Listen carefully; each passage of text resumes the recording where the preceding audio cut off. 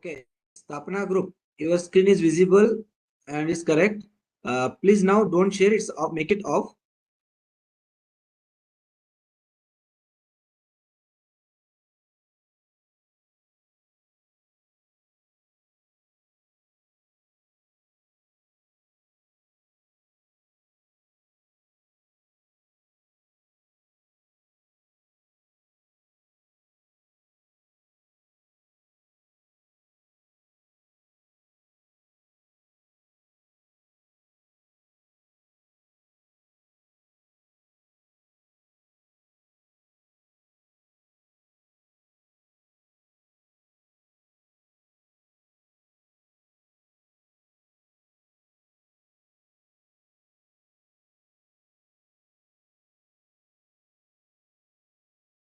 Ayurveda Network BHU. Can you share your screen, please? And switch on video, please.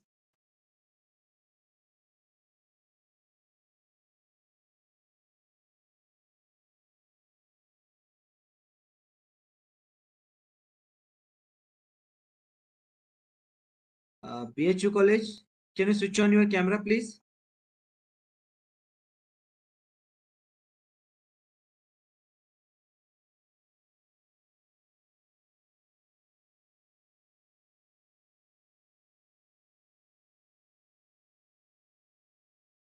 Ayurveda Network BHU College, please switch on your camera, please.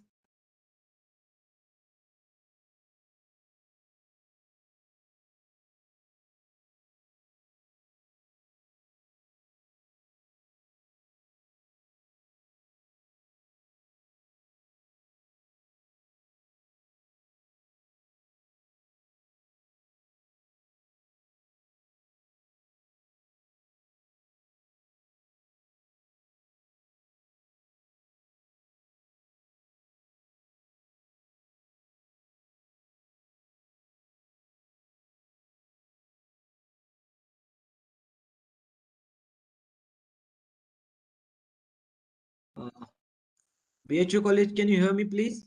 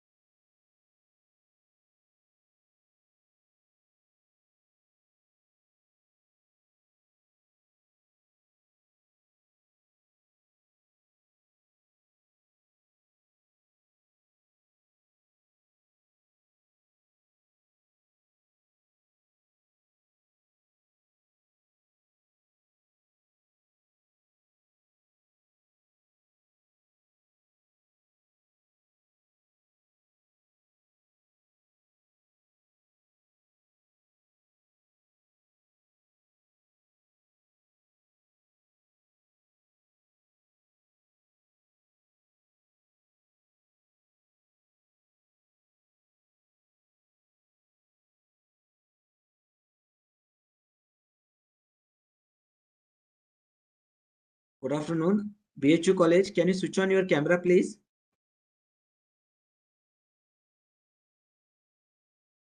Can you share your screen, please?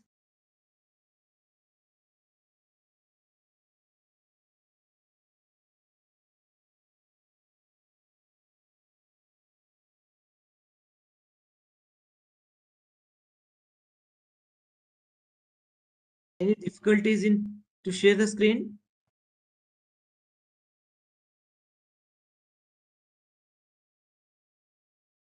You can unmute and speak, sir.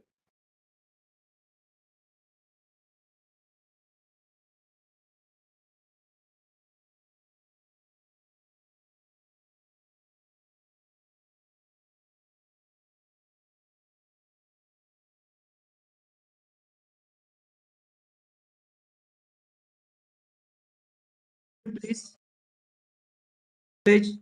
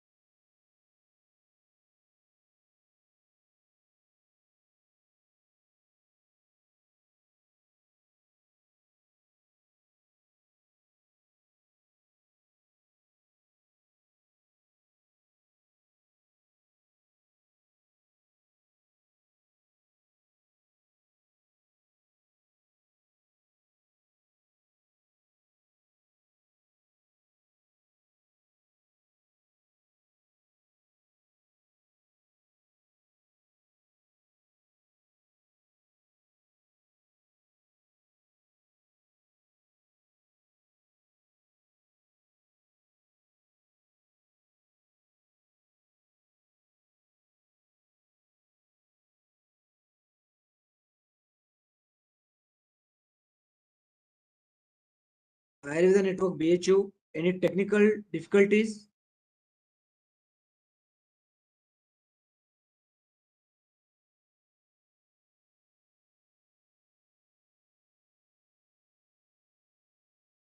Unmute and speak, please.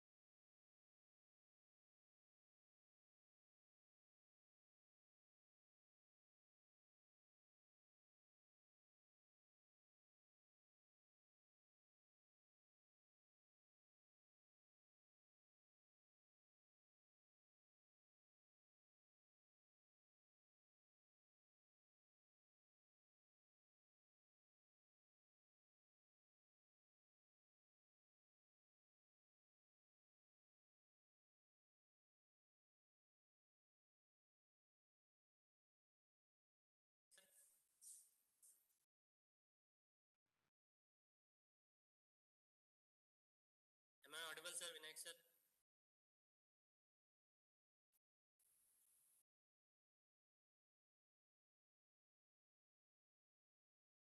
Prashant sir, can you hear me? Hello, Vinayak, sir. It's not clear, sir.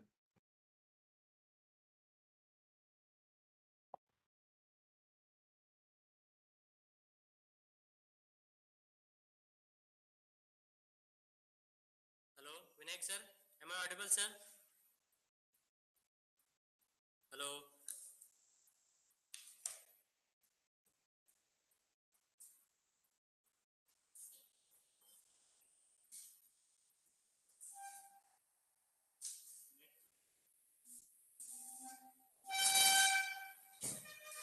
ही कहते हैं Vinayak, sir. Prashant sir, can you hear me? Yes, sir. Yes, sir. My voice is audible, sir. Yes, but not that much of clear, sir.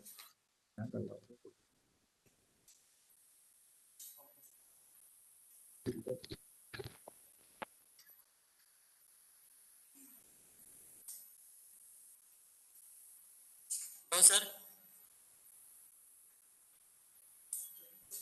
Hello.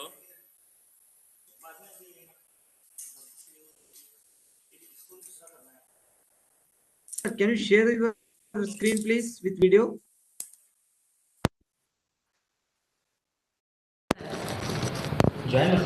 Hello, Vinayak, sir.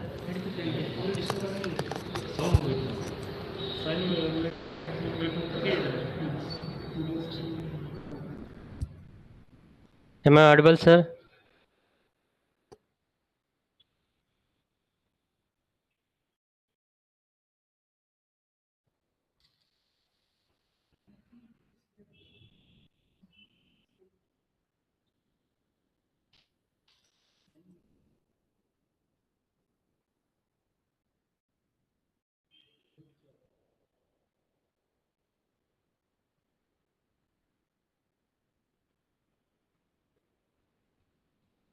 Hello, Vinayak, sir.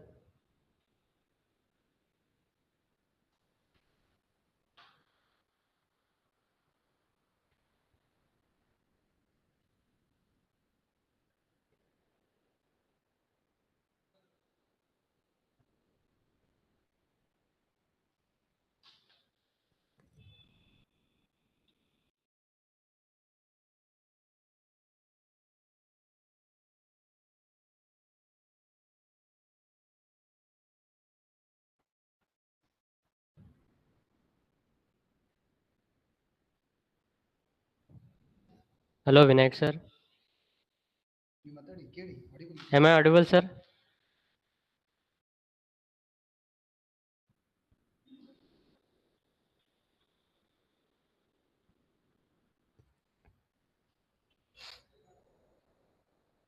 Hello.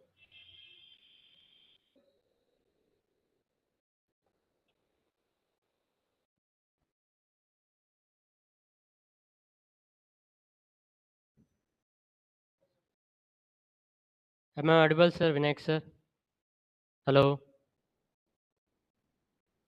Hello.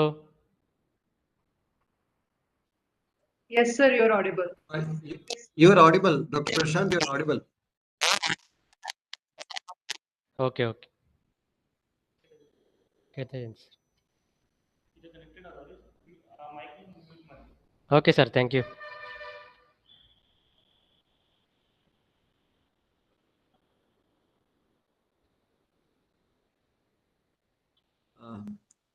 Dr. Suhas Kumar, sir, can you hear me, sir? Yeah, you can hear. I'm able to hear.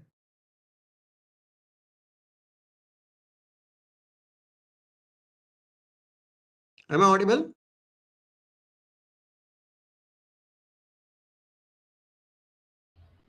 Yes, sir. You are audible.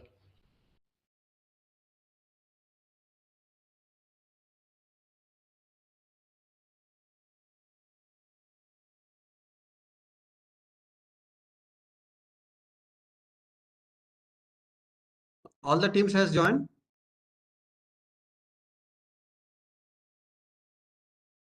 Vinayak, all the team have joined? Yes, sir. 3 teams are joined, sir. Okay. We are checking with all, sir. Okay. Okay. Okay. Okay. So once it's finished, you can start with the videos. Yes, sir.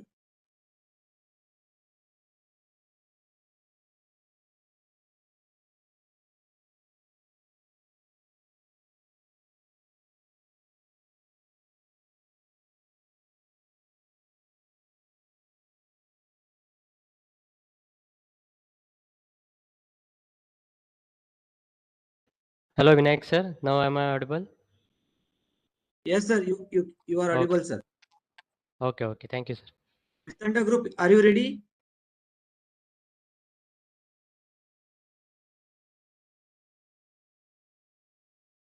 Stapana group, are you ready? Sir. Yes, sir. Are we audible? Sandavada. Yes, sir. Yes, sir.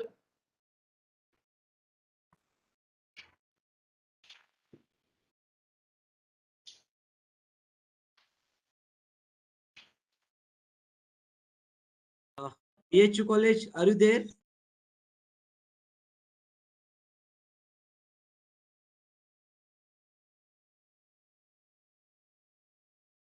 Vinayak, they're in the name of Department of Samhita and Sanskrit, BHU. Yes, sir. Now they are changed. Yeah, yeah. Ask him, maybe you can ask them to change to Pratistapana. BHU College, please change your name as Pratistapana. So we can easily identify you in the group. You make it as Pratistapana BHU. BHU team, you can make it as Pratistapana BHU. You can rename it.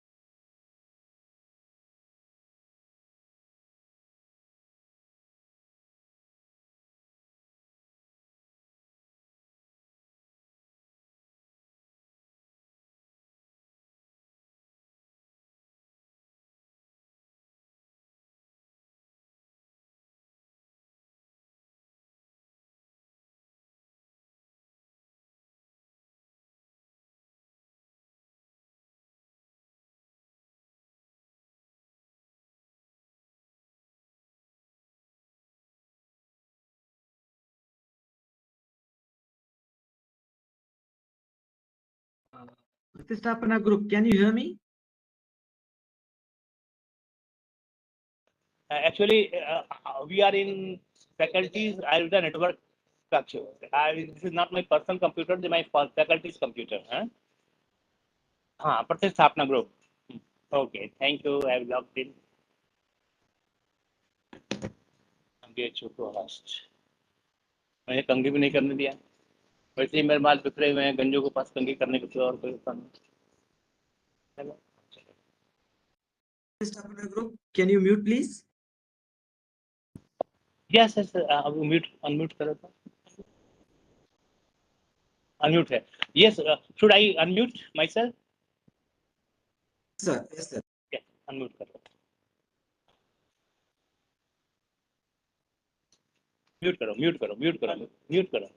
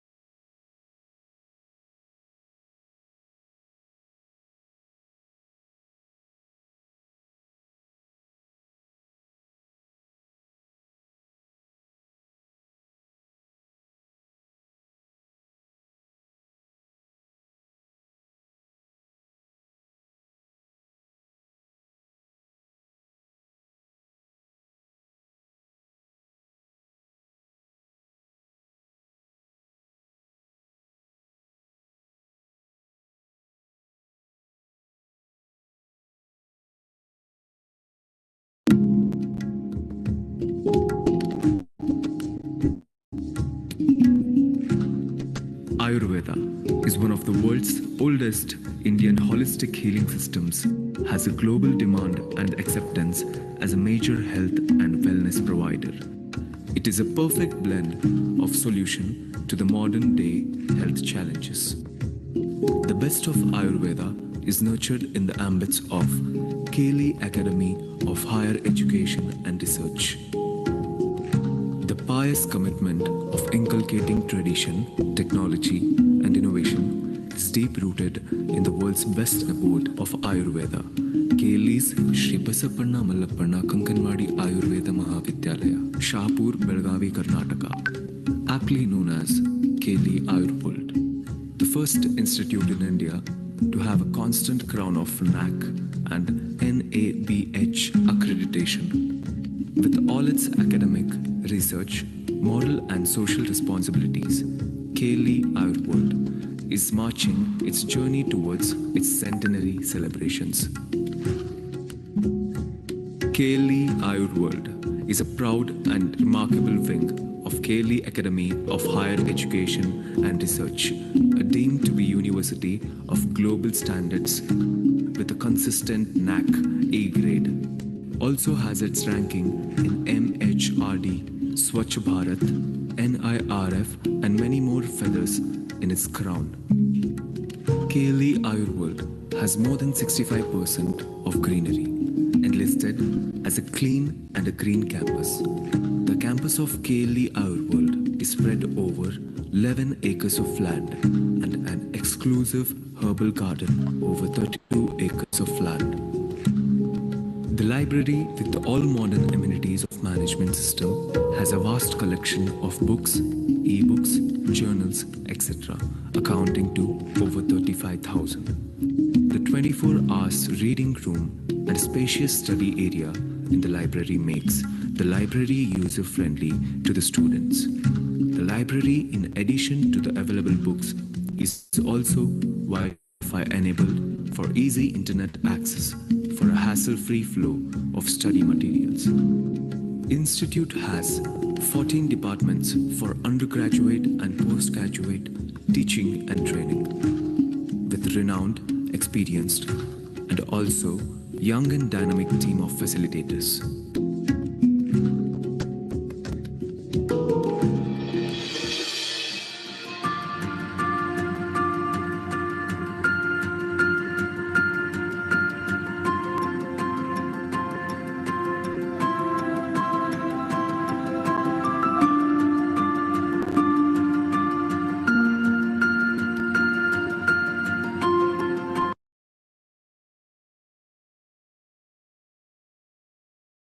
Over 20 specialty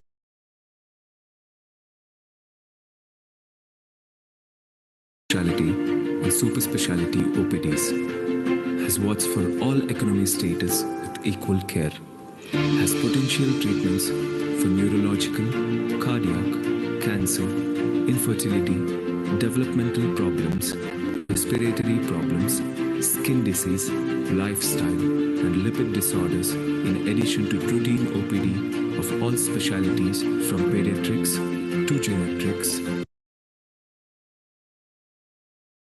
including surgical, gynecological, and obstetrical care.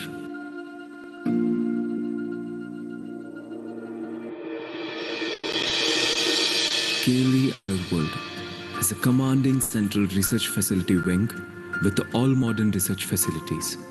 The staff involved in CRF are highly trained and are potentially contributing to analysis, the research, and publication. As a result, CRF has 16 completed and ongoing government-sponsored research projects, 22 private pharmacy-sponsored research works, more than 56 in-house research projects, more than 480 standard publications, more than 33 animal experiments, more than 880 analytical works of herbal, mineral, and herbo-mineral products. We are expertise of Ayurveda research. Ayurveda is the future.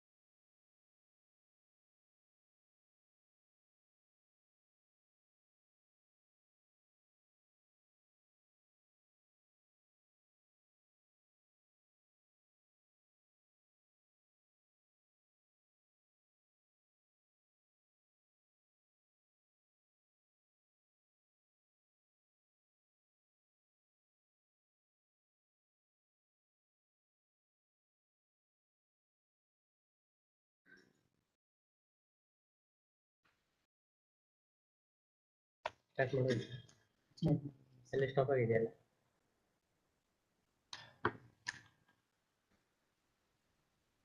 ಹರಿ ಓಂ. ಸರ್ವೇಭ್ಯಃ ನಮೋ ನಮಃ. ವಯಂ KLE आयुर्वेदविद्यालयस्य संवादकार्यक्रमे सम्मिलिताः स्मः. अयञ्च कार्यक्रमः विनूतनः राज्यस्तरे, राष्ट्रस्तरे, अन्ताराष्ट्रीयस्तरे च प्रसिद्धकार्यक्रमान् संवादरूपेण प्रचालयन्ती अस्ति अस्माकं KLE आयुर्वेदमहाविद्यालयः बेळगावीतः. अद्यतन संवादः तृतीयः संवादः अस्ति. प्रथमद्वितीयेषु नानाराज्यतः, देशस्य नानाविभागतः, नानाभागतः एवं वैदेशिकाः अपि संवादकार्यक्रमे भागम् ऊढ्वा संवादस्य यशस्य निर्माणे कारणीभूताः आसन्. अद्य वयं तृतीयसंवादकार्यक्रमे सम्मिलिताः स्मः. अत्र संवादकार्यक्रमेऽस्मिन् अस्माभिः सह विद्यन्ते डॉक्टर तनुजा नेसरी महोदयाः एवं डॉक्टर KN द्विवेदी महोदयाः. एते तनुजा नेसरी महोदयाः AIIA all India institute of Ayurveda इत्यस्य निदेशकाः सन्ति नवदेहलीतः. एवमेव डॉक्टर KN द्विवेदी महोदयाः डीन आयुर्वेद विभागस्य बनारस हिंदू विश्वविद्यालयतः अस्माभिः सह अन्तर्जालमाध्यमेन सम्मिलिताः सन्ति. एतेभ्यः सर्वेभ्यः अस्माकं विद्यालयपक्षतः हार्दं स्वागतं व्याहरामः. एवमेव अस्माकं विद्यालयस्य प्राचार्याः संवादकार्यक्रमस्य उन्नत्यै सहकुर्वाणः प्राचार्याः डॉक्टर सुहास कुमार शेट्टी महोदयाः अत्र विद्यन्ते. तेभ्यः अपि सर्वेषां पक्षतः हार्दं स्वागतं व्याहरामः. एवमेव नानाविद्यालयतः छात्राः अत्र स्थापना प्रतिष्ठापना वितण्डवाद कार्यक्रमे सम्मिलिताः सन्ति. अत्र स्थापना समूहस्य मार्गदर्शकाः एवं प्रतिष्ठापना समूहस्य मार्गदर्शकाः प्रोफेसर महेश व्यास महोदयाः नवदेहलीतः एवं डॉक्टर शशिरेखा HK महोदयाः संहिता सिद्धांत विभागस्य अध्यक्षाः बनारस हिंदू विश्वविद्यालयतः वाराणसीतः अस्माभिः सह अन्तर्जालमाध्यमेन सम्मिलिताः सन्ति. एतेभ्यः सर्वेभ्यः अपि एकेन वाक्येन स्वागतं व्याहरामि. एवमेव अत्र कार्यक्रमस्य साफल्यार्थं नानादेशतः अर्थात् ब्राजीलतः, अमेरिकातः, श्रीलङ्कातः, अबुधाबीतः एवं नाना विश्वस्य नानाभागतः सर्वे श्रोतारः अस्माभिः सह विद्यन्ते. एवं भारतेपि कर्णाटकतः, केरलतः, हिमाचलप्रदेशतः, उत्तरप्रदेशतः, मेघालयतः, मणिपुरतः एवं नाना राज्यतः सर्वेपि श्रोतारः अस्माभिः सह सम्मिलिताः सन्ति. एतेभ्यः सर्वेभ्यः अपि एकेन वाक्येन स्वागतं सुस्वागतं. सम्प्रति संवादस्य कार्यक्रमस्य आरम्भात् पूर्वम् अस्माभिः सह विद्यन्ते डॉक्टर KN द्विवेदी महोदयाः. एते डीन् वर्तन्ते आयुर्वेद विभागस्य बनारस हिंदू विश्वविद्यालयस्य वाराणसीतः विद्यन्ते डॉक्टर KN द्विवेदी महोदयाः. एते तत्रस्य आयुर्वेद विभागस्य उद्धारार्थं बहु सहकारं कुर्वन्ति, बहु कार्यं च कुर्वन्ति. नाना देशे विश्रुताः एते अस्माभिः सह विद्यन्ते. तान् अहं प्रार्थयामि औपचारिककथनम् उक्त्वा अस्मान् अनुगृह्णन्तु इति. डॉक्टर KN द्विवेदी महोदयाः.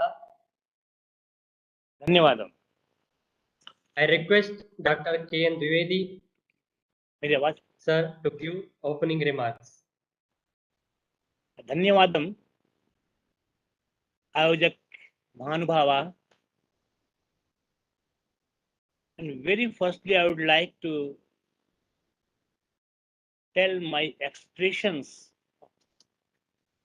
that I am overwhelmed to observe that the entire program is being conducted in Sanskrit language, the Deva Bhasha. My part is negative in the sense that though I can understand the Sanskrit, why I cannot fluently speak in Sanskrit. But I am overwhelmed.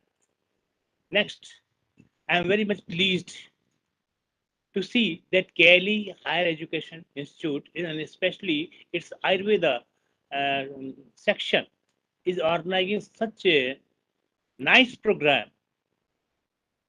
because we know Vade Vade Jayate Tattvabodha.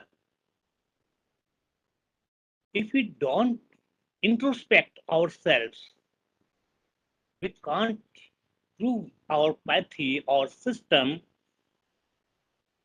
to be accepted by global community.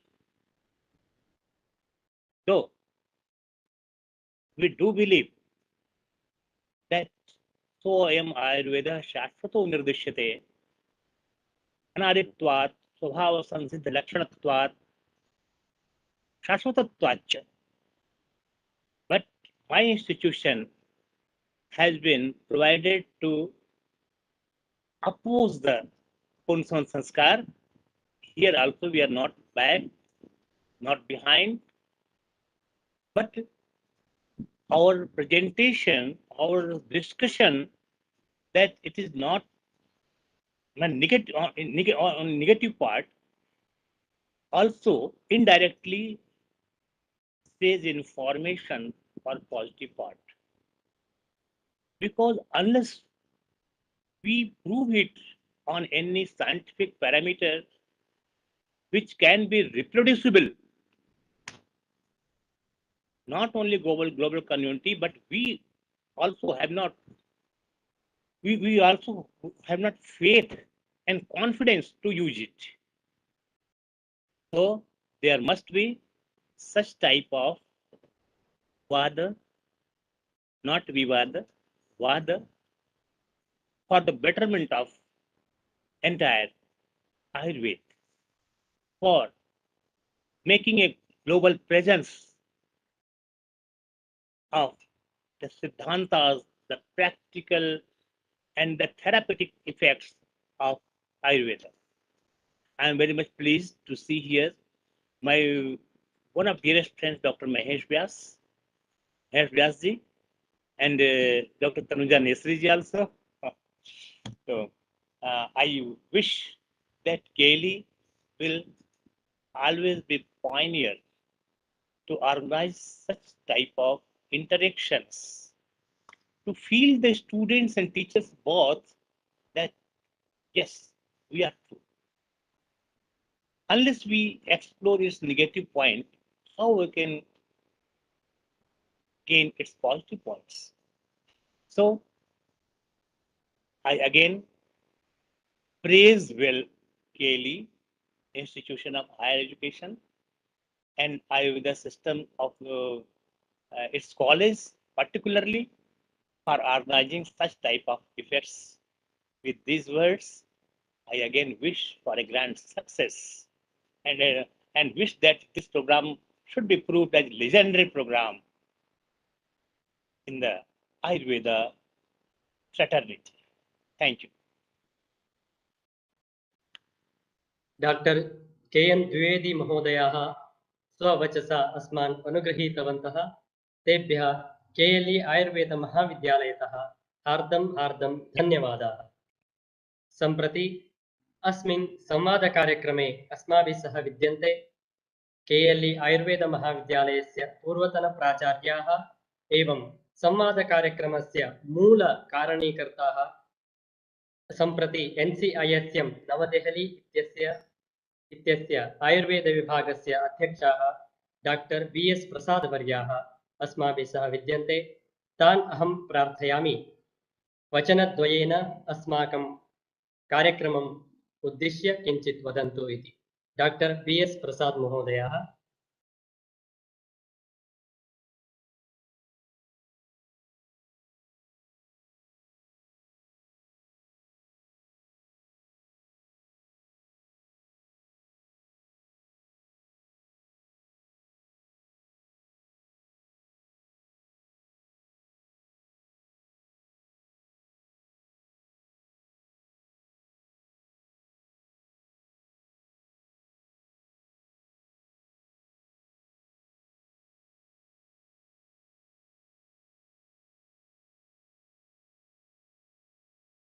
Hello.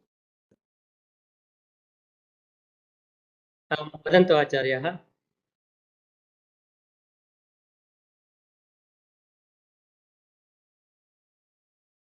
You are audible, sir. Dr. B.S. Prasad वर्यः। Yes. Okay. Good afternoon to all of you.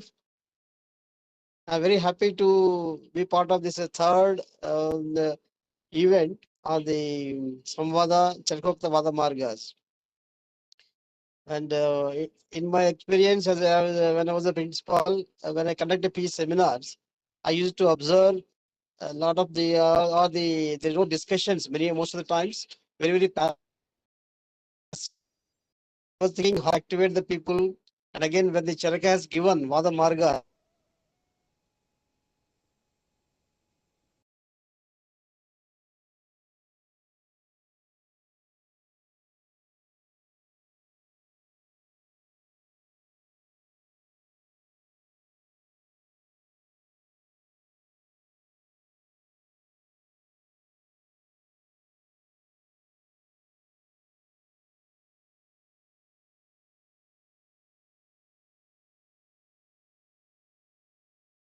Hello, hello, sir.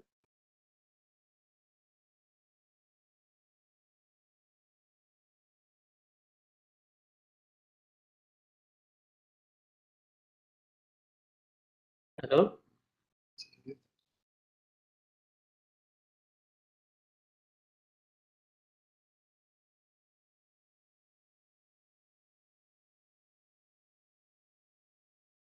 Hello, Prasad sir.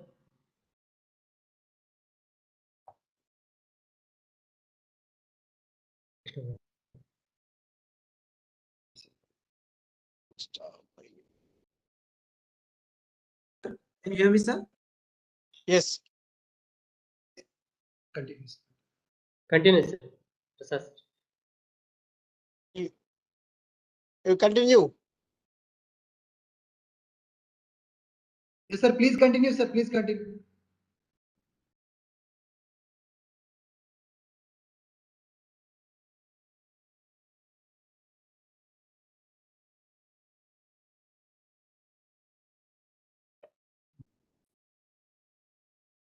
अस्तु। Doctor B.S. प्रसाद वर्याणां वचसा वयम् अनुगृहीताः स्मः। Hello.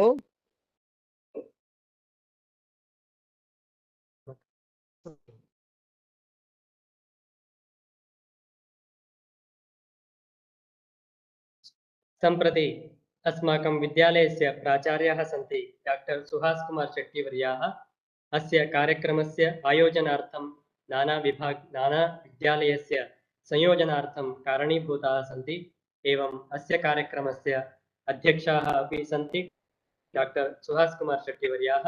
तान् अहं प्रार्थयामि अध्यक्षवचसा अस्मान् अनुगृह्णन्तु इति। Very good afternoon to all of you. On behalf of KLE Academy of Higher Education and Research, the deemed to be university, KLE's Sri B.M. Kankanavadi Ayurveda Mahavidyalaya, Belagavi, I take this privilege to welcome you all for the third edition of SAMVADA, the national level intercollegiate debate competition.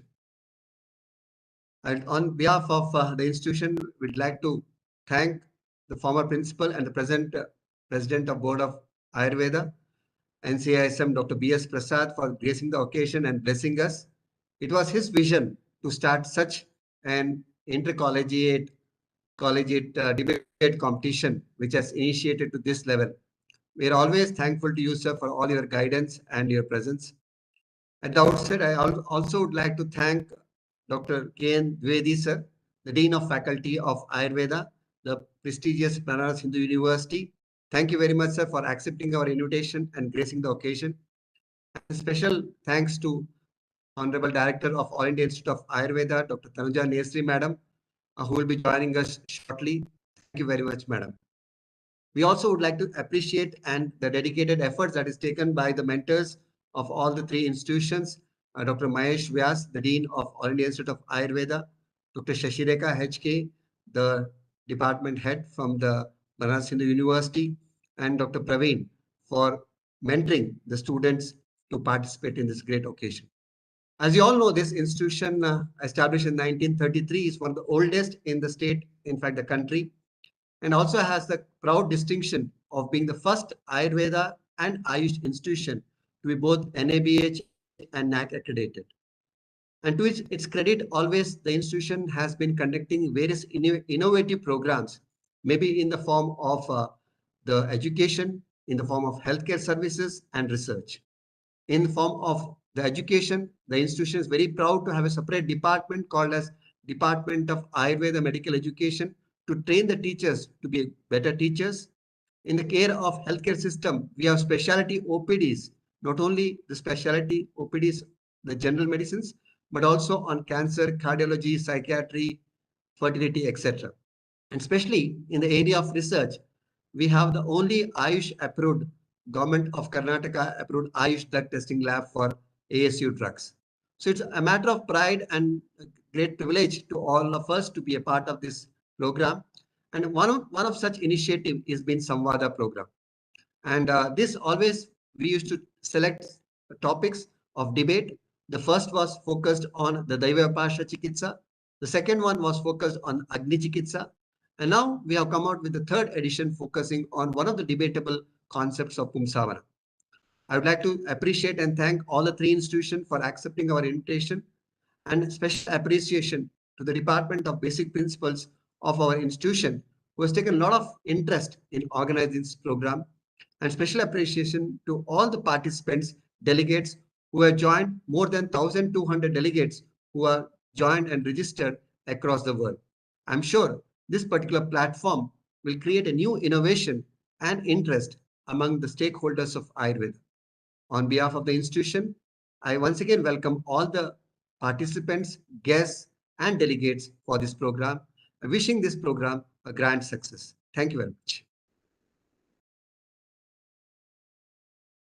विद्यालयस्य प्राचार्येभ्यः doctor सुहास् Kumar शेट्टिवर्येभ्यः धन्यवादाः। भवतां वचसा वयम् अनुगृहीताः स्मः। अद्यतन संवादकार्यक्रमे 100,000 जनाः पञ्जीकरणं कृत्वा संवादकार्यक्रमस्य साफल्यार्थं सहकारं कुर्वन्तः सन्ति। अस्य कार्यक्रमस्य अग्रेसारणार्थं कार्यक्रमस्य अध्यक्षवर्यान् अस्माकं विद्यालयस्य प्राचार्यवर्यान् डाक्टर् सुहास् कुमार शेट्टिवर्यान् प्रार्थयामि यत् कार्यक्रमस्य अग्रे चालनाय अनुमतिं प्रददातु इति। आरभ्यतां संवादः। धन्यवादाः।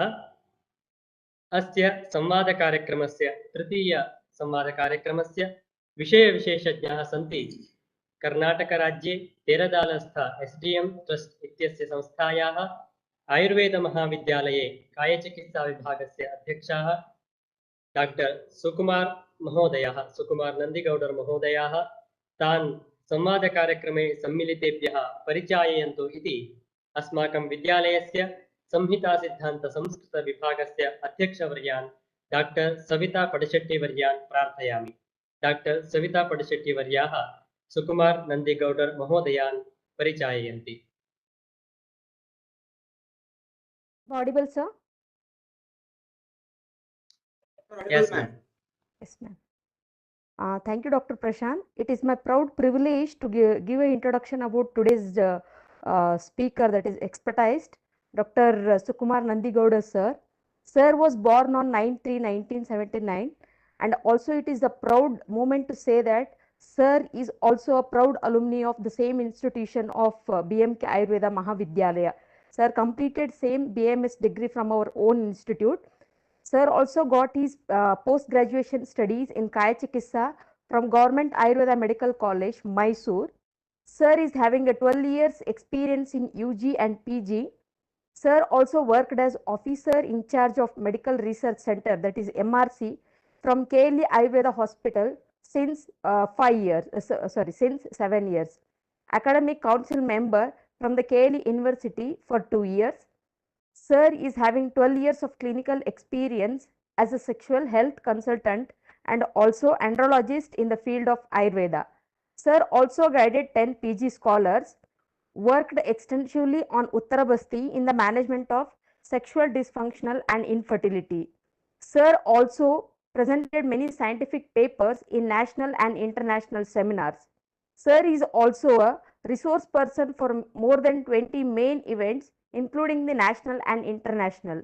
Sir also has given a radio talk at All India radio station Dharwad, Venudhwani, Belgavi on the topics like menstruation, infertility, uh, erectile dysfunction, premature ejaculation and many other such topics. Sir also has participated in many other live programs like phone-in programs at All India radio station Dharwad. Sir also conducted many reproductive health awareness camps to the public awareness. Sir also initiated postgraduate certificate course in Vajikarana at KLE University's BMK Ayurveda Mahavidyalaya. Sir also published more than 15 scientific papers. He also been a organizing secretary, chairperson, member scientific committee, panelist for many national and international conferences. Along with this, Sir also actively involved in research activities, completed 2 government and 3 industry sponsored studies. He is also investigator for ICMR and CCRA sponsored clinical trials on osteoarthritis and dengue conducted at the JNMC. With this brief introduction, I take this opportunity to welcome the today's expert, Dr. Sukumar Nandigodu. Thank you one and all.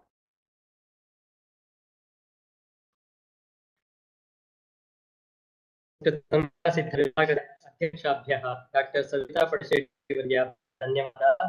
एवमेव अद्यतनविषयविशेषज्ञेभ्यः doctor सुकुमार नन्दिगौडर् महोदयेभ्यः अपि सर्वेषां पक्षतः हार्दं स्वागतम्। सम्प्रति अद्यतन स्थापना प्रतिष्ठापना एवं वितण्डवादसमूहे स्पर्धिष्णवः सन्ति AIIA नवदेहलीतः एवं BHU वाराणसीतः एवं KLE BMK कर्णाटकतः। एते सर्वेभ्यः अपि स्नातकोत्तरविद्यार्थिनः स्वस्वपरिचयं कारयन्ति। आदौ स्थापना समूहस्य सदस्यान् प्रार्थयामि स्वपरिचयं कारयन्तु इति। I request all Sthapana participants introduce yourself. Sthapana.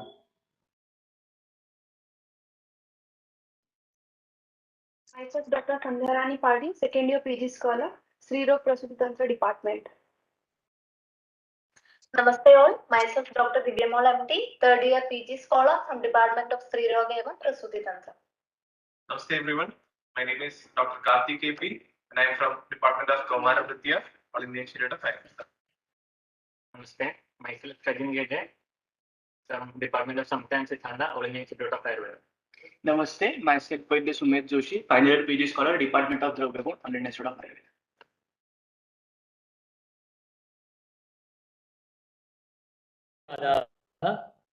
स्थापना सभ्यः स्वागतम्। एतेभ्यः मार्गदर्शनं कृतवन्तः प्रोफेसर महेश व्यास महोदयाः, तेभ्यः सर्वेभ्यः हार्दं स्वागतम्।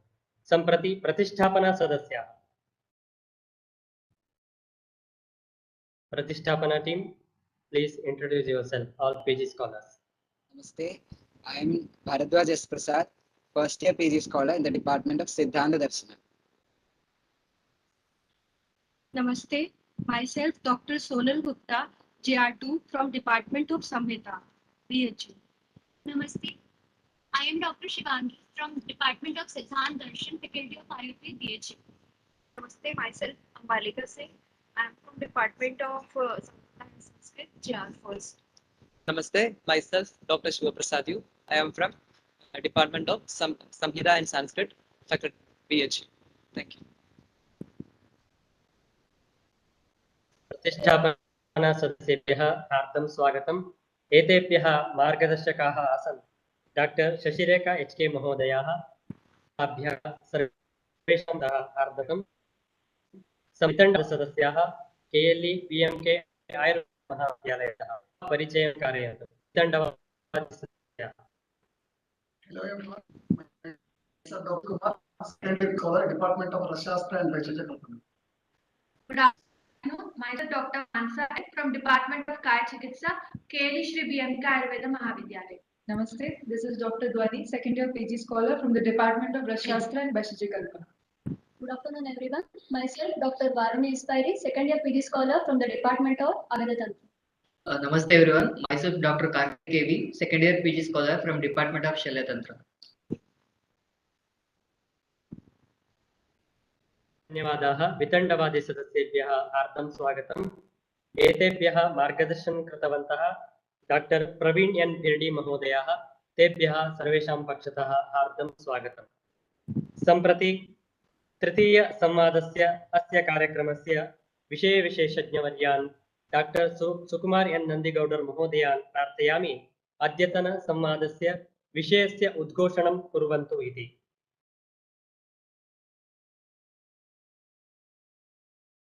डॉक्टर सुकुमार नंदिगौडर महोदयाः।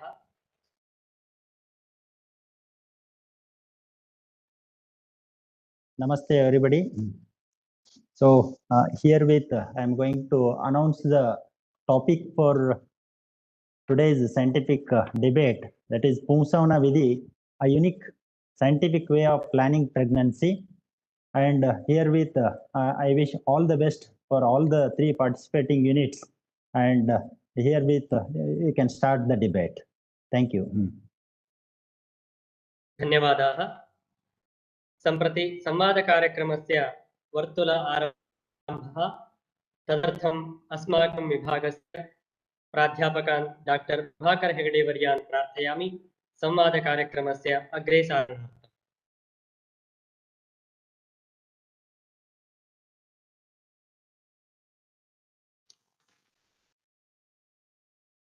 Namaste, everyone. Thank you, Dr. Sukumar Nandigodar, sir, for announcing today's debate. Myself, Dr. Prabhakar B. Hegde, reader from the Department of Basic Principle. So today's debate is open for all the participants of New Delhi, AIIA, and as well as Banaras Hindu University, as well as the Vitandavadins from KLA Ayurveda College. So the topic is for today's debate is Pumsavana vidhi, a unique scientific way of planning pregnancy. Pumsavana vidhi, a unique scientific way of planning pregnancy. For this, first round will take Prathama Vartula. In this first round, Sthapana from All India Institute of Ayurveda Medical College will do their Sthapana, do their Pratigna with Panchavaya Vakyas, and later followed by Panchavaya with by Banaras Hindu University College, and Vitandavadins their opening remarks on this debate. So I request PG participants from All India Institute of Ayurveda Medical College to do their Pratigna through Panchavaya Vakyas. PG participants from New Delhi, please share your PPT and share your Panchavaya Vakyas. How the Pumsavana vidhi is a unique scientific way of planning pregnancy. Please try to establish in brief. Later we'll give chance to justify your topic. Over to Sthapana. Your slides have been shared. Now we can start. And before starting the PPT, just ask us whether your audibility is there or not. I think there is some problem with this Pratisthapana. If you come near to the mic, we can hear you clearly. In the introduction, there was little like we were not much audible to your sound. So please be near to the mic. Pratisthapana group, be ready for your turn. Now turn is with AIA. So we'll give chance to New Delhi. Start with your Panchavaya Vakyas. Thank you, sir. Team Sthapana. Thank you, sir. Are we audible? Yes, you are audible, and you can start your presentation. Namaste, everyone. We are from All India Institute of Ayurveda, New Delhi. Here our topic is Pumsavana, a unique and scientific way of planning pregnancy. First of all, about Pumsavana, it is one among the Shodacha Samskaras mentioned in Indian tradition, which is done before or after pregnancy. But in Ayurveda, it is accommodated with necessary modifications during the period of Garbhadhana. Coming to the Nirukti, Pumsavana, according to Kalpadruma, it is Pumasameva Sude Balapradanena Purushavad Janeti Anena iti. It is a procedure which gives birth to a male child with proper strength and valor. Also, it has a meaning of dukkha or kshira. According to Vajaspati, it is Puman Suyate Anena, that which gives birth to a male child. But here in the context of Ayurveda, we need not take the meaning of Purusha as male as such, but it is Upayardhavadi that it indicates both male and female child. The term Purusha has been used throughout in our text to indicate just a living being, not either gender. So here goes our Pratigna. It is Pumsavanam Garbhadharanasya Shastriyah Tatha Vishishtaha Margatha Vartate. Pumsavana is a unique scientific way of planning pregnancy. Here we have decided that the Pratigna will be explained under 4 headings, that is vidhi, its vaishistya, that is its uniqueness, its shastriya, that is its scientificity, and the planning of pregnancy, that is garbha grahana dharana putrapatya jananasya asya pumsavanasya vaishistya, asya prayojana, pumsavanasya prayojana. So firstly, coming to the vidhi or the process or the karma of Pumsavana, it is first mentioned in Charaka Samhita. Charaka mentions it as Vedokta karma. He advises the karma to be done on Pushya Nakshatra. The procedures are Pana and Nasya. And also Kraya Yoga is also mentioned by Charaka Samhita. The drugs include Negrotha, Jivaka, Rishabaka, Apamarga, Sahajara, and fish called Pudyakidaga. Then water, which has been dipped with a statue of a man of Canada, Rajata, and Ayasa. This has been mentioned for the begetting of a male child. So we can conclude that if the opposite are done, that is, if it is done in Vamanasa, we can get a female child. In Susura Samhita also, the process is Kshiranasya. The drugs are almost similar. It is Lakshmana, Vatasunga, Sahadeva, and Vishwadeva. An interesting point here that we would like to highlight is in another reading of Susura Samhita, that is which is not available right now. It is said Vame Duhitra Kamaye. That is, initially it is a Dakshina Nasabada Putra Kamaye. In another manuscript, we get a reading that is Vame Duhitra Kamaye. If it is done in the left side nostril, we can get the female child. Coming to the Vakra Samhitas, we can find in the Mula itself the statement that Vame tu Duhitra Kama. And another point here we would like to highlight is it is not just the Dravyas that are advised here, but there are some other chikitsas also which are Garpada, that is Sukla Mali Amritharacha Nari. These are mentioned at the time of Kshetriya in Charaka Samhita and Suksota Samhita also. Therefore, we can conclude that this is not just a right which is begetting a male child, but it is a systematic procedure for planning a healthy pregnancy. Then coming to the Shastriyata or the scientificity.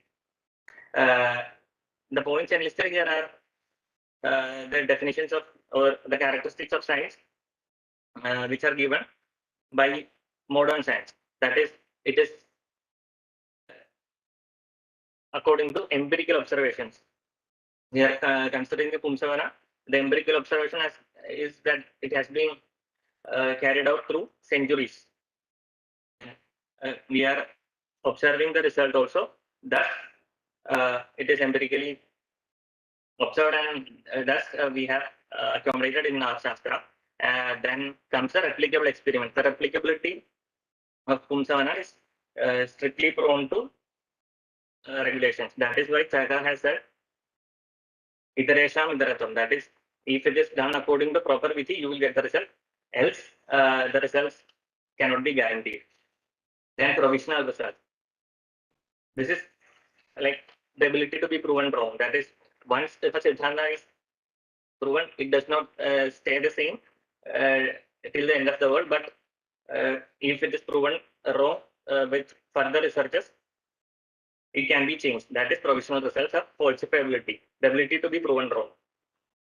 Then comes the objective approach and systematic observation. Ayurveda innately is subjective in nature, but here the objectivity has been Acharya has tried to incorporate objectivity in contrast to Idara Shastra Samhitas. Like there are strict time period and yogas given for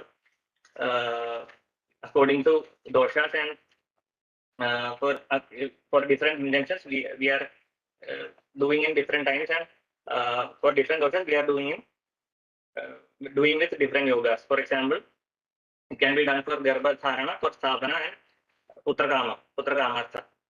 And coming to the dosha side, different yogas are mentioned for different doshas. Like Shirabala is mentioned for Vata, Brihad Shatavari Krida is mentioned for Pitta, and Kalyana Guda is mentioned for Kapha.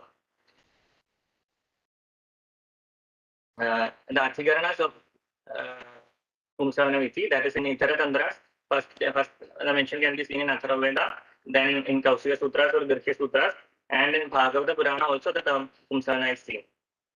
Here we cannot say that Pumsavana is a scientific strategy for getting a healthy pregnancy, but rather it is more ritualistic or traditional or religious. That is, in a patriarchal society, it was better to get a son. Therefore, this stays as a ritual performed for getting a male child, male progeny. But coming to the Adhikaranas in our Tantras, we can see that it is mentioned after, it is mentioned in Sharirasthana after Kshetrigarana. The Pumsavana is mentioned, and along with that, Garbha Sthavana Dravyas or Garbha Sambhava Samadris are mentioned in Charaga, Susruta, and Mahvada Samvedas. Another interesting point which we would like to highlight is in Ashtanga Sangraha, there is a separate Acharya called Putra Kamanya. And according to Acharya Hindu, he comments on this Acharya that there is a Upacharya called Putriya Mithana.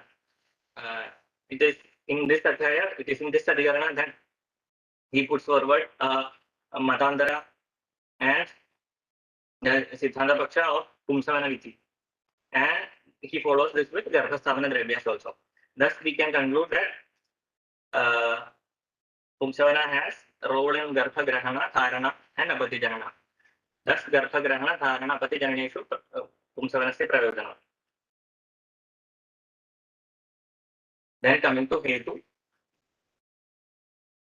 Hetu is divided into 4 headings, that is Aptopadesha, Pratyaksha, Anumana, and Upamya. We can validate the Pradigna through these 4 headings. Coming to Aptopadesha, it is mentioned in the Falashruti of Pumsavana is mentioned in all 4 Samhitas. In Ashtanga Hridaya, it is where it is in this context that Acharya makes a bold and strong statement that Bali Purushadharo ki Deivam Parivartare.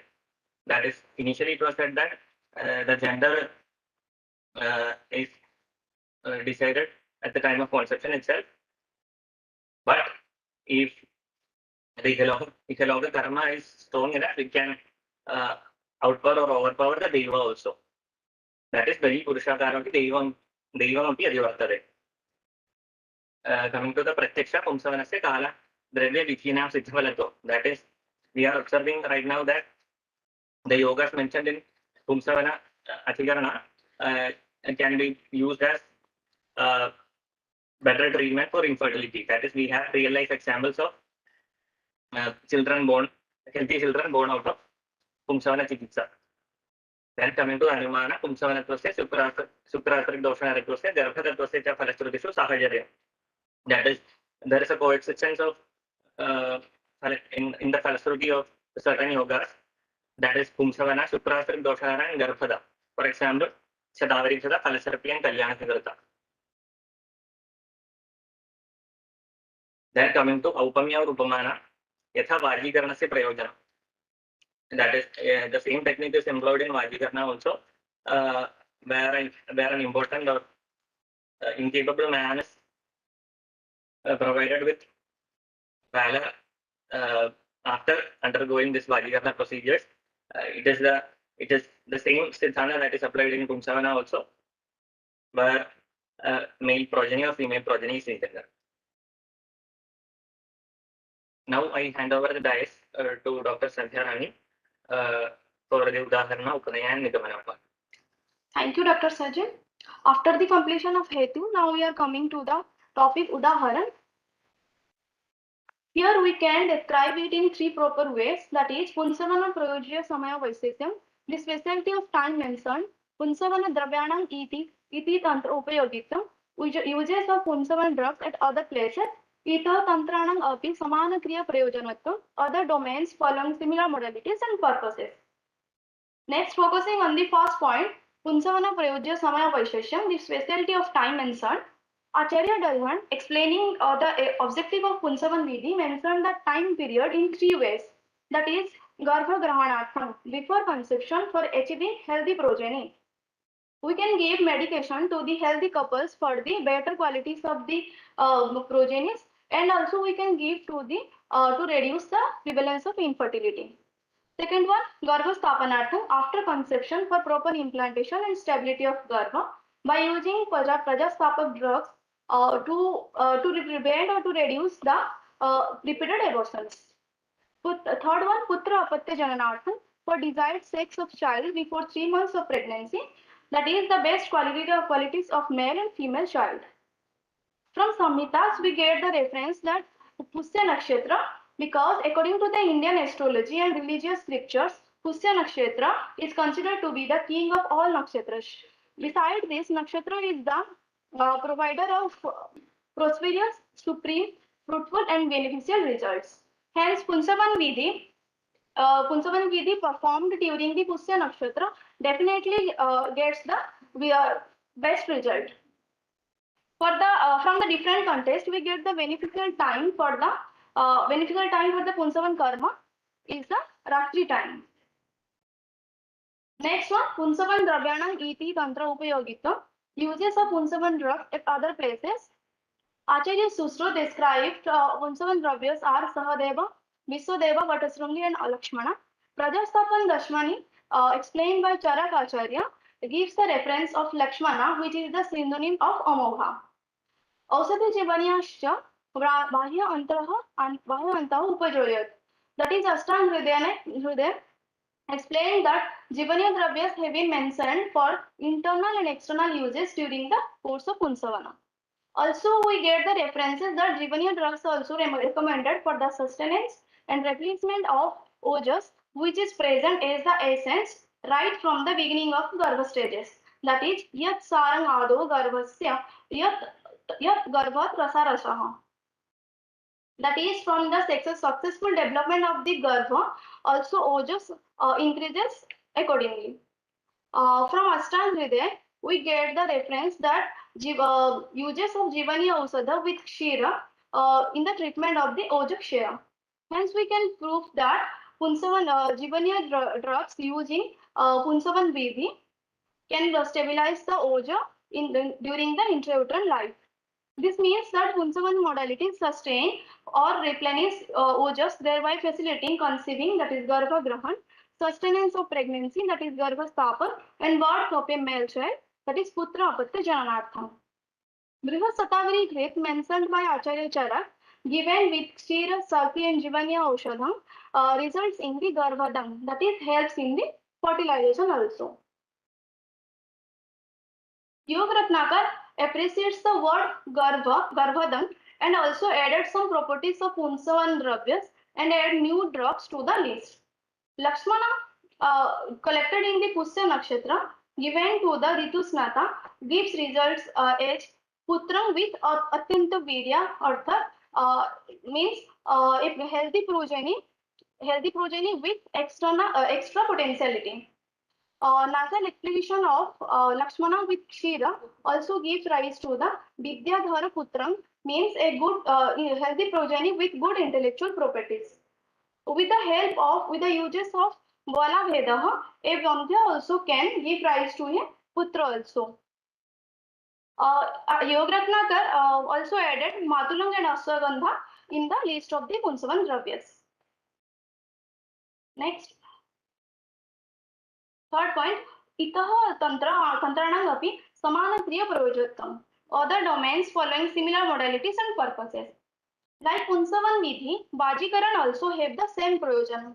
That is, Tushti Pushti Apatyam Chagunavat Patra Sanchitam, Apatya Santana Karang Yat Satya Samprahoshanam. Means the ultimate aim and objective of both Bajikaran and Punsavan Vidhi are to get a healthy progeny with better qualities. Apatya Santana Karang. As in Punsavan Sanskar, we follow the Sansodhan Karma first and then goes for the Punsavan Karma. Likewise, in Vajikaran, Rasayan Vajikaran also, we go through Sansodhan Karma first and then go through the uses of Ausadi Dravyas to achieve the desired result. It shows the Kriya Samanyatvam of Vajikaran and Punsavan Vidhi. Gshita Rasha Kshira ultimately gives rise to the utmost best Uttaratar Dhatus, resulting in the Prasasta Sukra Dhatu and Ojas, which is the essence of all Dhatus. Here we can see the Dravya Samanyatam of both Vajikaran and Punsavanam Vidhi. Itha Tantrang Api Parikshitvatam Siddha Falattam Cha. In other science also, it is also proven that nasal administration of drugs are effective in planning of the pregnancy. A research has been carried out that gave the result a low dose of buserelin in buserelin nasal spray can be effective and well tolerated in the patient of hypogonadotropic hypogonadism. This therapy improves the semen properties and also serum testosterone and gonadotropin level. Another research has been carried out on nasal human menopausal gonadotropin in females for the fertility treatment. In this case, nasal route of menopause administration seems to be safe in the treatment of the fertility by stimulation of the ovulation. It is also proven that the milk which is used in the Punsavan Vidhi contains the hypothalamic hormone, that is gonadotropin releasing hormone. As Ayurveda states that the nasal administration of drugs in Dakshina Nasaput gives the male child and Vamanasaput gives the female child. Similarly, the concept of Ida and Pingla in Yoga Shastra shows bipolarity of masculine and feminine characters resembling the Ayurvedic view. Similarly, the Chinese concept of yin and yang also follows the bipolarity with some differences. Next, coming to the Upanayan part. Sarve pramane punsavanasya vaiseshyam sastriyatvam cha upalabdham yasmat. We can validate it through all the pramanas that Punsavan is a unique and scientific way of planning pregnancy because Anumana Ayurvedasya Siddhante Visadhikarana Kshamatvat. By using the fundamental concepts of Ayurveda, we can prove that Punsavan is a unique and scientific way by Anuman Praman. As I described before, that like Punsavan Vidhi, Vajikaran also have the same similar concepts like Prayojan Samanya, Kriya Samanya, and Dravya Samanya. And mentioning of similar concepts in Ayurveda Shastra and in Japanese like other sciences, we can prove it through Sabda and Upman Praman. Next, Pratyaksha, Punsavana Kala Dravyam Vidhinam Parikshitatvam Siddha Falatvacha. In Punsavan Vidhi, by using appropriate drugs and in the effective time period, we can get the fruitful and prosperous result from the Punsavan Karma. Hence, we can prove it through the Pratyaksha Praman.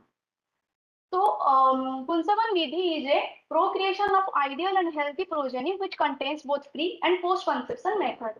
The ultimate aim and objective of Punsavan Vidhi is for planning a pregnancy to get a healthy child and making the couples well prepared physically, psychologically, socially and emotionally for future events, which should be used wisely to combat the problems of repeated abortions and infertility as well as to the produce healthy, intelligent, beautiful progeny with strength, vigor, and longevity for tomorrow.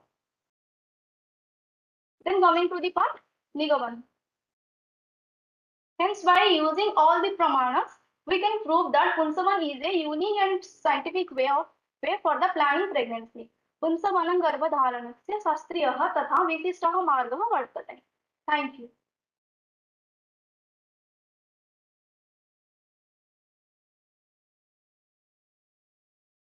Thank you, sir.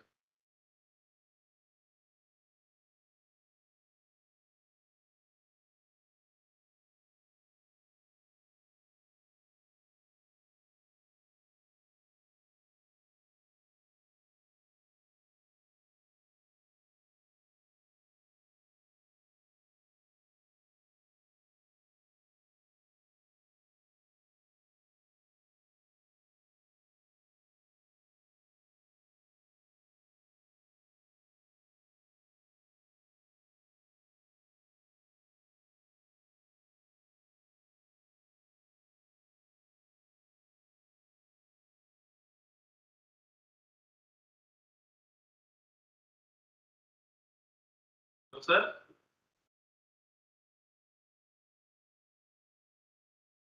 Hello. Hello. Yeah, are we audible, sir? You are audible, sir.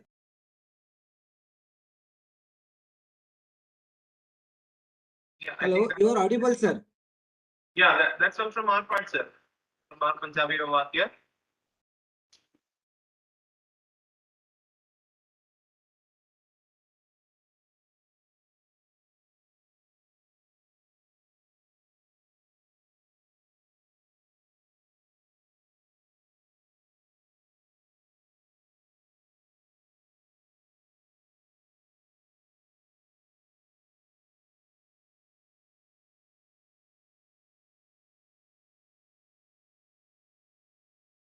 I think we can move on to the Pumsavana group for their part, sir.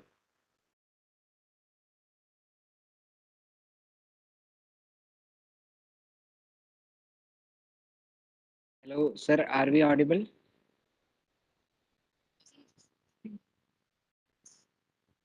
Hello, sir. Are we audible? Yeah, you're audible. You're audible. Why is this breaking, sir?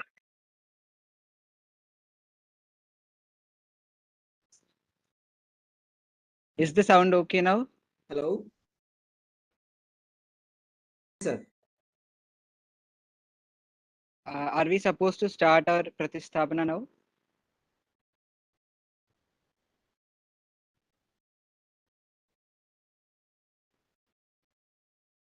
You can start. You can start. Please go ahead. Okay.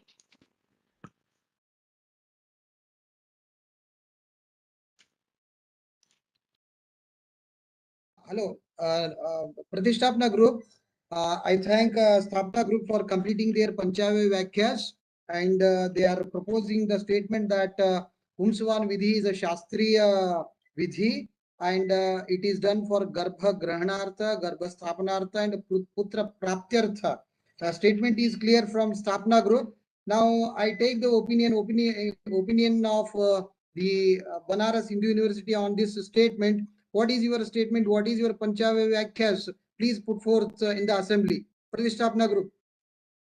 Thank you, Please sir. start and make sure that your audibility is clear. Thank you, sir. Am I audible now? Yes, you are audible. Please share your screen and start your debate. I hope the Screen is screen shared. You start. right? Yes, yes. Okay, thank you, sir. Sri Gurubhyo Namaha. We are the students from Faculty of Ayurveda, Banaras Hindu University. Today we are here to share our Pratisthabana, and the Pratijna that is given to us is Pumsavana is not a unique scientific way of planning pregnancy. So you might have already seen the presentation by the Sthapana group. So we are all now familiar with what Pumsavana karma actually is. So in this Pratijna, basically the Pumsavana Vidhi is the main topic of discussion. So We know that there are many references which already the Stapana group have told. There are references in Saraka, Susruta, and in all the Ayurvedic texts that followed. There are references in Bhagavata, Raghuvamsa, Atharvaveda, etc. And we also need to concentrate on the word scientific. So what is scientific actually? Scientific is something that is pertaining to science. And in Pratijna, we would like to give a brief definition of what science is. Science is the pursuit of knowledge and understanding of the natural and social world following a systematic methodology based on evidence. This is the phrase that we would like you to pay attention to, the systematic methodology based on evidence. We would also like you all to just pay attention to the word unique. The pratijna was that as we are trying to establish that Pumsavana is not a unique and scientific way of planning pregnancy. So just pay attention to the word unique, which we will come to later. We are moving on to the Hetu. So in order to move on to Hetu, we would like to explore the word Pumsavana from its very root. Anything, if we have to explore anything, we have to go from its root, from its moola. So Pumsavana, the word, we will start from the grammatical part, the Vyakarana part. So there are references of Pumsavana given in Vachaspatyam, in Shabdakalpadruma. You might be familiar with these texts. These are the grammatical texts. So in Vachaspatyam, Pumsavana, the meaning of Pumsavana is given as Puman Suyate Anena Iti. Just pay attention to the word Puman, which means male. And in Shabdakalpadruma, Pumsavanam, Pumamsam iva sute balapradhanena purushavat janayati anena iti. There also we can see the mentioning of the word Pumamsa. And in Raghuvamsa also we can find enough references showing that it implied for male. In Trigandasesa also Pumamsam sute anena iti. There also Pumamsam, the word Pumamsam is told. In Bhagavata also Putra Utpadaga is told. So Putra, the word Putra is there. These all imply to male. In the dictionary of Monia-Williams, you can clearly find the English reference of Pumsavana as being a male production right. So there also the concept of male is attributed to Pumsavana. In Vedas also, the Pumsavana word has been used for male, like it is the mantras are told in order to get a baby boy. So there also the concept of male comes. Now let's move on to Ayurveda. We have already seen from the Stapana group all the references. So first let's take the reference of Pumsavana in Charaka Samhita. You already saw the sloka. We would like to highlight 3 words in the sloka. One is Vedoktena, other one is Vivartanam Upadishyate, and the third one is Dakshine Nasa Pute. So Vedoktena, the word Vedoktena, when we explore that word, we can identify Pumsavana as being a karma that is not original to Ayurveda, but has been adopted to Ayurveda from the Vedas. When we check the Vedas, we can also find procedure, ritual called Straishuya, that is also told in Atharva Veda, and the karma of Straishuya is done in order to obtain a female progeny, and the Straishuya is not adopted in Ayurveda, which shows the male dominance in Ayurveda. The next point is Vivartanam Upadishyate. That is the main objective told for Pumsavana in Charaka Samhita. Vivartanam means none other than changing. And it does not comply to, it does not go in hand with the objective of Garbha Grahana or Garbha Stabana according to Charaka Samhita. So Vivartanam, the word is there, which means transformation. And in Charaka Samhita, there is only reference of Dakshine Nasapute. As you check the Charaka Samhita, throughout you can find references of Dakshina has been attributed to male. And so Vame Nasapute is not told in Charaka Samhita, only Dakshine Nasapute is told, which clearly shows that Pumsavana is for a male predominant child. And in Susruta Samhita, the first highlight that we would like to mention is there is no mentioning of the word Pumsavana. And even if you just taken it for granted that the procedure described is for Pumsavana, there also we can see in the Moola text, there is no mentioning of Vame Nasabude, only the Dakshine Nasabude Putra Kamaye. That is clearly mentioned in the text. It is Delhana Acharya who has explained in the commentary of Susruta Samhita that we can use Pumsavana for 3 uses, which includes Garbha Grahanartham, Garbha Sthapanartham, and Putra Vatya Jananartham. There also we can find the reference of the word Putra, which means male.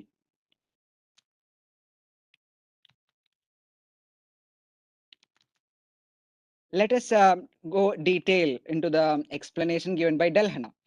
If we are considering Pumsavana as a karma that is done to satisfy the first 2 objectives mentioned by Delhana Acharya, the main problem that arises, that is, if we are doing Pumsavana for Garbha Grahana or Garbha Sthabana, we can identify better scientifically proven methods which are told in Ayurveda itself.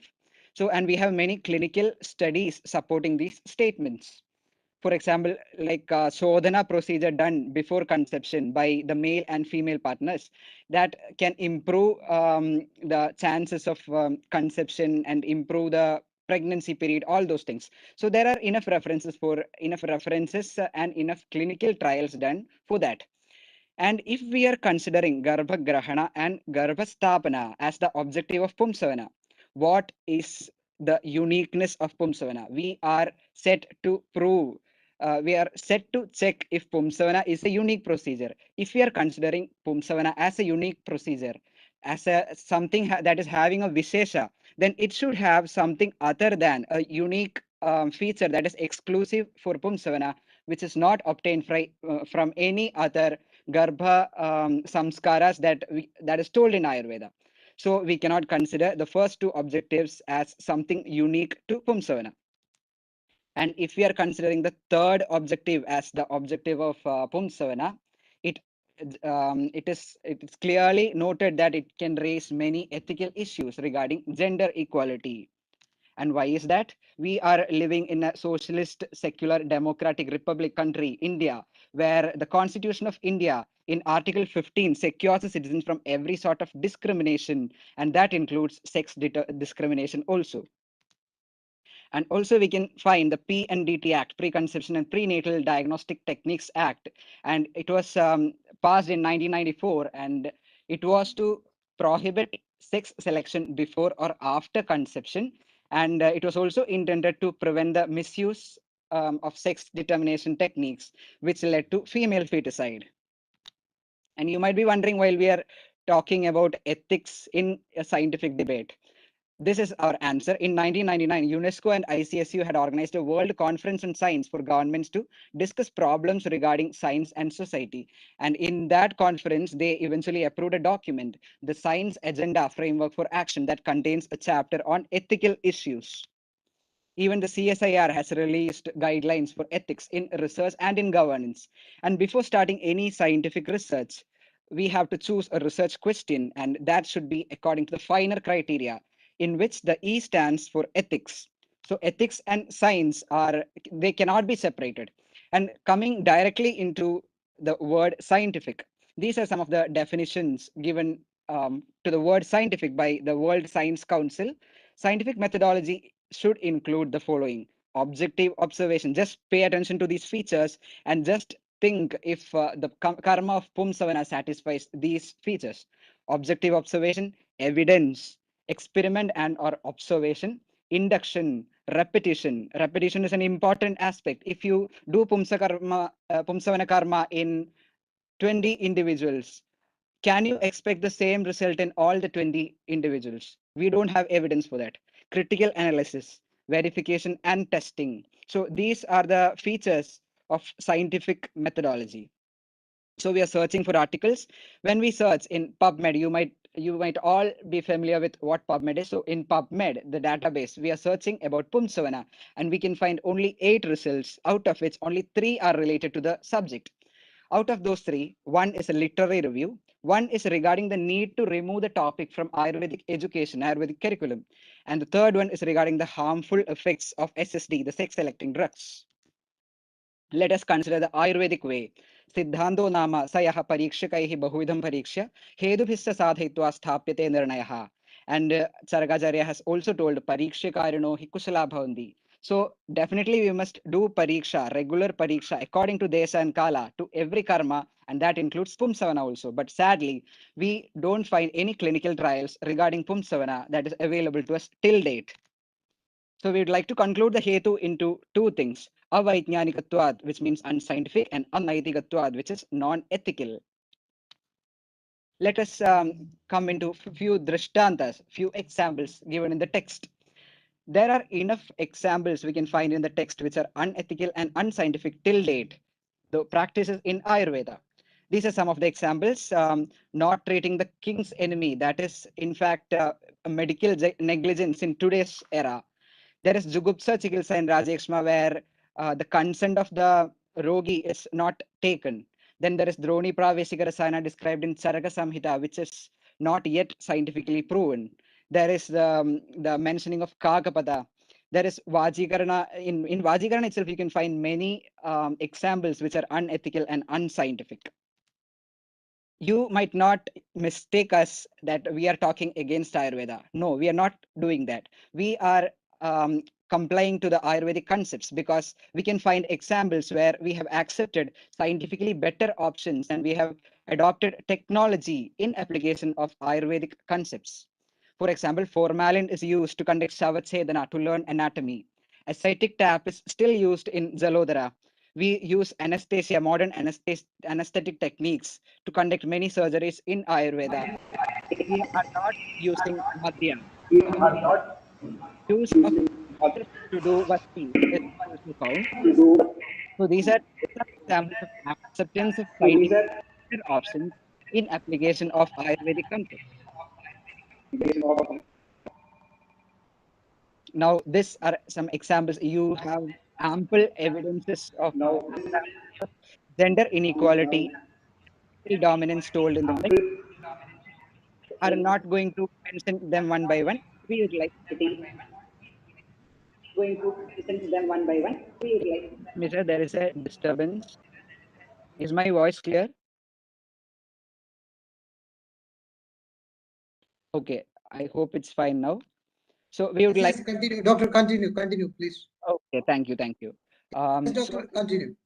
We would just like to mention a small headline that appeared in Times of India newspaper that is dated 10th May 2017. The Maharashtra University of Health Sciences on Tuesday decided to form a committee to review some references about gender and caste system in the ancient Ayurveda reference books. You can find ample evidences of these in Ayurveda textbooks. So we are concluding our points. We are coming to the Upanaya.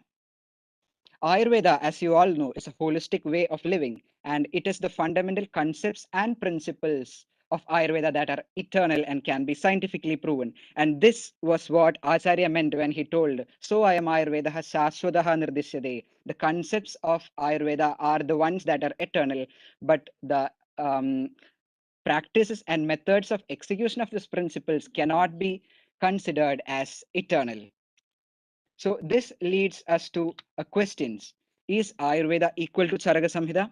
Is Ayurveda equal to Susruta Samhita? And is Ayurveda equal to Ashtanga Hridaya or Ashtanga Sangraha or any text? The answer we would like to give is a big no.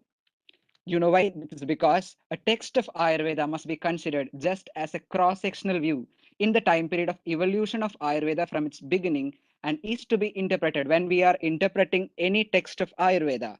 No need to be Ayurveda alone. Any text of a science, we should take into consideration the socio-economic, cultural, and the administrative background of the society that has influenced the making of the text, the characteristics of the environment to which the author belonged to and was exposed to, and the philosophies which the author chose to follow.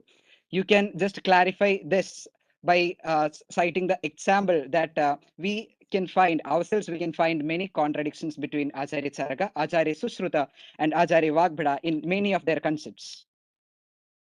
Like this, Pumsavana was a procedure mentioned in the text of Ayurveda, but is one that has been adopted from the texts and philosophies which prevailed in a Desha and Kala when they were written. And in that Desha and Kala, it was either needed or it was practiced widely unquestioned.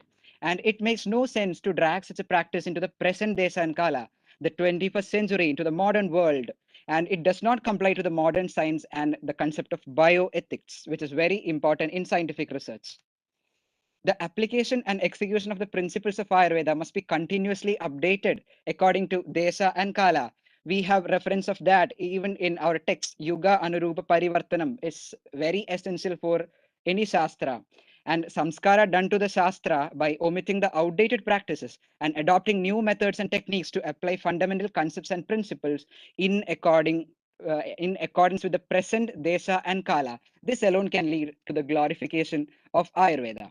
Thereby, we would like to conclude by presenting our Nigamana that Pumsavana is not a unique and scientific way of planning pregnancy. Thank you. Thank you, PG participants from Banaras Hindu University. So they have completed the first round, that is Prathama Vartula through Panchave Vyakyas, and they are explaining that Pumsavana is not a unique scientific way of planning pregnancy from Pratishtapana group. They are giving example Vachaspatya, the reference of Vachaspatya, Shabdakalpadruma, Raghuvamsha, Trikanda Shesha, Bhagavata, Veda, Mantra, and along with this, the specific sites like Dakshina Nasaputa, etc., which are tending to prove that getting male child is the motto of getting performing Pumsavana Vidhi. Okay, and also they are explaining some of the acts which are there in India. So they are giving hetu, along with this, they are giving hetu also, that is, it is avijnanika and anaitika. Hetu avijnanikatvat as well as anaitikatvat are the reasons for this Pumsavana Vidhi. So their statement is very clear in front of all that Pumsavana Vidhi is not a unique scientific way of planning pregnancy, which is totally, completely contradicting to the statement which is given by Sthapna here. So with this completion of the round of Pratishtapana group, we want to go to the Vitandavadins. In first round, we'll take the opening remarks by Vitandavadins. Vitandavadins, what is your opinion on these two statements of Sthapna and Pratishtapana? In brief, we'll give a chance to ask the questions later to Sthapna and Pratishtapana, but keep it brief. What is your opening remarks on these two statements of Sthapna and Pratishtapana? With the over to Vitandavadins.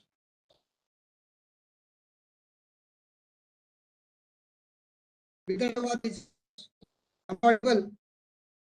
Yes. Yes. Namaste all.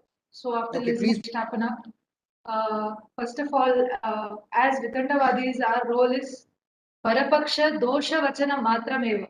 So our stance is neither favoring the Vitandas nor favoring the neither favoring the Sthapanas nor the Pratishthapanas, because as Mahabharata says, Evam etad nachapyevam, evam chaitad nachanyatha, pratyuchur bhavastatra vitandam vai parasparam. So we are here to point out the errors made by both the Sthapana and the Pratishtapana, and we have already got plenty of them right from their Panchavaya Vakyas. So we are looking forward to an interesting and fruitful debate. Thank you.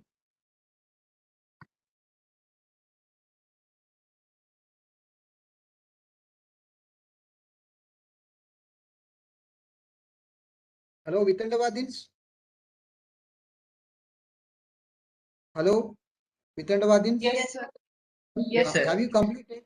Put your final statement. Yeah. What do you want? Sir, we will elaborate our questions during the question and answer round. We are here to basically say that both the teams have got plenty of flaws in their statements, or they have given us scope to ask several questions. So I think we would reserve our questions to the second round. Okay, then Vitandavadins, now your role start in second round. Before that, we'll take a brief justification and substantiation from Sthapana and Pratishtapana, how the Pumsavana Vidhi is a unique scientific way. Sthapana group has to substantiate their, elaborate their statement and also justify their statement. We would like to invite the Sthapana group for their detailed justification on the statements which is given in the first round. Sthapana from AII.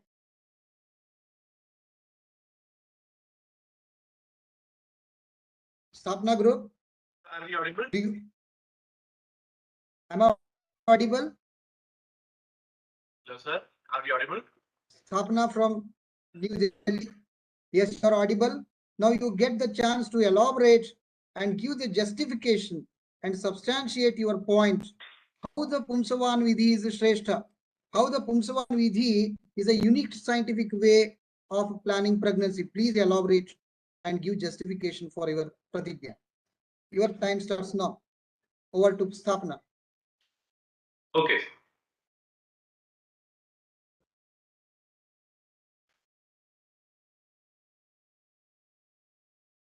Namaste, everyone.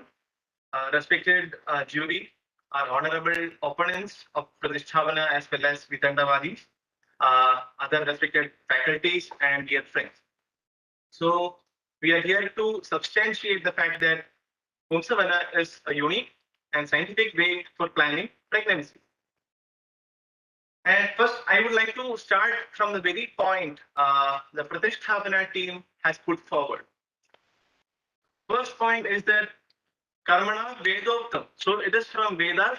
It is not unique to Ayurveda. So Vedoktam. Vedoktam means actually Chakrapani even gives Vyakhana to it as Ayurvedoktam. Of course, Chakrapani is not alone Ayurveda. But the next fact is that whenever Acharya has taken the Pumsavana vidhi from Grihya Sutras, actually it comes from Atharva Veda, then Grihya Sutra. And elaborate description of what Pumsavana is comes from Grihya Sutra. But when it is taken into Ayurveda, there are several dimensions that are being added. So we cannot just say that in Monia Williams, because this is Pumsavana, Pumsavana means begetting a male child, it is exclusively for a male child. Actually, the Pradishthavana group has, maybe they have left out the sloka, Putrartham Dakshine Sinje, Vame Duhitra Vanchaya. That is available in all the versions of Vagpata. Vame to Duhitra Kamaya in Ashtanga Sangraha also. So they are also part of Ayurveda. Next, when we consider Straishuya, why was it not incorporated? So whenever we are taking the meaning, including that of Pumsavana, the words of Charaka is worth noting. Atasya prakritam buddhva desha kalantarani cha grantha kaptura apipraya upayascha ardhamadishe. So prakritam, what is the context? So here, as our Sthapana team has already mentioned, it comes after Garbhadhana and is followed by Garbha Sthapana Dravya, mentioning of Garbhopagata Garbhavas, etc. And when we are taking the meaning of Putra or Purusha, we can see Purushete the Purusha. So that a definition stands well. And when it comes to Ayurveda, why was Straishuya not included? There are two reasons. One is that in the ancient period, especially towards the late Vedic period, studies of famous historians like Dr. Lena Abraham states that there was a necessity that males were very much sufficient or significant in sustaining the society. So they had the a context wherein males had to be promoted. Even today, in countries like Egypt, China, and other places, sex selection is a widespread practice because only the male child can do their rights. Only the male child can guard them in wars. So in several domains of the society, there was a period only when male child only was able to carry the family or their lineage forward. So this was a situation that was extant in the late Vedic period and a short period forward. So that must be the reason why Pumsavana was predominant.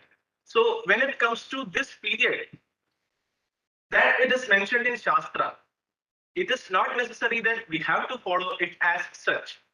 There are several adaptations that can be made. There are several modifications that can be made to the very process of Pumsavana. Rather than simply rejecting it, we can use it for management, successful management, prevention, and primordial prevention of infertility and other disorders related to conception.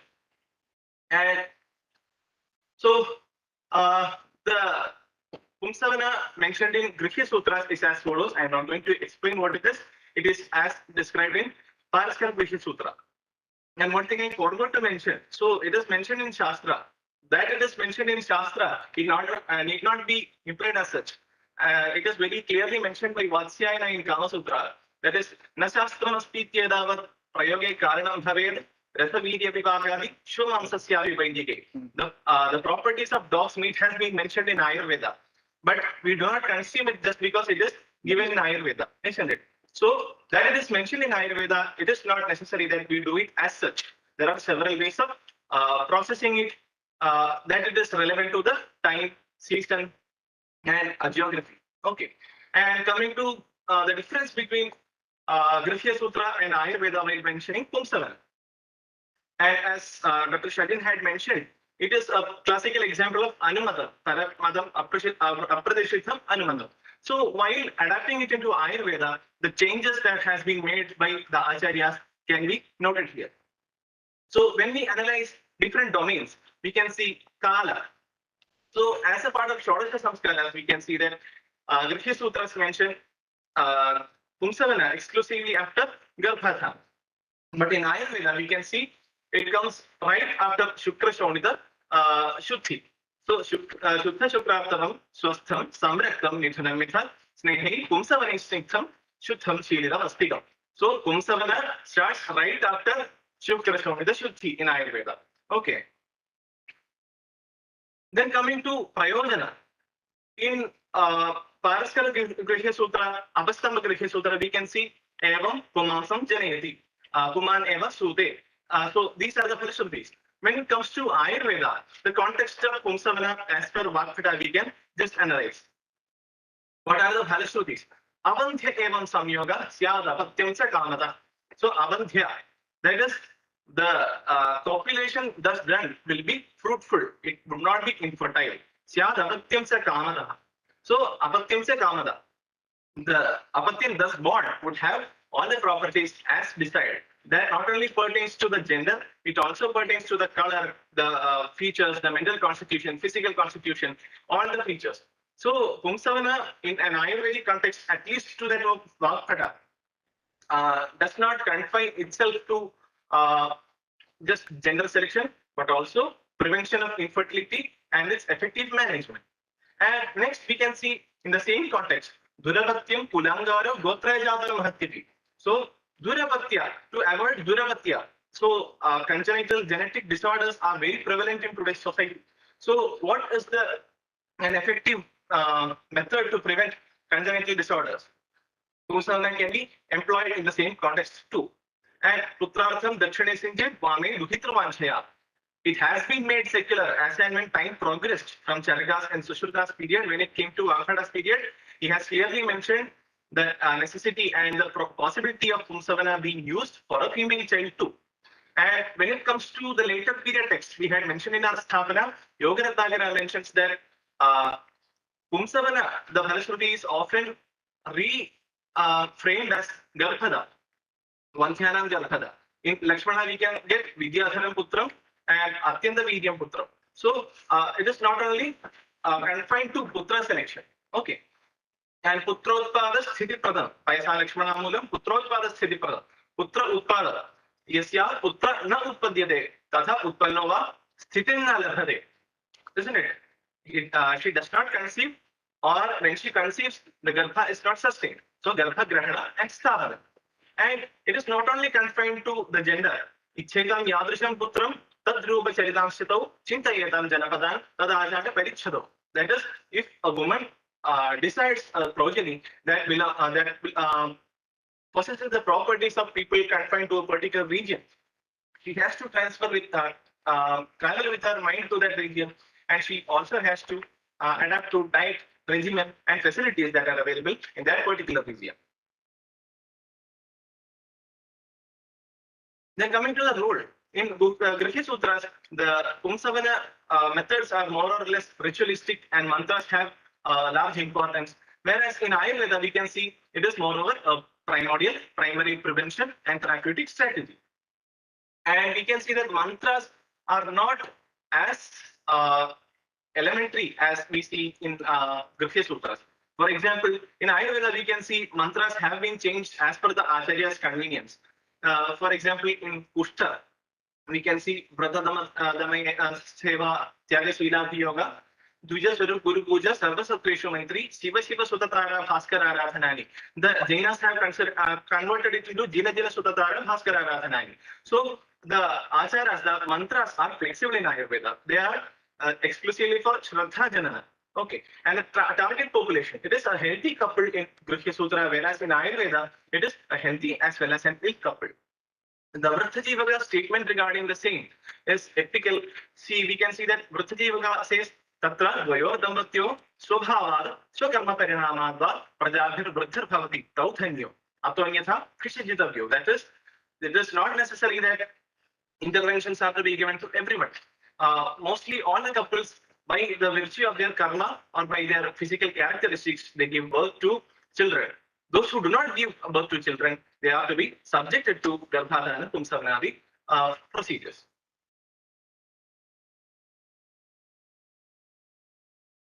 Now coming to Dravya, it has already been mentioned. In Grihya Sutras, we can see a small number of Dravyas are available. In Ayurveda, it is not only Dravyas, it is the Dravyas gunas that are to be used. Udaharana matram to Udhimada. And Adravya options like Saumanasya, etc. are present as possibilities, and gender is exclusively male in Pumsavana as per Grihya Sutra. And in Ayurveda, we can see both male and female progenies are awaited. And regarding the use of Jivaniya drugs, we can see when Jivaniya drugs, Aushadhir Jivaniya se Bhashyantar Prayoje, we can see the commentary of Haranadatta, Udaharana Matram Chaidam. Timata Swada Shida Snikhadi, Jivantyadishu, Sadharana Guna Adalsya, Shida Ikshu Draksha, Akshoda, Vidari Kandadishu, Tadguneshu Jivaniyarito, Avatarito Yukta. Whichever drug is possibly having the same gunas as Swadu Shida Snikha, they can be used for the purpose of Pumsavana. Now, coming to the scientificity, that is, uniqueness has been mentioned. How is it unique from that of Grihya Sutras? Of course, Pumsavana, the sex selection practices are all over the world. But the measures taken by Ayurveda is unique from the Grihya Sutras, unique from the Egyptian practices, Chinese practices, every practices that is prevalent. Because it makes its own modification according to its Siddhantas. So how is it in line with the Siddhanta? Okay, so Pumsavana yogas, they have been mentioned for both the sexes, that is male and female. For Kalyana Krita, that is preferred in males. Aredasi, Apradasi, Devopahate, Sedasi. And in females, we can see Halasartidikhyadam, Pushpe, Vedam Phalayayat. So they are contained to males and females. It is not that others cannot use it, they can use it, but they are preferred in these separate genders. And classified on dosha basis. Actually, Tridosha is the axis or the fundamental concept of Ayurveda. We can select Pumsavana yogas according to the dosha input. That is Vada, Kalyana Krita, Kshiragla Taila as per Bhava Prakasha. And in Pitta, Prachadavadhyadi Krita can be used. In Kapha, Kalyana Gura can be used. And Pumsavana. So there are two main routes of administration in Pumsavana. One is oral medication, Mukhapana. Next is nasal medication, Nasapana or Nasya or Navan.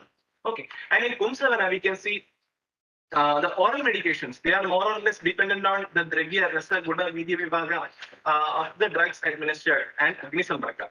So that is left to the Dravya part. I will call upon Sumit later for that. But when it comes to the principles behind that, why has these drugs been administered? As mentioned earlier, we can see Aushadhir Jivaniya se Bhashyantar Upayojita. The Jivaniya drugs are mentioned for the first time. Even before the drugs have been mentioned, it has been mentioned in Ojakshaya. Jivaniya Aushadha Kshira Dasadhya Tatra Peshajam. So in Ojakshaya, Jivaniya has been mentioned. So Jivaniya has the purpose of sustaining Ojas. Then what is the relation between Ojas and Gartha? Yenojasa Vartayandi Prinda Sarvadehina Yadrite Sarvabhudanam Jidam Namadishtade Yat Saramado Garthasya. Garthasya Alo Shukra Chodita Sara Rupadaya. Chakrapani has stated it very clearly. So when the fetus originates or when the Shukra Shonita Samyoga happens, in that moment, the Ojas is also originating. So when the Ojas originates, at that point, we are responsible to sustain that particular Ojas, Para Ojas. And this Para Ojas has to be sustained by Jivaniya Gana. Okay. So Samartamana Madhen, Samavishadiyatpura, they are all understood very well. And This ojas is the milestone or the axial point of Jivaniya Gana, and that forms a part of Pumsavana. And coming to Nasya, Nasa Shirisodwaram, Tena Tatyapya Hantitana. It is very well known. And the explanation given for the Karmukata of Nasya as per Ashtanga Sangraha is noteworthy. That is Shrota Shringadagam Prapya, Yapicha Murthanam, etc. So Shringadaga, actually it is not fair to correlate the Ayurvedic entities to a particular modern Stula anatomy. Still, we need current evidences, or as demanded by the Pradishthavana groups, we need evidence to publish. So the areas cavernous sinus corresponds to Shringadagam. So it contains many of the arteries that are branches of internal carotid artery. Superior hypophyseal artery that supplies the hypothalamus is residing in the cavernous sinus. It is going from the cavernous sinus. And after that, it acts on the HPO axis. I'm not going to elaborate on that. But in effect, we can see that hypogonadotropic hypogonadism has been successfully treated with nasal administration of gonadotropin, glycine hormone analogs. That is nasal administration. The root NASA is the highlight here. So the nasal administration has been effectively used in management of infertility, even by the contemporary science. Nephrelin, that is gonadorelin, an analog of gonadotropin itself. So it is also equally effective as well as safe. Then Nasya is to be administered, as we mentioned earlier, Putrartham Dakshinesinjit Mami Duhitravanchaya. So what is this right-left gender determination?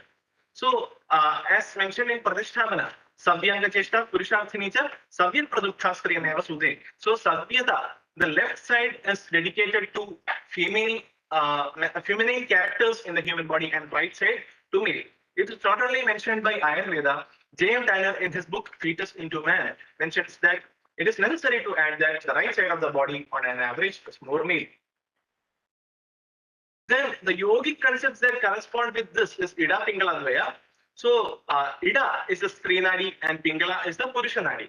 So Vamagaya Ida Nadi, Shukla Chandra Swarupini, Shakti Rupa Hisa Devi, Sakshat Amrita Vigraha. Dakshat Pingala Nama Purusha, Surya Vigraha, Raudratmika Mahadevi, Dadini Kesara Prabha. Again, to make a correlation if necessary, we can see that the location as well as functions of Ida and Pingala corresponds to the autonomic nervous system. And we can see that after implantation, to sustain the pregnancy, a sympathetic shift is needed. Not male pregnancy, any kind of pregnancy to be sustained, there is a need of a sympathetic shift. And this is written in the Neurology Journal of India. When judged from a European derived neuroscientific perspective, the function of Ida and Pingala Nadi bear a strong resemblance to the descriptions of parasympathetic and sympathetic nervous system. Okay, so and the HPO axis action is known to everyone. I would not elaborate on that. And sex selection techniques, they are not only based on Indian perspectives. Even the Western sex selection techniques mention that the dietary interventions are 80% successful. Nari Mashana Tailana Pittala Sabupachare. The Pittala or the acidic components in food, what they do, the Y chromosomes, they are less resistant to acidic medium, they are less leave, they are having a lesser span of life. So promoting an acidic medium in a female, they can facilitate selection of X chromosomes, and then they can result in a female progeny, likely a female progeny. So the validity of Ayurvedic principles and practices in relation to Pumsavana, they are still valid. So the socio-ethical rightness of Pumsavana, see, in that period, it was needed as a male conceiving strategy. Currently, we need not use it as exclusively a male conceiving strategy. It is very evident in our Pradishtha or Pradigna, sorry, as it is a unique and scientific way of planning pregnancy, not gender selection. So the purpose has exclusively been repurposed, and we are stating it as an effective strategy for planning of pregnancy. With that, I transfer the dais to Dr. Vidya for elaboration on the concept of Kala as with respect to Pumsavana. Thank you.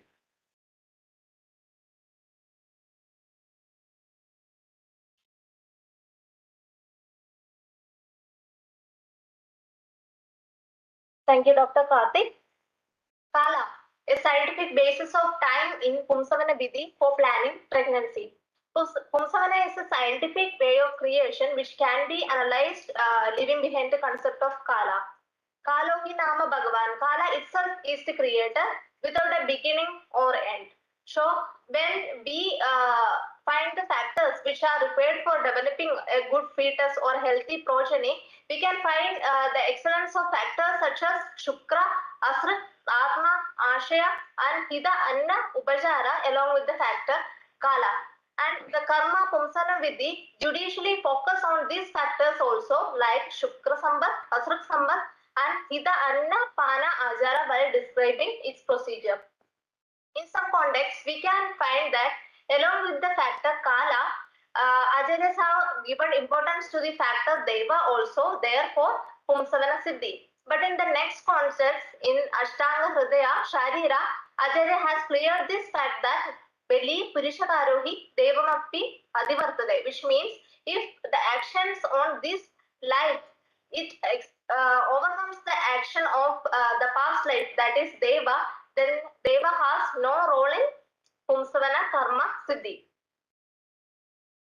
When considering or analyzing the period for administration of medicine or vidhi or a collection of dravya in the period of Kala under the heading Kala, these domains are very important as I mentioned earlier that the Kala should be divided into 3 domains such as Dravya Grahana Kala, Vidhi Prayoga Kala and Dravya Deya Kala. Dravya Grahana Kala is the period which is mentioned for collecting the drug for Pumsavana Karma, in which the periods such as Sharat Kala, Uttarayana and Pushya Nakshatra are coming. These are the periods which are considered as where the dravyas are having or showing their best potency. Because Acharya have selected this period for attaining the good quality drugs for the Karma Pumsavana, because the quality of drug is very much important in the Karma Siddhi of Pumsavana. When coming to the Dravya Deya Kala, that is the period for giving the medication for Pumsavana. We should analyze this period from several factors such as the position of some constellations such as stars, especially the Pushya Nakshatra, and position of moon, that is Chandra Vijay Kala, and specific time in a day such as Diva, Ratri or Gada Divagara.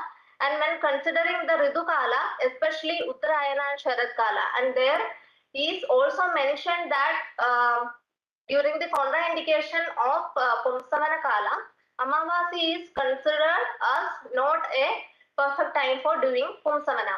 Then what is the effect of constellation or stars in Pumsavana Vidhi?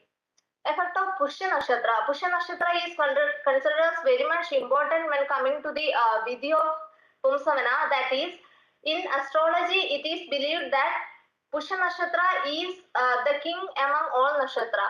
It is says that Sarva Siddhikaraha Pushya. Pushya causes Poshana. This is the nakshatra or star which causes Poshana to everything that is happening during that particular period. So Acharya at sometimes have considered the factor of Deva in Pumsavana Karma Siddhi. So the consideration of Pushya Nakshatra here is to overcome that factor in Pumsavana Karma Siddhi. And in Brihad Jataka also there are some references regarding some stars or planets which have effect in producing a healthy progeny as well as male or female progeny. When coming to the fact of Chandra Vijay Kala, that is position of moon. While explaining the Vidhi of Pumsavana, there is mentioned about performing it in Chandra Vijay Kala and contraindicated in performing Amavasi. In 2005, there was a study to identify whether there is any relationship between the effect of moon rays during the period of conception and the production of male or female progeny.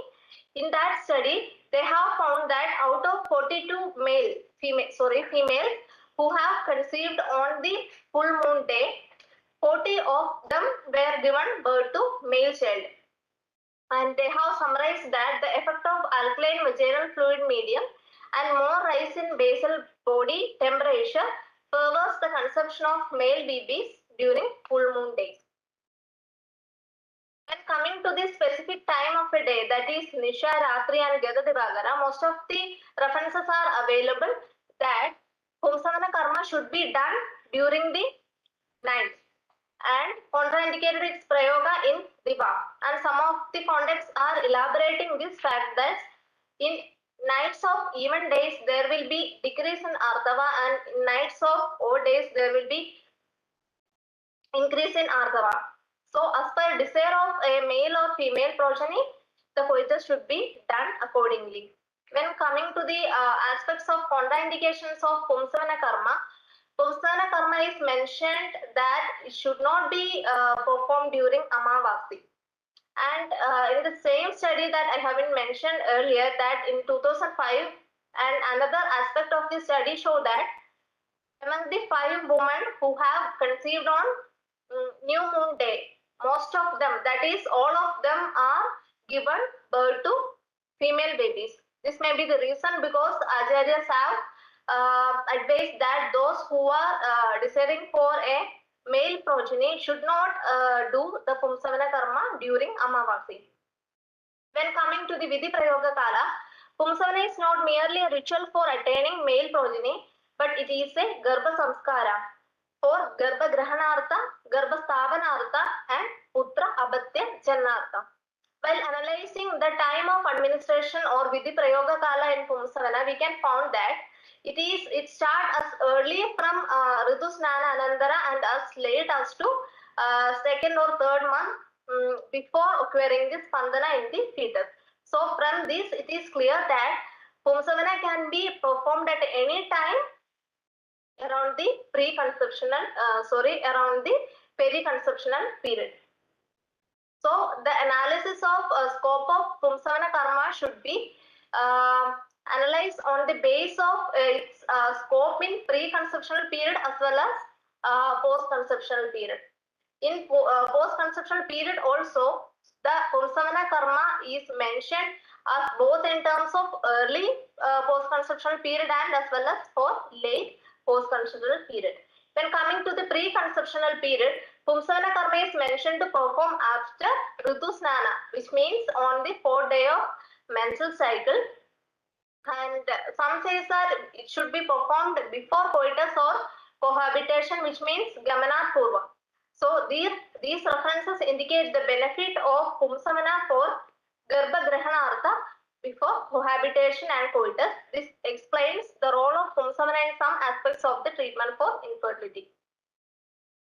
When coming to the concept of post-conceptional period, early, this can also be divided into Pumsavana karma in early and late post-conceptional period, as I have mentioned earlier. Here, Pumsavana done immediately after receiving Garbha, that is Labda Garbhaya Edeshu Ahashu, and before Vekta Bhava of Garbha are to be considered. And specific days are also mentioned there, that is Pumsavana karma can be performed during Pradama Divasa, Yukma Dina, Pratyaha or Dvadasha Ratra. Pumsavana done during this period can be considered as for Garbha Samanartha. In cases of repeated abortions or infertility, regarding such condition can be correlated here. When considering the effect of Pumsavana karma or scope of Pumsavana karma during the post-conception period, we can find that Pumsavana done on Prak Vyakti Bhava Avastha of Garbha, especially on 2nd month, 3rd month, or before Spandana occurring in the Garbha, that is Pura Spandada Iti, can be considered under this period. This is specifically related to Pumsavana karma in delayed post-conceptional period. In all of these contexts, the Pumsavana karma is performing before Vyakta Avastha of Garbha, because it is to be noted that only during this period that will produce desired changes in the fetus. Linga Parivritigara Bhavati. When coming to the specific days mentioned for Pumsavana karma, on the basis of Ritu Kala, that is 12 days, Acharyas have mentioned that even days are indicated for getting male progeny and odd days are indicated for getting female progeny, but we have a choice of selection here. Then coming to the sex determination in Pumsavana or as per Ayurveda, we can see that Kala has an important role in sex determination. The discussion won't be conclusive unless mentioned about the sex determination as per Ayurveda. And Yadasamsha Garbhasya Tri Nabumsaga Anyatama Linga Aniruba Bhava Manasi Sharire च संतुष्टन्ते. वैशेषिक लिंग संगरा tu yedo bhuyastam tado anandaro bhava. The factors which bring about the characteristic features of both mind and body of the male, female or neuter are present in the developing fetus itself. So whichever specific features become predominant during the course of development, the future child will be of that sex. Although the fetus contains linga sangara from the beginning itself, the factor which determines Stri, Pumsa or Nabumsaga Rupa is the Kala, because Kala causes the Parinama, Kalastu Parinama, and due to the predominance of one of these factors. And other factors which determines the sex of the fetus include Shukra Artava Bahulya, Ishwaresha, predominance of Dakshina or Vamanadi, Grahasthiti, Manasika Sthiti and Kala Hetu. When coming to the modern aspects of these factors, we can found that there are 4 sequential stages which determines the sex of the fetus, which includes genetic stage, gonadal stage, hormonal stage and phenotypic stage. Genetic stage extends from conception to the 7th week of intragestational period. In this period, the chromosomal sex is established, which means XX indicates male, female here, and XY indicates male here. In Ayurveda, we know that the reference Shukrasya Bahulya Jayade Puman and Rektasya Stri, I am not going to explain that in detail. And scope of Pumsavana Karma in this area, we can conclude that Pumsavana Karma is indicated before the Vekta Avastha of Garbha, that is Pragriti Bhava, and in Sadyograhita Garbha, especially during the days like Pradama, Yukma, Dvadasha and Pratyaha. This can be correlated here as the scope of Pumsavana Karma during the genetic stage. When coming to the second stage, that is gonadal stage, which extends from 7 to 8 weeks of intragestational period, during which the indifferent gonads differentiated into either testes or ovaries. And the indifferent gonads can be correlated with the Kalala of Garbhavastha or Khana Avastha of Garbha here. And the scope of Pumsavana here, we can correlate that Pumsavana should be done in Prakvikta Avastha, which is specifically during the Masa Dvaya Yavat Kartavya. It should be performed during the 2nd month of intragestational life, which can be correlated here, and this can be concluded as the scope of this Pumsavana Karma during the gonadal stage. When coming to the 3rd stage, that is the hormonal stage, which starts from the 8th week of intragestational period, during which period the sex differentiation depends upon the testosterone. And here we can correlate the concept from Ayurveda, that is Sita Ushma Anilay Abhiprabhachyamanana Mahabhudana. This is the factor which causes the change in the sex here. And when coming to the last stage, that is the phenotypic stage, which extends from 8 to 12 weeks, here the sex differentiation is due to the induced response from the previous stages, which can extend from 8 to 12 weeks. And the concept here, we can say that Yadi Pindaha Puman Sri Chet Peshi Nabumsagam Chet Arbudamidi. And the scope of Pumsavana in these last 2 stages, we can correlate that with the Grihya Sutra reference, that is Puras Pandate Idi Mase Didiye Tridiyeva. And by analyzing all of these factors, we can found that the Pumsavana Karma can be found at any time, or its effect can be found at any time around the periconceptual period, and which is performed to attain the factors or the aims such as Garbha Grihanartha, Garbha Sthavanartha and Putravatya Janmartha, which is a scientific and unique way of planning pregnancy. With this, I would like to end my section, and I would like to invite Dr. Sumedh for substantiating other factors of Pumsavana in terms of Dravya. Thank you. Thank you, Dr. Divya. Hopefully, I am audible. Before moving to substantiating the factors regarding choice of drugs in Pumsavana Vidhi, I would like to enlighten a bit about the Adhikaran in which Acharya Charak has mentioned. It is mentioned in the Jati Sutriya Sharir. Chakrapani comments, Jati Shabdena Janma Karanam Uchyate, Tasya Sutram Janmopaya Kathanam, Tad Adhikrutya Kruto Adhyaya Jati Sutriya. In the very next verse, it is written as Tri Pumsayoho, Avyapana Sukashonita Garbhashayoho, Shreyasim Prajamichatoho, Tad Arthavi Nivruttikaram Karmopadekshamaha. It is intended to have a Shreyasi Praja. What is Shreyasi Praja? Shreyasi Praja, Gunavan Putro, Gunavati cha Kanya Abhipreta. So it is not at all the Adhyaya or the processes mentioned in this Adhyaya are not at all intended towards begetting a specific sex or for male gender only. लेशत कर्षति तेन निर्गुणयोः कन्यापुत्रयोः तथा नपुंसकस्य च अशयत्वेन विलासः. So to have a child having required qualities and according to the concept of Ayurveda, which is having all the pramanas, that is Anjali and Anguli Pramana, Shreshta Putra, or either Putra or Putri, it is expected. So these are explained for that. Anya too, it's an opinion of someone else that Putrameva Shreyasim Prajamahu. Putra, having the male child is superficial to having the female child. Yeto atra sarvam putrameva uddishya vidhanam praya karishati. So they have mentioned it in the context of having a male child, but it is not inclined towards having a male child. It's explained by Chakrapani. Tadarthavi nivruttikaram iti shreya prajarupa prayojana nispadakam. So it is Chakrapani has clearly mentioned that all the processes mentioned in this chapter are inclined towards having a healthy progeny. Next. Now, Charak, I would like to confine my discussion in the verses given by Charak Samhita because as mentioned by Pratisthapana, the term Pumsavana is not mentioned by Sushruta. So, Charak has given a good line of justification or management for a physician that Matra Kala Ashraya Yukti, Siddhi Yukto Pratishtita, Tishtati Upari Yukti Nyo, Dravya Jnanamatam Sada. So, Yukti is confined to Matra and Kala. Matra, they have mentioned specific Matra for two Vatashrungas or one Anjali Paya. So Matra is specifically mentioned while concerning Pumsavan Karma. Then Kala is dealt in detail by Dr. Divya. Yukti is the justification given by Karthik regarding use of various talpas, various dravyas and various procedures for a single specific outcome. And Siddhi is the justified outcome. Now, Charak in the Siddhistara second chapter gives that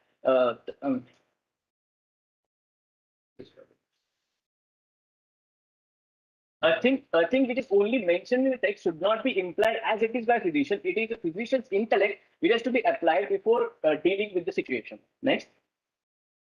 To rule out one point given by the Pratisthapana group that the king's enemy should be neglected or should be denied by a physician, the Article 2.1.1 in the Code of Ethics and Regulations 2002 given by Medical Council of India gives that a physician is not bound to treat each and every person asking his services. He should not only be ever ready to respond to the calls of the sick and the injured, but should be mindful of the higher character of his mission and the responsibility he discharges in the course of his professional duty. So it is a physician's decision to treat a patient or to not. Now, moving to the herbs mentioned in management of the Pumsavana Karma, Charak Samhita has given Vatashrunga, Masha, Shweta Maricha, Jivak, Rishabhak, Apamarga, Sairayat, and whole Pradasthapan Mahakashaya. Sushruta confines to only 4 drugs: Lakshmana, Vatashrunga, Sahadeva, and Vishwadeva.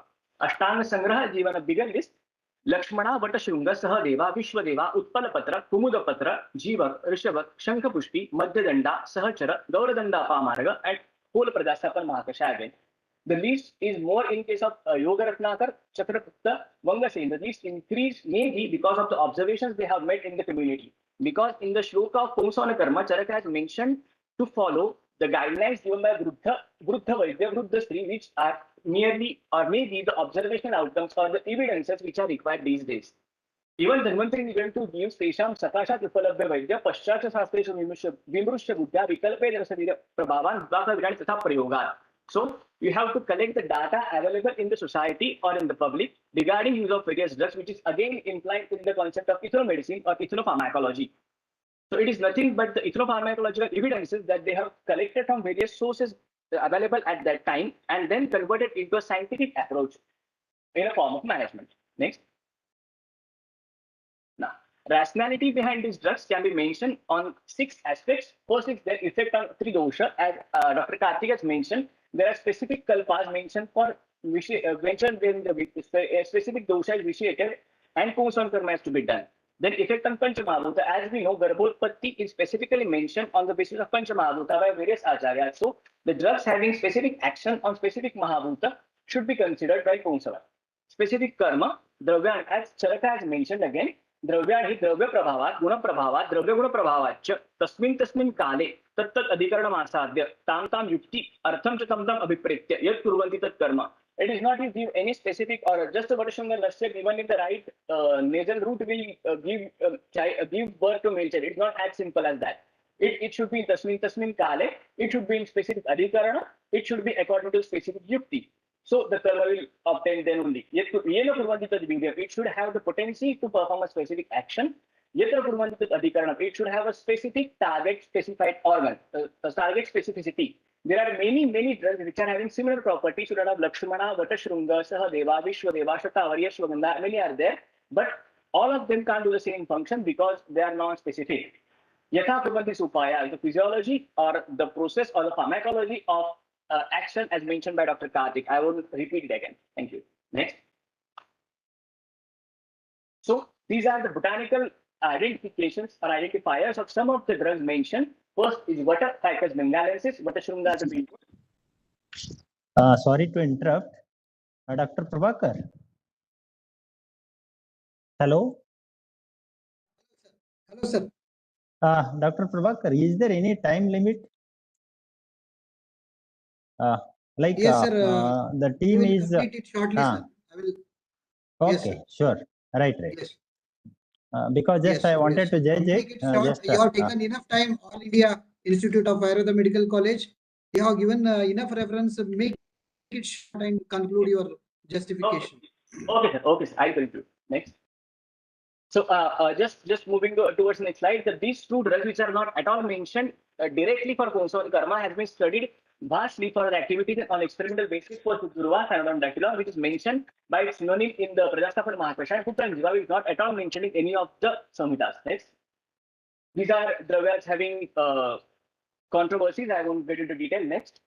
Yes, Lakshmana. We have various references for what Lakshmana should be. Lakshmana is described by Daldara as Putrakakara, Raktalka Binduvi, Lanchita Sada, Lakshmana Putra Janani, Bhattaranda Putrivave. So one can, the word Putra Janani here is not definite towards having a male child because it is having specific various properties like Sri Bandhaka Vinashani, Balya, Rasayana, Ayush Prada, Saubhagya Prada.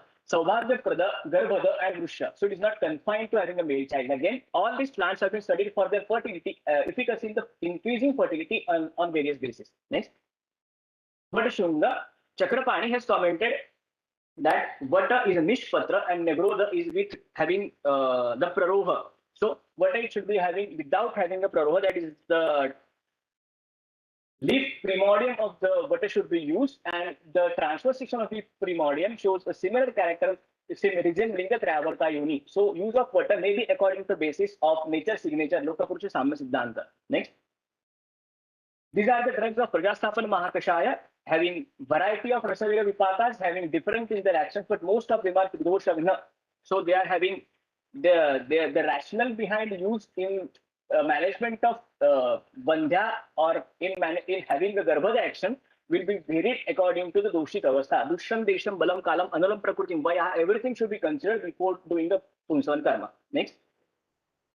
These are some of the articles present in the modern context which are describing Pumsavana on the basis of literature basis. Thank you. Thank you, sir. That's from our side.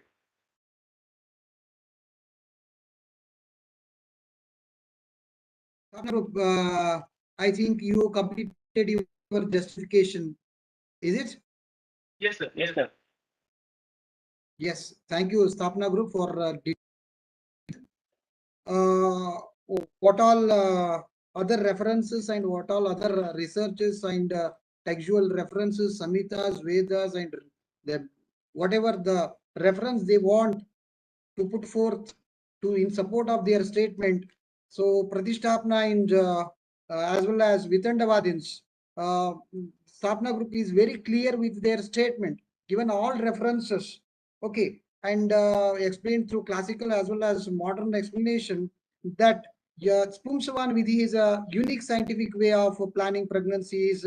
The stand still they are taking and making sure that all references are in supportive of their statement. What else do you want from them with these all plenty of references? Pratishtapna, now it's your turn. What justification you justify the statement you are given in the initial Panchavyakhyas? Why Pumsavana vidhi is not a unique scientific way? Do you have any justification, detailed justification put forth in the assembly? Pratishtapna from BHU. Over to BHU. Am I audible, sir? Yes, doctor, you are audible and you please proceed. Okay, thank you. So we are going to put forward some of the points. So we'll start with some of the questions raised by the Stapana group. First of all, let us talk about the word putra and puman. We were not talking about the word purusha. If it was purusha, it can be applied to both male and female in general. But putra and puman, the root word is pullinga only. And in putra, you know that pum namanaraka tasmatraite.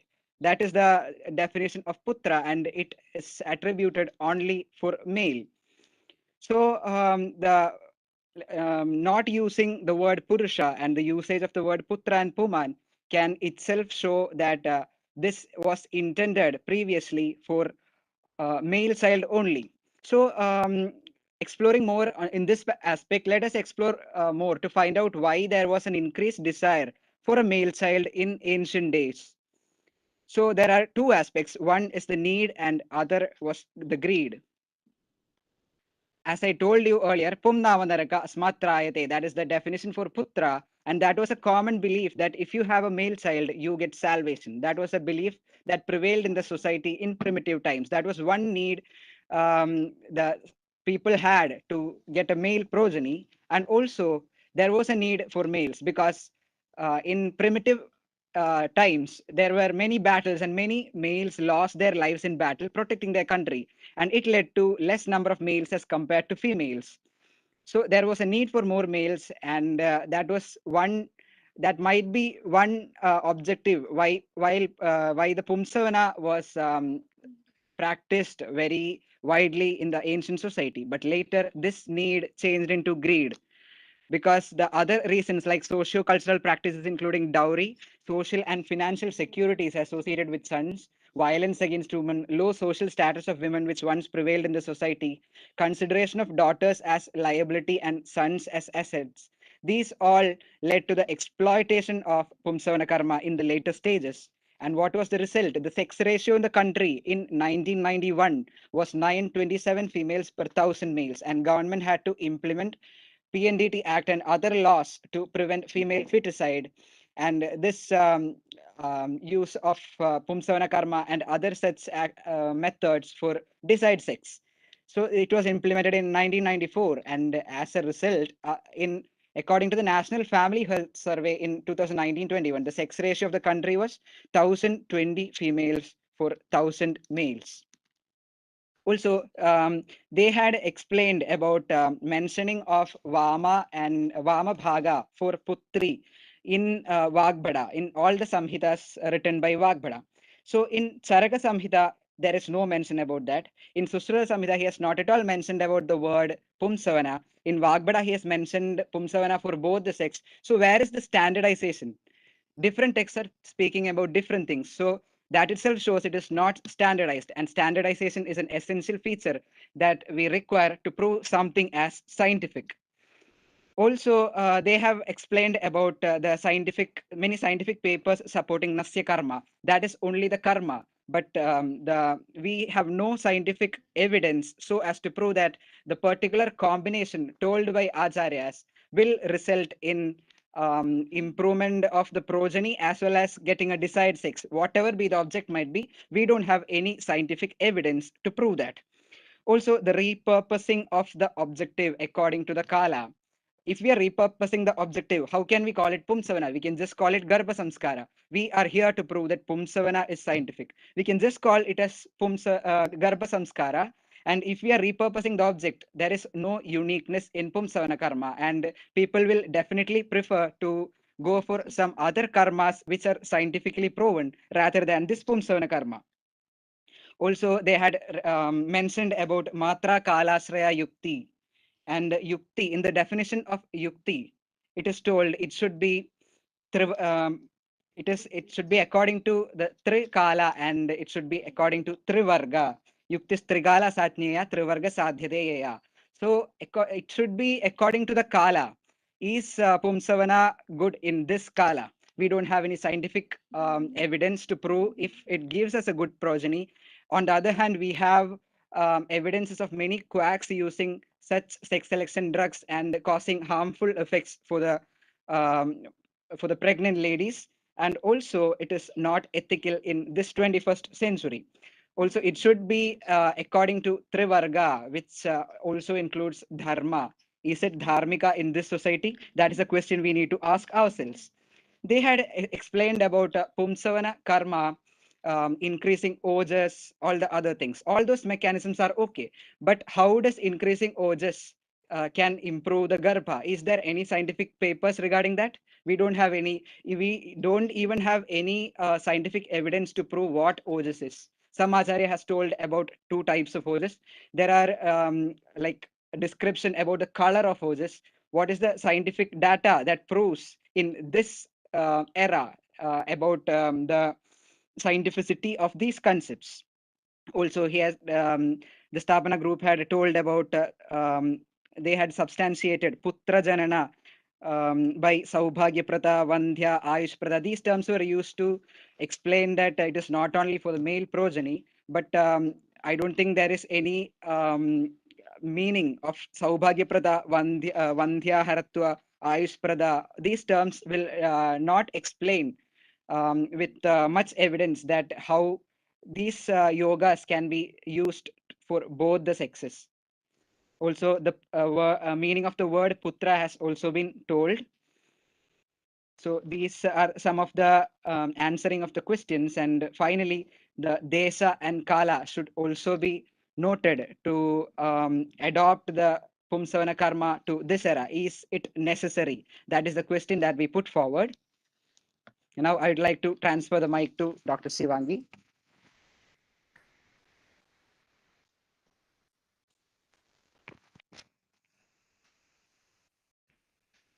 Beforehand, the Sthapana team mentioned that it is given that by acharyas that Shukra Bahulya can cause male child and Artha Bahulya can cause female progeny.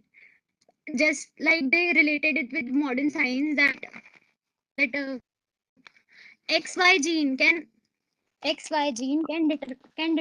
be a determining factor for male and female progeny. As we all know that the sex depends on the male. The sex of the child depends on male because it has X and Y gene.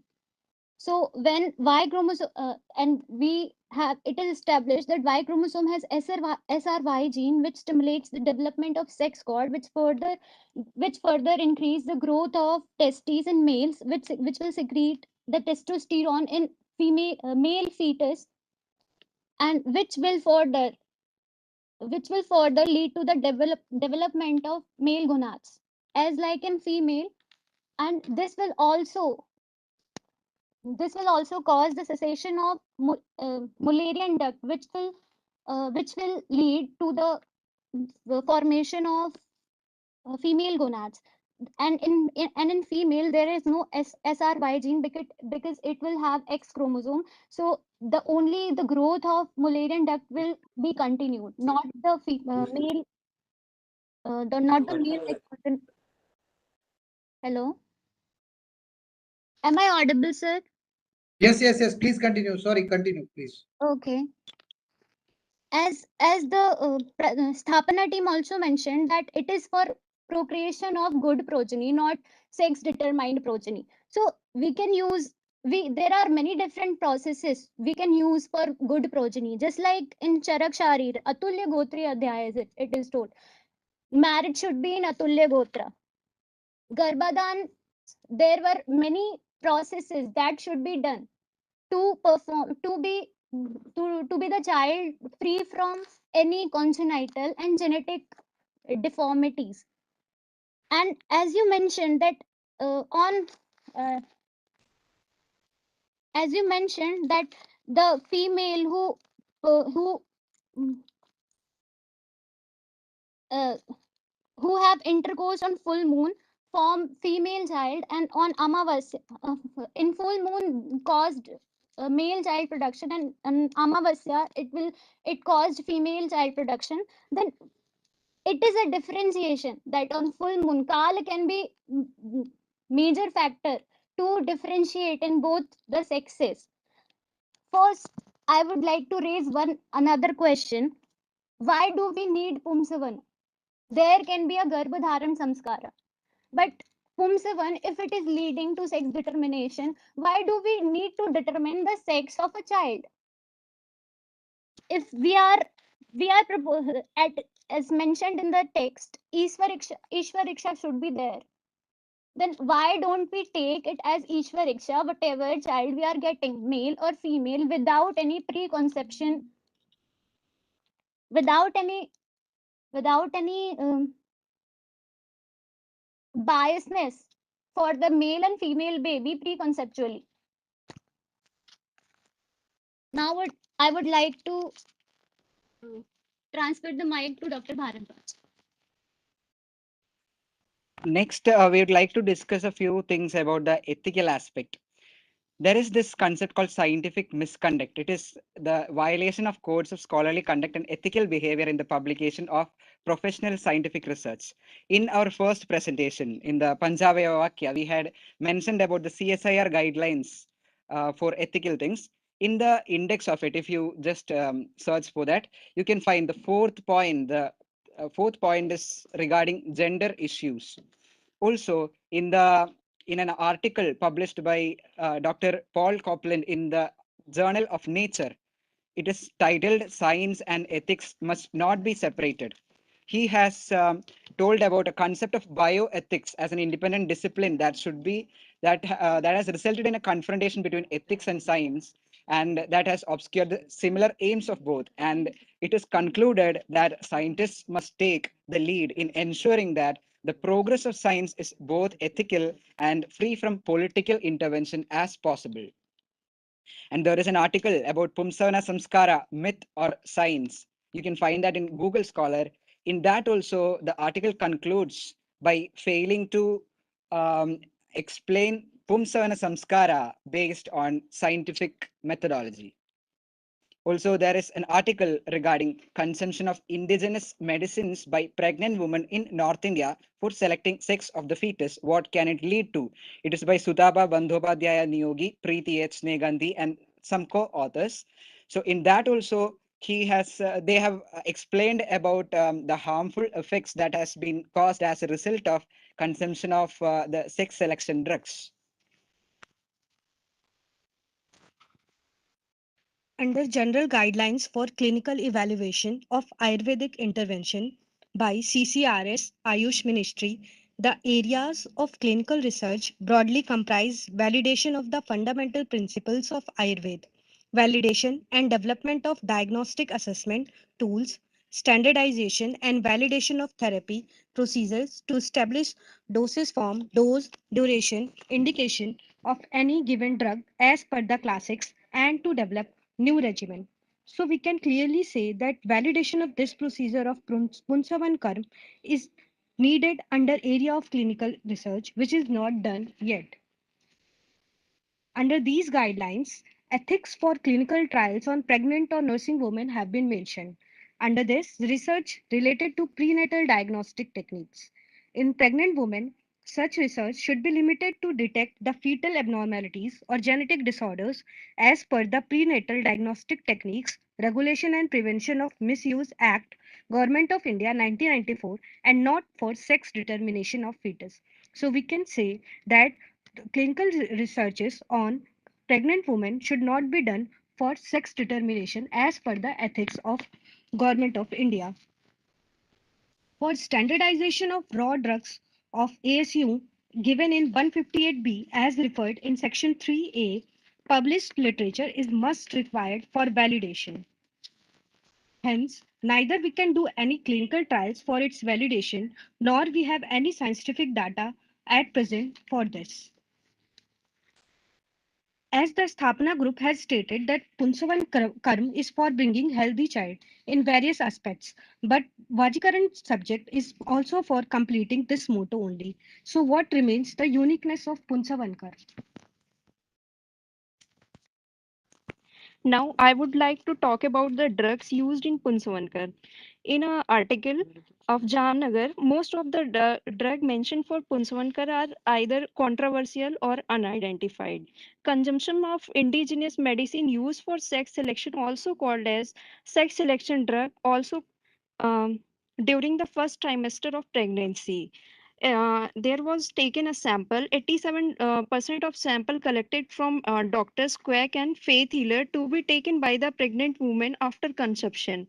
63% drug were strongly positive for phytoestrogen and 20% were positive for testosterone. SSDs are used during the first trimester of pregnancy to have a male baby.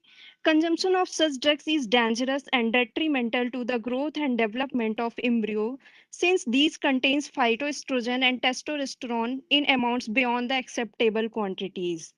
Though female feticide or abortion is not done in Punsavan Vidhi, but its misuse promotes the birth of male child more than the female, which declines the gender ratio and create a social problem like violence and population imbalance. Hence, it is banned by PCP and DT Act. Now, I would like to.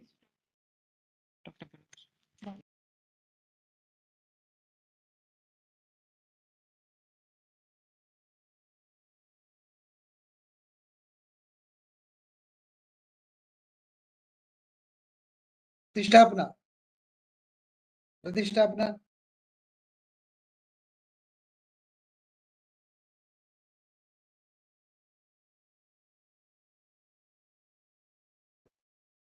You are not audible. You are not audible. I think you are muted. You are muted. Please unmute it. Am I audible now? Yes, yes. Now you are audible. Please proceed. Okay.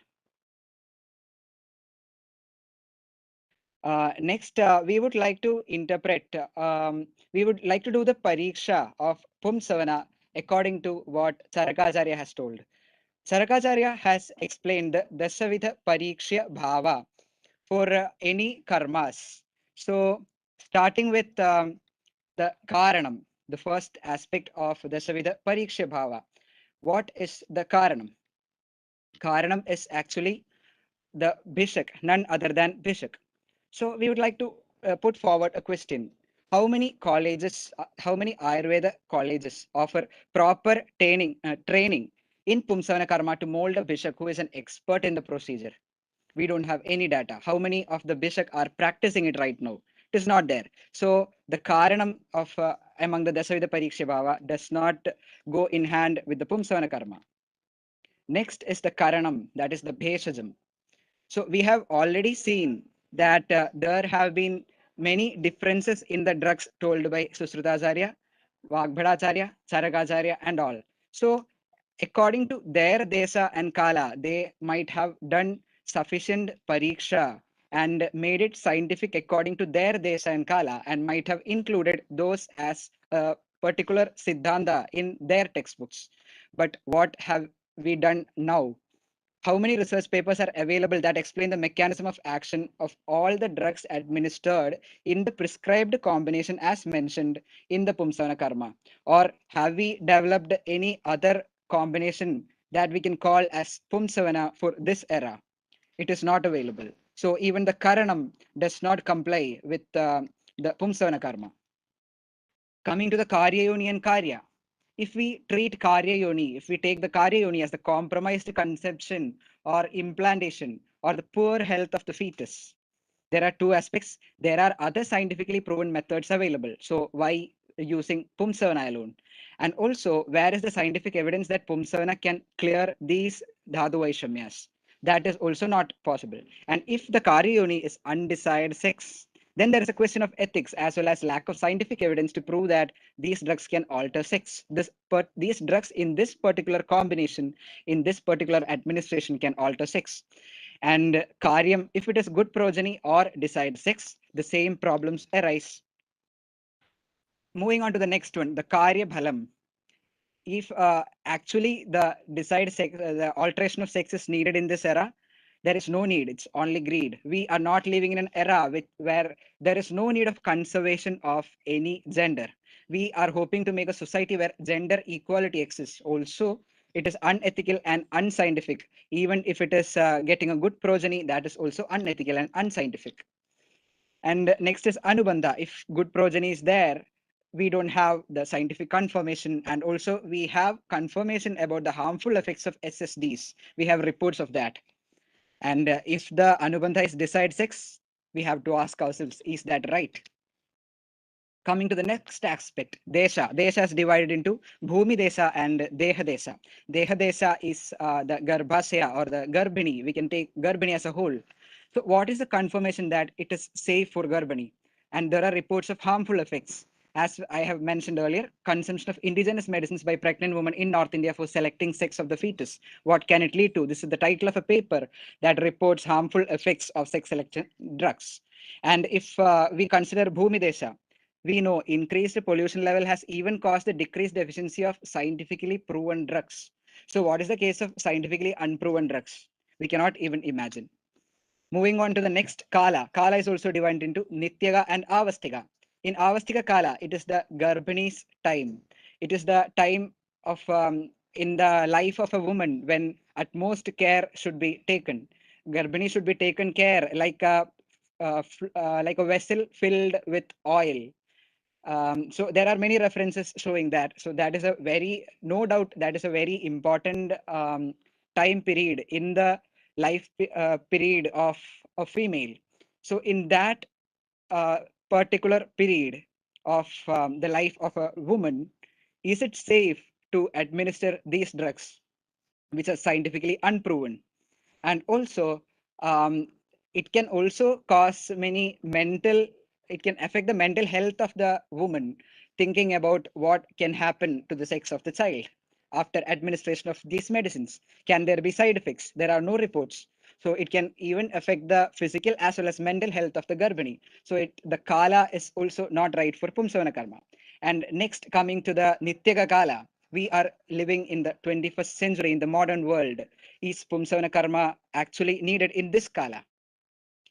Moving on to the next part of the Savida Pariksha, it is a Pravritti. And as we have told throughout the debate, the Pravritti, that is the Pumsavana Karma, is not at all scientifically proven and it is not at all ethical.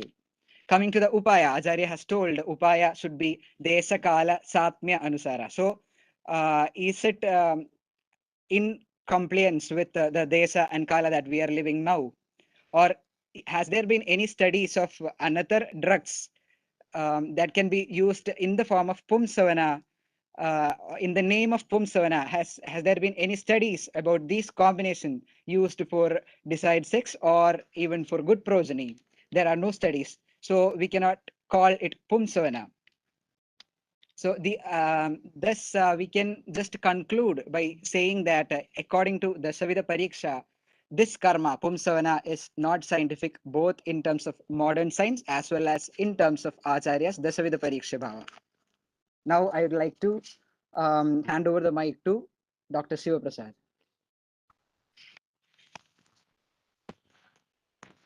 So based on the above conclusion, maybe Pumsavana is very much needed in that era, that is thousands of years back. Pumsavana is very necessary thing, because on that time there will be much loss of male.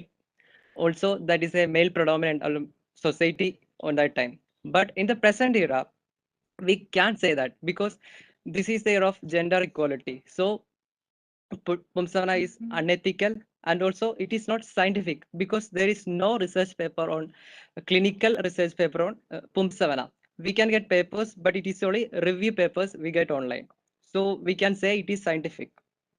Though paying utmost respect to all the Ayurvedic concepts and principles, we would like to emphasize that Pumsavana Karma is not one that is suitable for the present era, because we still needed to prove the clinical significance of Pumsavana, unless we can say it is scientific. That's my conclusion. Thank you, sir.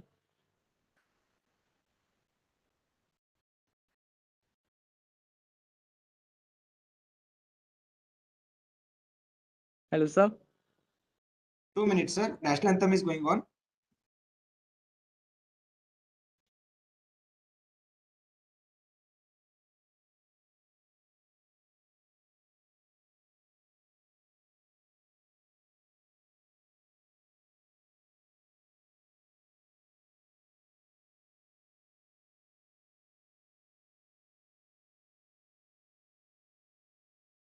Sorry, everyone, that we have a practice of having national anthem correct at 5 p.m. So we were in that session. So we listened to your statements, which is put forth by Pratishtapana. Pratishtapana group as completely justifying their statement, which is given in the first round. They are telling that, they are explaining that there are no scientific evidences about the Pumsavana Vidhi, and Pumsavana Vidhi has some ethical issues.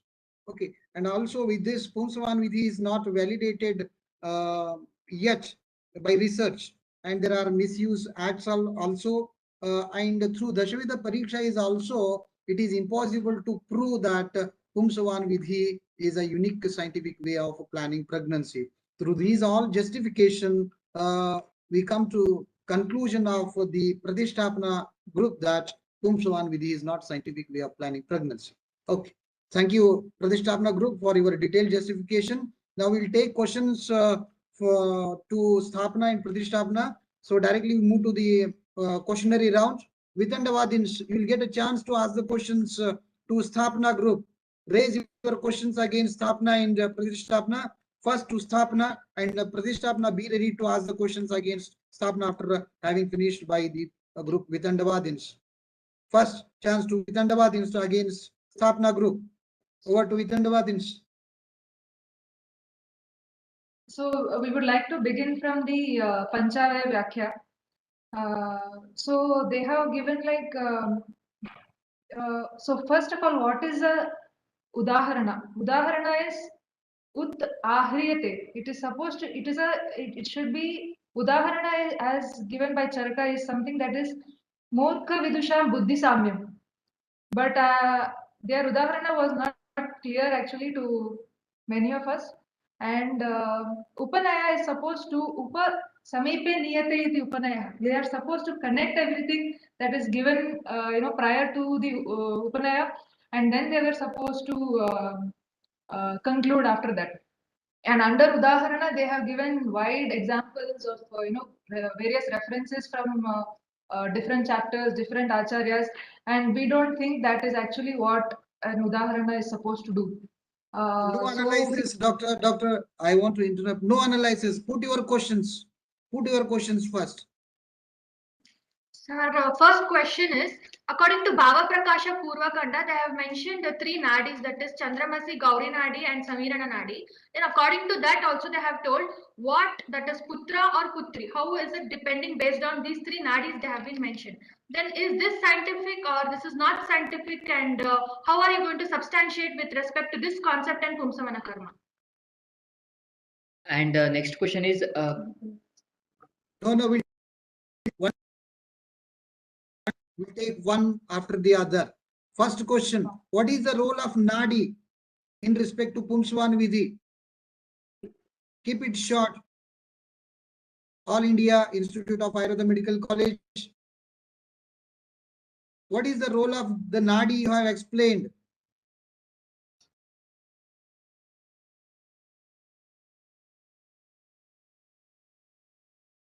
Okay, next question. Vitandavadins. Hello? Yes, sir, I hope the question is to Sthapana group, right? Yes. Sthapana group has to answer. Now the question will be taken from Vitandavadins as well as Pratisthapana against you. You should answer for the questions raised here. Yes, sir. Yes, sir. Yes, please proceed. Please proceed if you have answered. Yeah, the concept of Nadi has already been explained. That Chandramukhi, Gauri Nadi, they are also corresponding with the Ida Pingala systems itself. And with regards to Bhava Prakasha, I'm not familiar with the exact reference, but the concept of Nadis has been quoted by Bhava Prakasha, Yogaratnakara as well. So they are also saying the same concept, that is in the Vama Bhaga, that is Putri, and Dakshina Bhaga, it is Putra. So they were mentioned by using the autonomous nervous system, that is sympathetic and parasympathetic nervous system as well.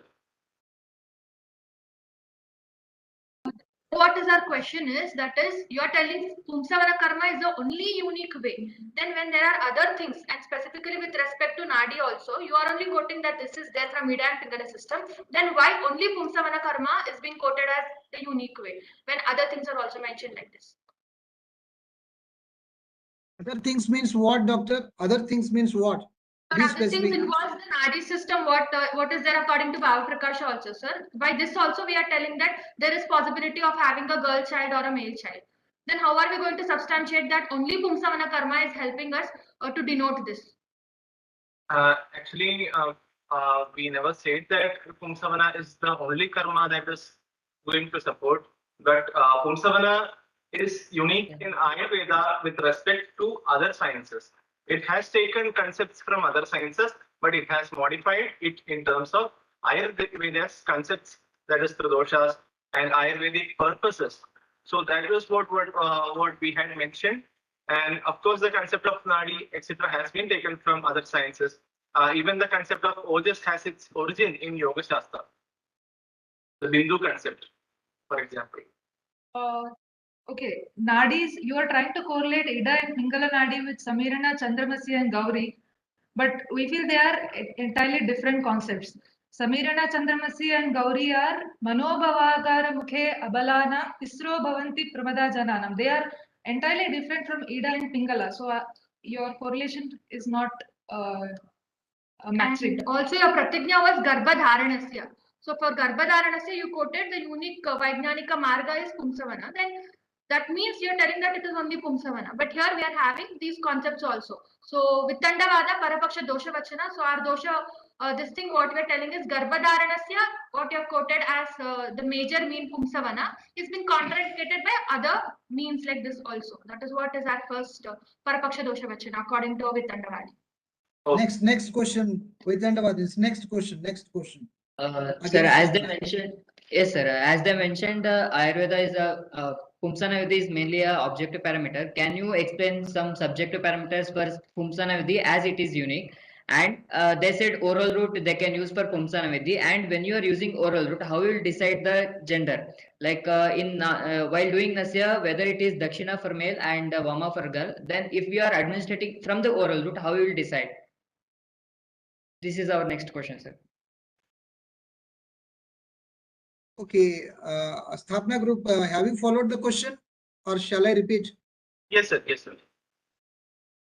Okay. Yeah, I Actually, we had mentioned regarding see Pumsavana, even the Pratisthapana, and actually the sex selection. Sex selection is just a possibility, that is not the primary objective as per our Vada. And regarding the objective and subjective criteria, Dr. would explain. And regarding the use of oral administration of Dravya, that is what we were saying. In oral administration, what we were trying to prove is the effectiveness of Pumsavana in Garbha Grahana and its Dharana. Pumsavana, its Grahana and Dharana, and the Kala can be determinative, the Dravya can be determinative of it. For example, Narim Masha Isha Tailesha Pitlaik Samupachare. So, See, that is for the fortification of Nari, of course. But see, Pittala Ahara Viharas, they can mention, they can facilitate the origin of the female progeny. If you are asking for a sex selection as a possibility, then the Swadu Shira Snigdha measures, those are administered, they can facilitate the birth of a woman. You need not consider the Ida Pingala Nadi there as such. Even the property of the Dravya is sufficient to decide the same. Next question, next question. Put forth. Excuse me, sir. I have to add something.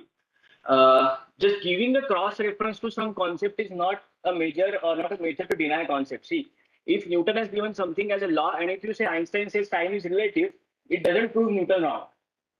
The context, the frame of reference which you are dealing with is more important while dealing with any scientific concept. The concept of Nadis for Bhaprakash are in the different frame of reference than the concept of Pumsavana is. So one cannot nullify others' existence just because it is mentioned somewhere in the Bhaprakash. Next, oral administration of milk is not the only method to get the desired child. You know, it's a complete process. It's a complete. The Savana means yajna. It's a complete process to have that karma to get a desired outcome. Even Acharya Charaka has mentioned a Deshakala Sampal before it describes the Pumsavana karma. So it's not like that you just go there, you just have that Anu, Pramana, Murti and drink milk, Samskarit milk and you get a male child. It's not as simple as that.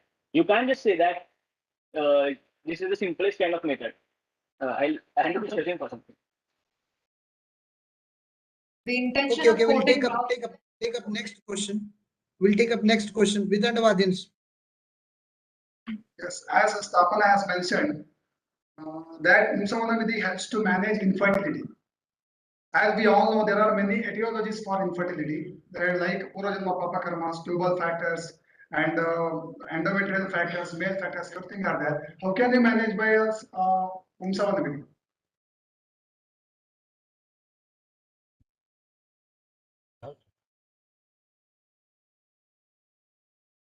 Your question, Dr. Ajit, can you make it more clear? Can you make it more clear? No, it's very clear, sir. The question itself carries the answer. If there are varied pathologies behind the single concept, then the treatment modification should be there according to Yukti of Vaidya. Eko hetu anekasya tatha ekasya ekahi radhe ekasya bhavo bhavnam bhavas tatha. So it's not like a one drug, one disease, one indication kind of thing. It's a complete process which we are emphasizing again and again. It's not like you get Vata mix it with the milk and put it in the right mode and you get a male child. It's not as simple as that. And it doesn't mean it's non-scientific. As we don't have evidences, are you going to put some point on this? Yeah. Yes. As it is explained in the 4th chapter, Shadvirechana Shatarshitiya by Atreya, the same answer is here by the Stapna group. Next question, Stapna. Sorry, Vidhandavadins again, Stapna. Any doubts you have in their explanation? Sir, it did not clear the answer, sir. The question is, how can you apply a single procedure when there are having various pathologies of a single outcome? It's a question, you know. You are telling that Pumsavana Vidhi is a unique technique. It's a unique technique to deal with various pathologies. Unique means infertility which should be cured by Pumsavana Vidhi only. I am asking that, how it is possible? Actually, it does Is there any statistical data? Is there any statistical data that infertility has managed by Pumsavana Vidhi? I'm not asking about other treatments. I'm just asking about Pumsavana Vidhi. Okay. No, go. I go in something. I can do it. No, actually, and is there any practice? Is there any practices going on Pumsavana Vidhi which can be managed? Which should be managed infertility and all? Yeah, of course. The practice of Vatashunga in Shira is a very common practice in Kerala that has been practiced prophylactically for in the pre-conceptional as well as peri-conceptional period. And this is one of the practice. And regarding evidence, there are multiple reasons why Pumsavana is not appearing on the PubMed as a scientific process or as a scientific study. There are multiple reasons. One is the stigma among Ayurveda practitioners themselves of using Pumsavana as an infertility prevention or management procedure. Among the physicians who are sitting here, many of us are concerned regarding using the very word Pumsavana. Actually, see, rather than using the word, if you can use the concepts mentioned there, what a shringa. See, you can use it in multiple places. Okay, and the reason why we are, I'm sorry, is there some disturbance of my voice? There is a No, doctor, please proceed. There is no disturbance. Okay, so see, the reason why Pumsavana is not being put as such on the scientific platforms is the stigma regarding the same, and the regulations that are saying against the sex determination. So it is a clear misconception of what Pumsavana can do. So Pumsavana itself is being practiced as Pratishthapana groups have mentioned. Garbha Samskara, Garbha Dharana, and Garbha Sthapana. Several initiatives are conducted in many parts of India in those names. So, but they cannot be portrayed in a scientific platform in the name Pumsavana just because there are these stigmas existing. Okay, next, last chance to Vichandavadins against Sthapana, if any. Then we'll take the queries of Sthapana against Pratishthapana. So shall I continue? Yes, last chance, Vichandavadins. One question to Sthapana. According to modern means, sex determination is like as told and quoted already, it's by the male factor. Then if so, why the administration of medicine is also only to the female? Why is it so? Through the nasal route. Why administration of medicine only to the female? After the contribution of the gamete is by the male. To the male. As Nasya. See, after Garbha Dharana, what is the purpose of giving medicine to the male?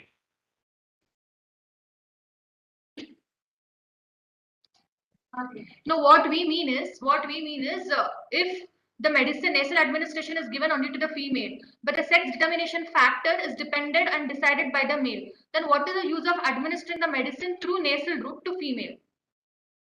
Yeah, see, I had clarified Shukra Shonida Shuddhi is the starting point of Pumsavana. Shuddhe Shukrabdage Swastha Samraktam Mithuna Mitha Snehi Pumsavane Siddha.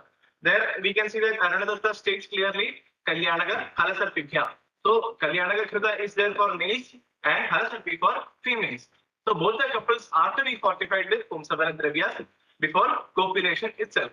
And after copulation, there is no question of giving medicine to the males. So that means by that it is substantiated that if it is given to the female, then the determination, sex determination is not only by male. Then we are going against the modern means, is it so? See, basically, Pumsavana Vidhi is not intended solely towards determination of a sex. Acharya has given equal importance to Daiva, equal importance to other factors which are determinant of the sex. We can't say that it's the only method or it's the method that to determine a sex. Okay. Okay, then when other methods are explained like Rajasolacharya, Garbhini Paricharya and Garbhasthapana and Masanumaska Garbhini Paricharya, then why we want to use the controversial topic for Pumsavana Karma? Like why we want to use the Pumsavana Karma for Garbhasthapanartha? We can use the other methods also and we can skip the Pumsavana. Yes, we can skip the Pumsavana is the point from Vitandavada. We are Why not Pumsavana covered with the aspect that we have to use it under the banner Pumsavana. You can use Vatashunga in the name Vajigara. You can use it in the name Garbhada. You can use it in the name Garbha Samskara. See the drugs and their properties mentioned. The Shashwatatam of Ayurveda is mentioned in 3. Subhava Samsiddhatvad, Anaditvad and Bhava Subhava Nityatvad. So this Bhava Subhava Nityatva, I think it is known to everyone. I am not elaborating on the same. But see, these things can be used under any banner. You can skip the term Pumsavana. You can use Vatashunga without Pumsavana. Going against your Pratigna. Your Pratigna was Garbhadharanasya Pumsavana Ekaika Vaijnanika Margaha. Then you have to follow and stick on to the Pratigna, right? That is what we are debating here. If the word Pumsavana is your issue, then you can skip. Then you can skip the word and use the drugs mentioned in Pumsavana. Yoganatha has mentioned Ashwagandha. He has mentioned Madhulanga. You can use all of these drugs. You can use. Then you can state that Garbhini Paricharya is the unique way of planning pregnancy, not the Pumsavana Karma is the unique way of planning. Garbhini Paricharya, how can we say that Garbhini Paricharya is the planning unique of planning pregnancy? That's what as you said, no, we can use No, the no, Pumsavana again, karma. this question will be taken to Vidantavadins in later time. Okay, you be ready for the answer. Your turn will come Vidantavadins. Okay, how Garbhini Paricharya will be a scientific way of planning pregnancy, especially. Okay, so we'll take the questions of the Pratishthapana against Sthapana now. Vidantavadins, please keep a pause to your questions now. I will take the questions from Pratishthapana against Sthapana. Pratishthapana, do you have any queries against the statement which are given or justified throughout the explanation by the Sthapana group? Pratishthapana. As you have mentioned that we can use different drugs according to our yukti and kala, like drugs mentioned by Bhav Prakash and different acharyas. Okay, we can skip the term Pumsavana. So what is unique for that process? What is the unique for that whole process, that dravya karma together? We are doing that nasya karma, where we are or taking the medicine orally. Why only nasya and that drug is only told together? We can say that drugs are effective and karma is effective. Yeah, they have explained in detail, but they will keep it brief. How the uniqueness of this Pumsavana Vidhi will be the expected answer from the How Sthapana. drug and karma both act together. Yes, they will keep it in brief. Okay, make it in a questionnaire form, not a explanative one. Their question is uniqueness of Pumsavana, Sthapana. Keep it short.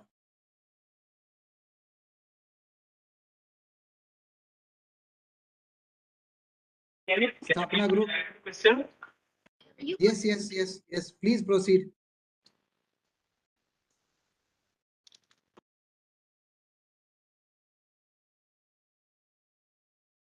Hello, Sthapana group. PG participants. Am I audible? Sir, can Pratishthapana clarify the question? We didn't get the question properly. Pratishthapana. As your group Can said, you put forth the questions once again? I'll repeat my question. As you said that drugs are effective, we can use it by our yukti. Okay,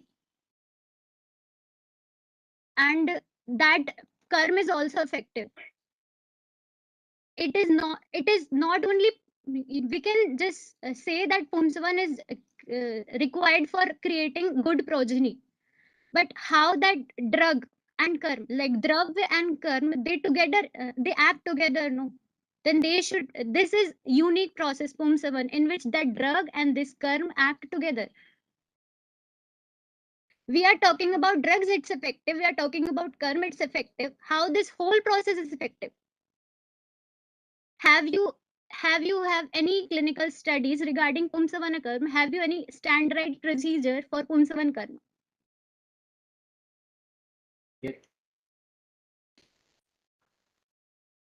I think the one of the questions is how is it the dravya and karma acting together?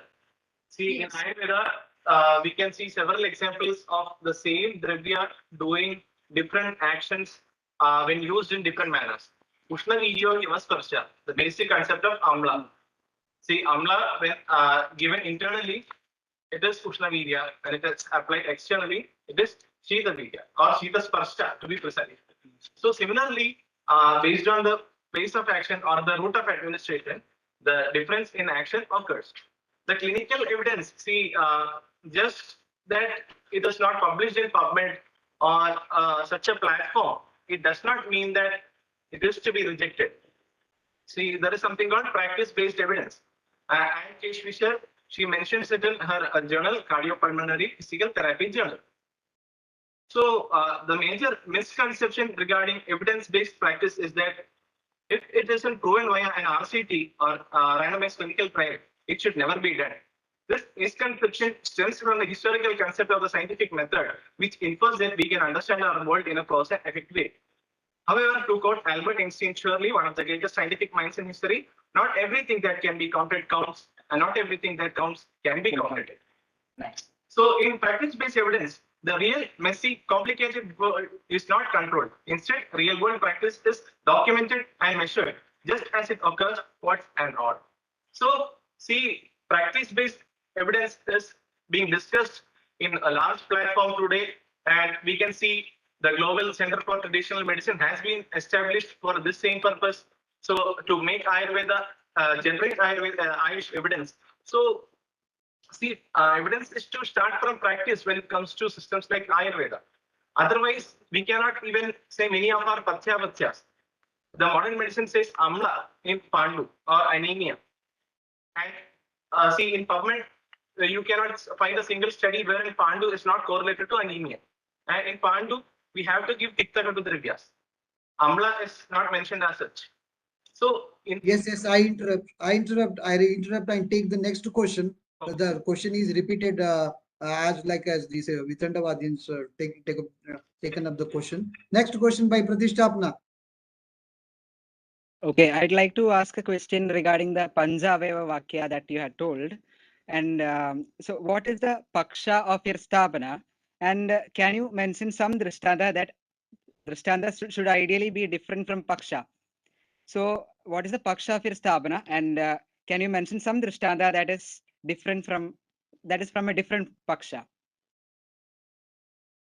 Okay, they have problem with this Drishtanta, which you put forth in the first round.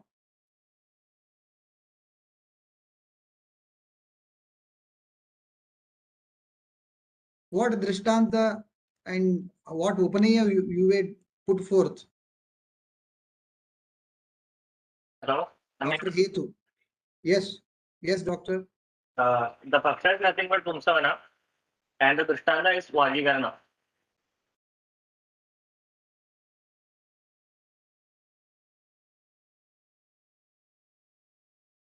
But in Vajikarana also you have taken the same medicine, and here also the same medicine for Pumsavan you are telling. It cannot be an ideal example for the Paksha. They are their point, Pratishtapnas. Okay. Okay, next question, Pratishtapna. Any other questions? I would like to ask is, even if you have told about the Adhikarana Jati Sutriyam, so even if the Adhikarana is there, in Pumsavana, Charakacharya has mentioned Vivartanam Upadishyate. So what do you have to tell on this point? Vivartanam Upadishyate, that is the main objective of Pumsavana. Vivartanam Upadishyate. Do you have any clarification, scientific based, or how you interpret this Vivartana in Pumsavan? Yeah, sir, actually, in that place, Vivartana, of course, gender is indicated there. And see, there the purpose, Linga Vyavartanam, actually change of sex is there. But after that, the regimen, diet, etc. that are mentioned are not only concerned with gender change.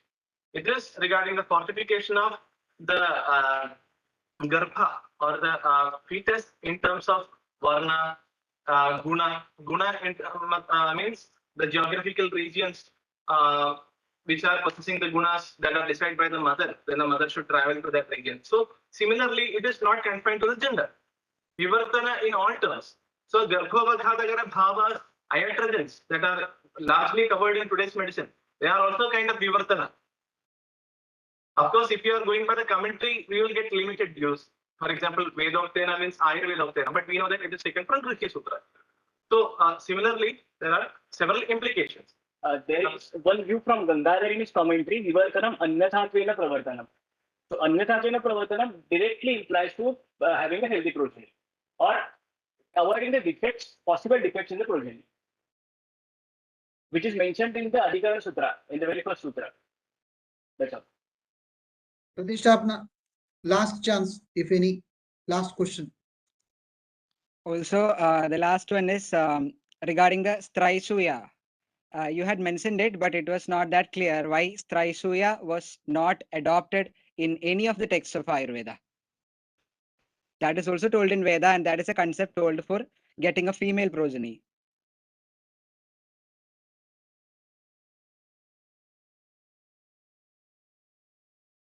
Oh, why your statement is sticking to the getting only male child? Actually, can is it the same question? Okay. Actually, it is not like that. The rights for getting a female child is not mentioned. Actually, we cannot mention each and every sentence in text. That is why it is said in the sutra form. And for elaborating the sutras, we have Tandriktis. So by adopting Arthavati Tandrikti here, it is a Uttanamai Dakshine. And by that, we can imply that if it is done in the left nostril, we can get the female child. Yes, they are strongly sticking to the statement given by them, that is Pumsavana and related things. Okay, now we'll end up this questionnaire round which was against Sthapana. Now we'll take up the questions against Pratisthapana. Vitandavadins, put forth your questions against Pratisthapana and Sthapana. Be ready till then. Prepare some questions which you have heard the statement given by the Pratisthapana in the justification as well as in the first round. Vitandavadins, questions against Pratisthapana, please. First of all, Pratisthapana's entire talk was focused on the aspect of sex determination and sex determination of the fetus. Whereas all the dravyas that are given in Pumsavana are in some way or the other useful for Prajasthapana, and they are given through Nasya and oral route. So definitely they are going to have much more, more effects than just sex determination. So the entire discussion has neglected all the other gunas and karmas of Pumsavana, and they have only focused on sex determination. That is a drawback we would like to point out. And then here we would like to bring in the concept of Arthapatti, where na nattam dadhi bunjita means in the daytime you can have curd. It is understood. So if they say you use the right nostril for a male, it is understood that the left nostril is for the female, and that is a tantra yukti that our acharyas have used over there. You cannot say that it is a male chauvinism, or you cannot point your finger on the acharyas saying that they have created an imbalance or a partiality. That is another flaw we would like to point out. And then they were again and again talking about scientific validity. And they said, see, all the statements given by our acharyas are siddhantas, first of all. So are you going to, it's not that all the Chikitsa Sutras or all the methods, yogas mentioned in Ayurveda have been scientifically proven. So are you going to wait for all these procedures to be proven through scientific research to start practicing? Put your questions in short. What is your question? We are rather pointing out their errors. If they would like to justify, they can justify. No errors question. Put in the form of question, doctor. Put in the form of Based question. on this as a gist, we mean Siddhanta is what we are at. Stapyate Nirnayah. That is Parikshakai Hetu Vishta Sadhayitva Stapyate Nirnayah. They have come to a conclusion and that has been mentioned. When that is mentioned, we cannot tell that there is no scientific evidence to prove that. That means we are going against a Samhita. Is that what Pratishtapana wanted to try by telling out? Okay. They got the point. You're telling that it is not proved, it is not evidence based. Which of the formulations are researched and evidence based? And how you partially tell that this Pumsavana Vidhi is not evidence based? And what about other formulations of the Samhitas? Sir? Yes, please. Okay, we would like to highlight that our Pratitnya was Pumsavana Vidhi is not a unique and scientific way of planning pregnancy. So it is not that Pumsavana should not be practiced. If it should be practiced, it should be scientific or not is a second question. In this era, the definition of scientific does not like the Pumsavana, the features of Pumsavana does not comply to the modern definitions, the definition of scientific that we follow today. Even there are many other things which are not the so-called scientific, but these are practiced. But that should be the individual option of the person as to which method he should choose for improving his health or to treat his condition. It should be scientific or not is the second question. We just wanted to tell that Pumsavana is not a scientific way, unique scientific way. The term we would like to highlight. Okay. Next question. Vidandavadins. Next. During your statements, you mentioned that based on the era we are living, we have to omit certain procedures. So there you indirectly implied that Pumsavana should not be practiced now. And now you're contradicting to your statement. Pumsavana should not be practiced till date because it is not scientifically proven. If we can provide a scientific data, it can be like put on a platform that it can be scientifically proven. The omitting of many other, we didn't tell that we should omit Pumsavana. We were telling about the samskara that should be done to the shastra, and that does not we would not like to focus it only on Pumsavana. There are many other procedures. For example, use of madhya for anesthesia that we have omitted these days. So there are many other practices. So we put that point to emphasize that the shastra should be done samskara according to Desha and Kala. That's it. So can we have the list of samskaras which can be done to the Shastra so that the Pumsavana karma can be portrayed or it can be tried to be portrayed as a unique procedure? And do you think we are greater than the Aptas to do samskara of what they have said? I don't think it will, even the Acharya has told Yuganurupa Parivartanam should be done. The concepts are eternal and Sasvata. So based on the concepts, we can use the modern technologies and the modern available dravyas for fulfilling the concepts and to implement those procedures, those concepts in our daily practice. Talking about yugas, we are now in Kali Yuga and Kalau Vagbhatanama. Yes. Addition, re-addition, revalidation, all are important to the statements. For already we have considered the statements of Apta Purushas, Apta Pochanas, but still the revalidation and acceptance in present era is needed is the point from the Pratisthapana. Okay, next question. If any from Vitandavadins, otherwise we'll take the questions from Sthapana against Pratisthapana. Sthapana, do you have any questions or queries against Vitandavadis have some questions, sir. Vitandavadis have some questions. Please. Yes. Please complete. See, Katida Purushya says, Yathasven Atmanatmanam Sarva Sarva Suyonishu Prane Tantrete Prani Nahi Anyaha Asti Asya Tantrakaha. Very clearly has mentioned that there is no other fact, it is only the karma which is determining the yoni or the next birth. But you have raised a point of Ishwarecha. There I would like to ask you what you meant by Ishvara Icha, and Daiva is Purva Janma Kritam Karma Daivam. It is not related to Paramatma.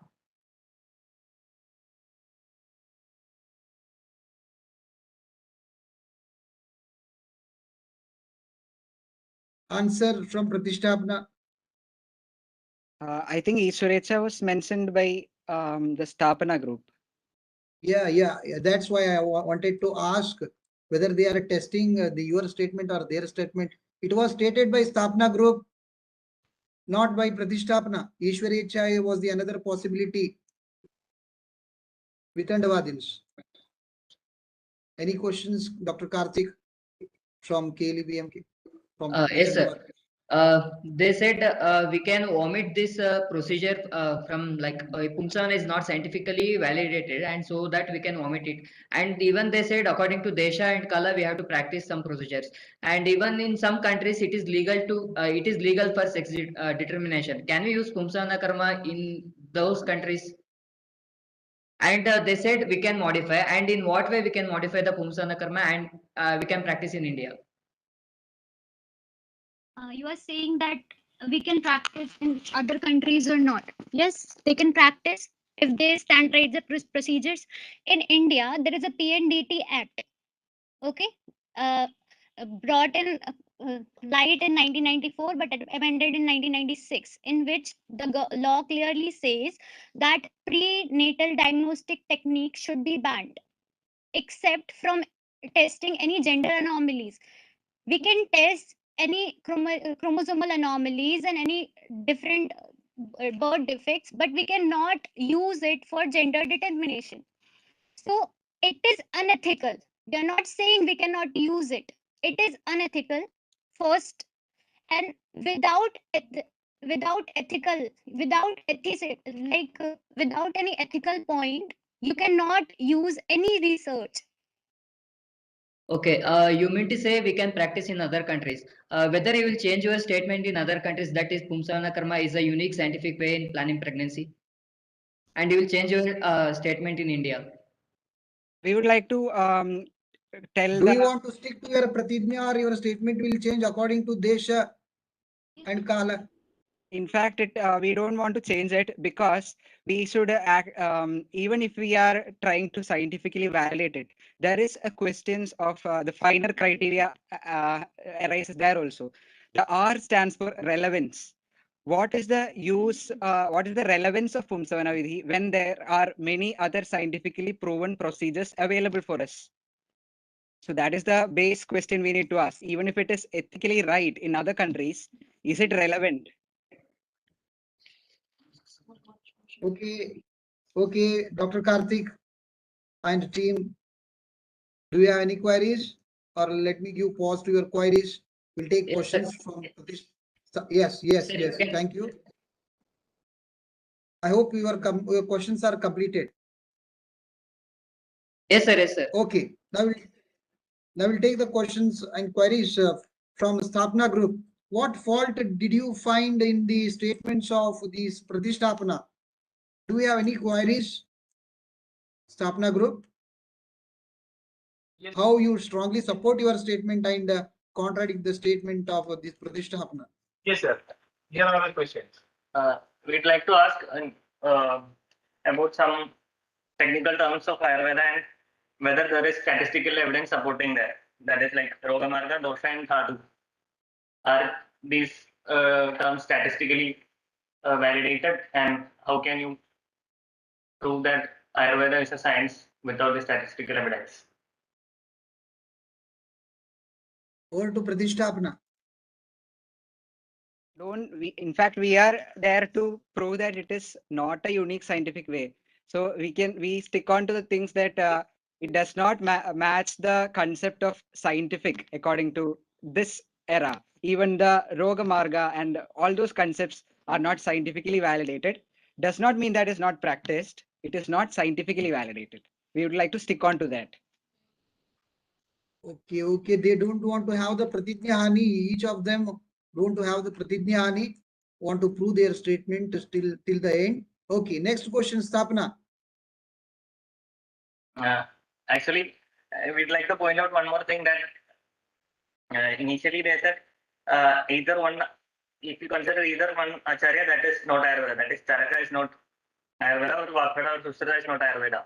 And we had a point that Charaka, in his opening statement in Jati Sutri Adhyaya, he says that the karma is for begetting a male or female child. And the Pratisthapana group said that in Charaka, the term or the statement that Vame Duhitra Kame is not mentioned, and thereby our statement is not valid. So that is contradicting to the earlier statement that Charaka is the not only one Acharya in Ayurveda. So that is a Pratigna Hani from their part. As we are dealing with Pumsavana, we needed to check all the available textbooks and question it. And only then we can find the scientific correctness of that. For that only, we asked about the Vivartanam Upadishyade of Charaka. And still we are not telling that what Charaka told about Pumsavana is the ultimate thing that is told in Ayurveda. Okay, and I think the Pratishthavana group, they were clinging on to the point standardization, SOP, etc. In Ayurveda, other than Panchakarma, even I would say even for Panchakarma, there are multiple SOPs in India that are conflicting in nature. In South India, the prawn procedure is not used for Panchakarma, whereas in North India it is used. So with Ayurveda incorporating so much of heterogeneity within itself, how can we say that an SOP is needed for, of course, SOP is needed, but see, when all the procedures are in a developing mode, how can we say that Pumsavana should not be used since it does not have an SOP or a standardized procedure? That's the question. Can you please just repeat the main question once more? Yeah, actually, the Keep it short. Keep it short. Yeah. Keep it short. Pumsavana was not recommended for use since it did not have a standard or SOP. It was not standardized. So with most of the Ayurvedic procedures today not having an SOP, how can we say that Pumsavana alone should not be practiced? See, we do not have, of course, Ayurvedic standard treatment Yes, guidelines yes, are. there are many procedures which don't have SOPs.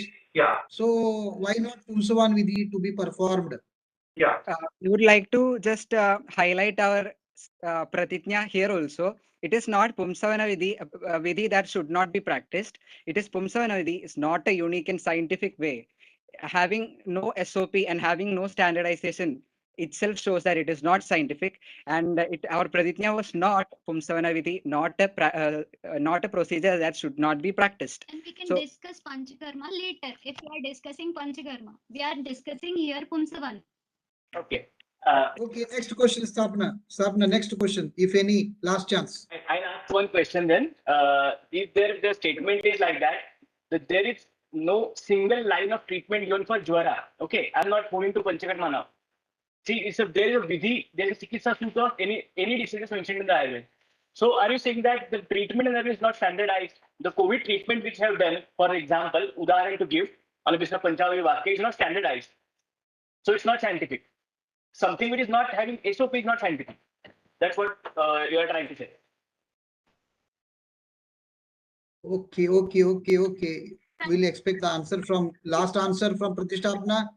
Then we'll have queries against Vitandavadins, if any. I'm saying something that is not ethical is also not should be practiced. No. Standardize, we can just, okay, you are telling Panchakarma is not standardized. Okay. Panchakarma is ethical. Is Pumsavana ethical? Panchakarma has given specific ethical guidelines. There are arha anaras for Panchakarma also. Okay, it's not like that any patient will be given Panchakarma. So ethical guidelines. Yeah, there are arha rogis and anarha rogis. Okay, so this all comes under the ethical and non-ethical, etc. All are having ethical issues and non-ethical issues, etc. So here we hope the questions are from Stapna are paused, or if any, still. Yes, sir. Actually, if we are to be more precise regarding the pratiknya, it is not Pumsavana as a sex selection method. It is a unique and scientific way for planning pregnancy. And the point you have been highlighting is that as a sex selection method, its ethical concerns all are occurring when it is a sex selection method. If you are addressing a public health problem called infertility or difficulty in conception, then what is the ethical issue of Pumsavana? Okay. I think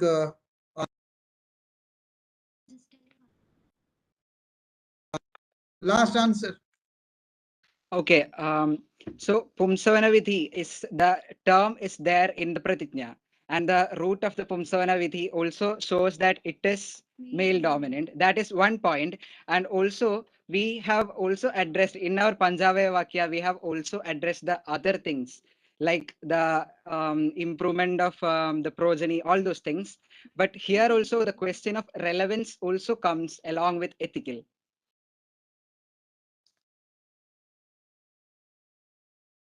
Okay. We'll end up with the questions from Stapna here. Hope Pratishtapna also satisfied in answering and satisfied the Stapna in questioning. Okay. So any questions are there against Vitandavadins from Stapna and Pratishtapna? Do you have any queries? If any, if you want to put, otherwise we'll move to the next session. Okay. Thank you everyone, Stapna, Pratishtapna and Vitandavadins. Okay. Now we'll take the audience queries. There is a query to Vitandavadins. One second. Okay, proceed. What is your question against Vitandavadis? They have put a point like inclusion of some procedures like Garbhini Paricharya or Basanumas Kashayas in this case. So can you just clarify the inclusion of these procedures for having a healthy progeny or planning a pregnancy? Our major point was that through Garbhini Paricharya, we can go for Garbhadharana. That is what your pratignya was. Garbhadharana se Pumsavana. Then along with that, other things are also there like Rajaswala Paricharya, Garbhini Paricharya, that is Masanu Masika Paricharya, Then again, even going for all Snehadi Karma, what is mentioned according to Ashtanga Sangraha, all of these as a whole is helping for Garbhadharana and Garbhasthapana. That is what our point was. It was not alone ki leaving Pumsavana Karma, we are supporting Garbhini Paricharya for a healthy project. Okay, I think Garbhini Paricharya is not for planning pregnancy. See, there is no relevance for a Garbhini to do, sorry. It's for Garbhasthapana, Yeah. for maintaining a healthy progeny and for a healthy progeny to be attained. What?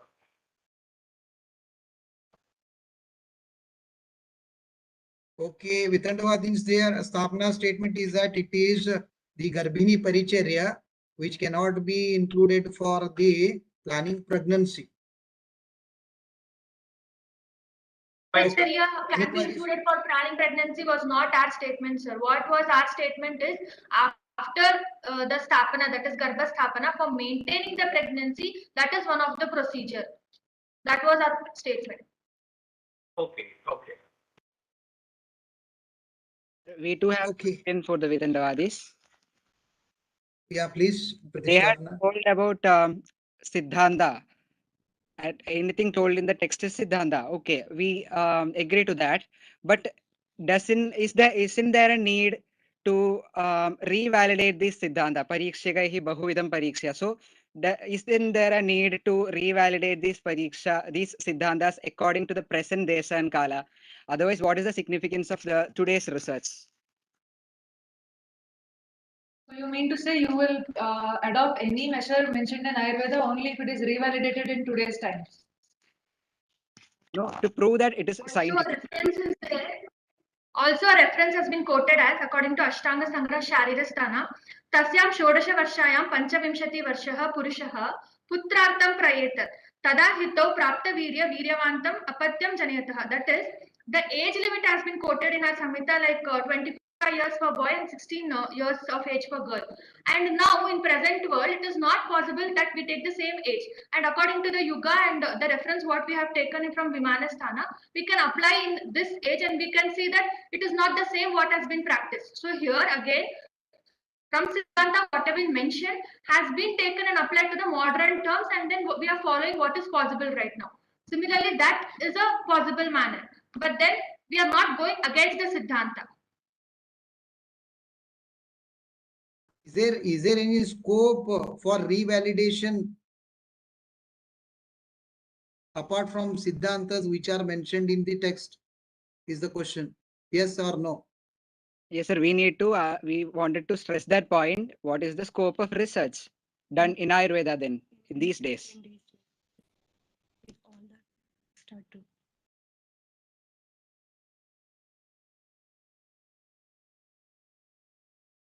I think that is applicable to so many other Siddhantas mentioned in Ayurveda, not only to Pumsavana.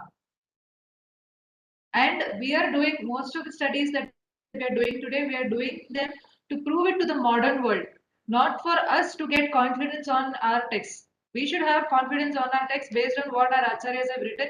These all the studies that we are doing today are for proving that our principles are right to the modern world.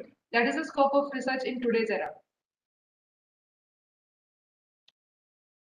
Okay, we'll give pause for the today's discussion. Now we'll move on to the next session. Thank you, Sthapana Group, Pratishthapana Group, and Vitandavadins for elaborately holding this debate for more than 2 hours. Now we'll take the audience inputs. Any audience want to share their opinion or queries, if any, in the assembly hall, in the assembly? I think Dr. Rajshekhar. Hello, sir. Rajshekhar Tukkanti. Hello, sir. Am I audible, Namaste, sir? Namaste, sir. Okay. Yes, sir. Can you put your valuable inputs in this assembly? Okay, sir. First, all my queries are related to the Pratisthapana group. First of all, from the above discussion, it is clear that the story of the Pratisthapana group is revolving around the some terms, that is, Punsavan Karam is not scientific as it is not validated. It is not a unique method, and it is unethical because it is gender specific, or in future or we can say the bad consequences of this Punsavankara is gender discrimination. Am I right? Am I right? Pratishtapna group, please respond. Yes, sir. Yes, sir. Okay, ठीक है. So first of all, we take this term, that scientific term. What do you understand by scientific? Are you taking the Punsavan as on the mode of Panchakarma therapy or the therapy, or as a practice? First of all, you tell me. Because if you are taking it as a mode of the Panchakarma, so as the Sthapana group has said that there are lots of SOP regarding the Panchakarma also. So in the Falashruti of Rasayan Karma, Falashruti of Vajikarana, Falashruti of the Panchakarma, there are lots of terms like Lakshmi Vanta, Sobhagyavanta, and Swar Shuddhi. So can we say that after the Rasayan Karma or the Shodhan Karma, the person can become a Anil Ambani, or we can regenerate the voice of the Lata Mangeshkar? Because sanskar is a practice. And first of all, that practice, you should convert that practice into the therapeutics. And after the therapeutics, you can generate the evidence in the favor of that. So using this term and that Punsavan karma is unscientific, it is not truth. Secondly, you are focusing on the uniqueness, that is unique. So in the Sharir Sthan of Shushruta Samhita, the shlok number 28, the Acharya Shushruta has said that vikalpa evam chaturtayam shashtayam ashtayam dashmayam dadushayam chaupayaditi putra kama. It means if you want a boy baby, or if you want a girl baby, then you can choose a particular tithi, that is samatithi for the boys and vishamatithi for the girls. And even you also does not focus on the putreshti yaga, which is the gender specific. And that Putreshti Yaga is mentioned by Acharya Charak, and as lots of references are given from the epics also. So I am also giving the reference from the Balmiki Ramayana, in which the Rishi Rishyashrang performed the Putreshti Yaga for Maharaj Dashratha. And in Mahabharata, the Putreshti Yaga is performed by the Ayaj Muni for the Raja Drupad, to produce to obtain or to elicit a boy baby, that is Drishtadumna, to take the revenge from his enemy Dronacharya. So when the Putriyashti Yaga and this tithi, different kind of tithi is available to elicit a gender specific progeny, then why you are saying that the Punsavan sanskar is the only sanskara which is responsible for the which is gender specific? And third one is, you are saying that a Punsavana is gender specific, that is why it is unethical. So I want to share a discussion which is happened in the, I think it is in 2013 and 2014. There is a MP, that is member of parliament from the Madhya Pradesh, whose name is Mr. J.D. Tyagi, who raised a controversy and said that a drug which is manufactured from the Divya Pharmacy or Patanjali Yogpith should be banned, as it claimed that if you take that medicine, then it will give you a baby boy. And do you know the name of that drug? Can you tell me, Pratisthapana group? Yes, it's Putra Jivaka. Yes. And in this Putra Jivaka, and then he said that that banned this drug because it is gender specific. Then Ministry of Ayush and Acharya Balakrishna and lots of orators from the Sanskrit, Vedic sciences and Jyotish Shastra clear that the meaning of Putra is not a son. I will give the references of all this. There is a first references in Garud Puranam and in Varaha Puranam. There is a different kind of narkas, and the Pun is one of the narka. So the progeny who can save his or her parents from that narka, that Punna narka. Tra means to preserve, to save. That is Putra. In Devi Bhagavad Purana, the definition of Putra is Jivato Vakya Karanat Shaye Bhuri Bhojanat Gayayam Pindadanacha Tribhi Putrasya Putrata.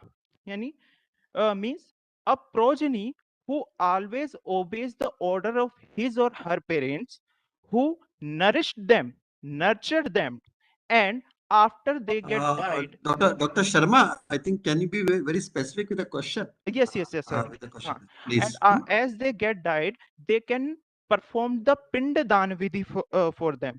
So all these karma, according to Vara Puran, both either it is either female or male can perform it. So there is a no. So here in Pumsavana, Puns means is not the putra. And I am also quoting some. There are the three types of sanskara. That is dosha marjana, atisha adhana, and hinanga purti. And there is also the complementary sanskara of this Punsavan sanskara, which is known as anavalobhanam sanskara, which is performed just after the Punsavan sanskara. And this sanskara is the definition of this sanskara is yena karmana jato garbho navlupyate tadanna avalobhanam. Means all these sanskara, that is Punsavan sanskara, Anavalobhan sanskara, and after it the Simantonayan sanskara. The triad of all these sanskara is just for a good baby, not for, it is not gender specific. And you can consider the Sanklayan Sutra, you can also consider the Ashulayan Sutra, you can also consider the Koshataki Sutra. Never, no Acharya, even science also does not support that this Punsavan Sanskara is related to the Putra Utpatti.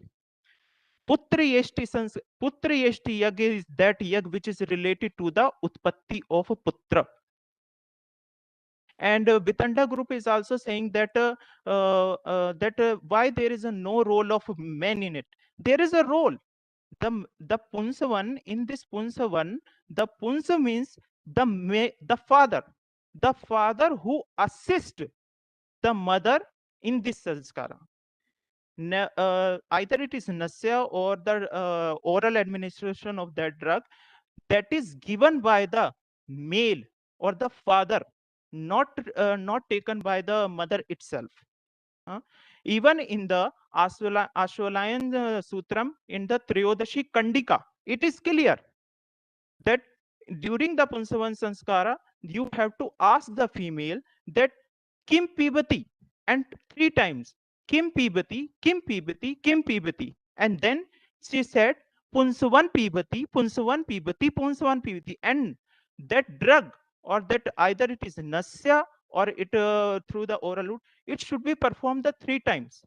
And you are also get surprised to know that there in Dharma Sindhu, and according to the Acharya Vigyaneshwara, and according to the Acharya Maharshi Devala, during the whole reproductive phase of a woman, only once time is enough. One time is enough to perform this Punsavan Sanskara. So in the later pregnancy, there is no need to perform this Punsavan Sanskara, Anavalobhanam Sanskara, and Simantonayan Sanskara. So this is, and there is also the Dharma Sindhu, which says that the Punsavan Sanskara is Matra Kshetra Sanskara, in which we make the uterus appropriate for the growth and development of the progeny. So it is not related to the gender. So there is no ethical issue in the Punsavan Sanskara. So I tapered my words with these. Thank you very much. Thank you so much for your important shlokas as well as the references you have taken and put forth in the assembly. Thank you so much for your valuable opinion on this topic, sir. Now I'd like to take the opinion of Dr. Reena Arora, madam. Another Namaskar, sir. audience. Yes. Namaste, madam. Namaskar, sir. Thank you for inviting me and giving me this opportunity to speak here and so esteemed, knowledgeable persons. And I wish all the dignitaries present here. I am speaking from Delhi and I am a practitioner. This was very good session on Pumsavan Sanskar, and I will like to share one thing that this can be done in those people in which there may be some genetic problem which is inherited in girls only. So we can suggest that Pumsavan Sanskar in those people.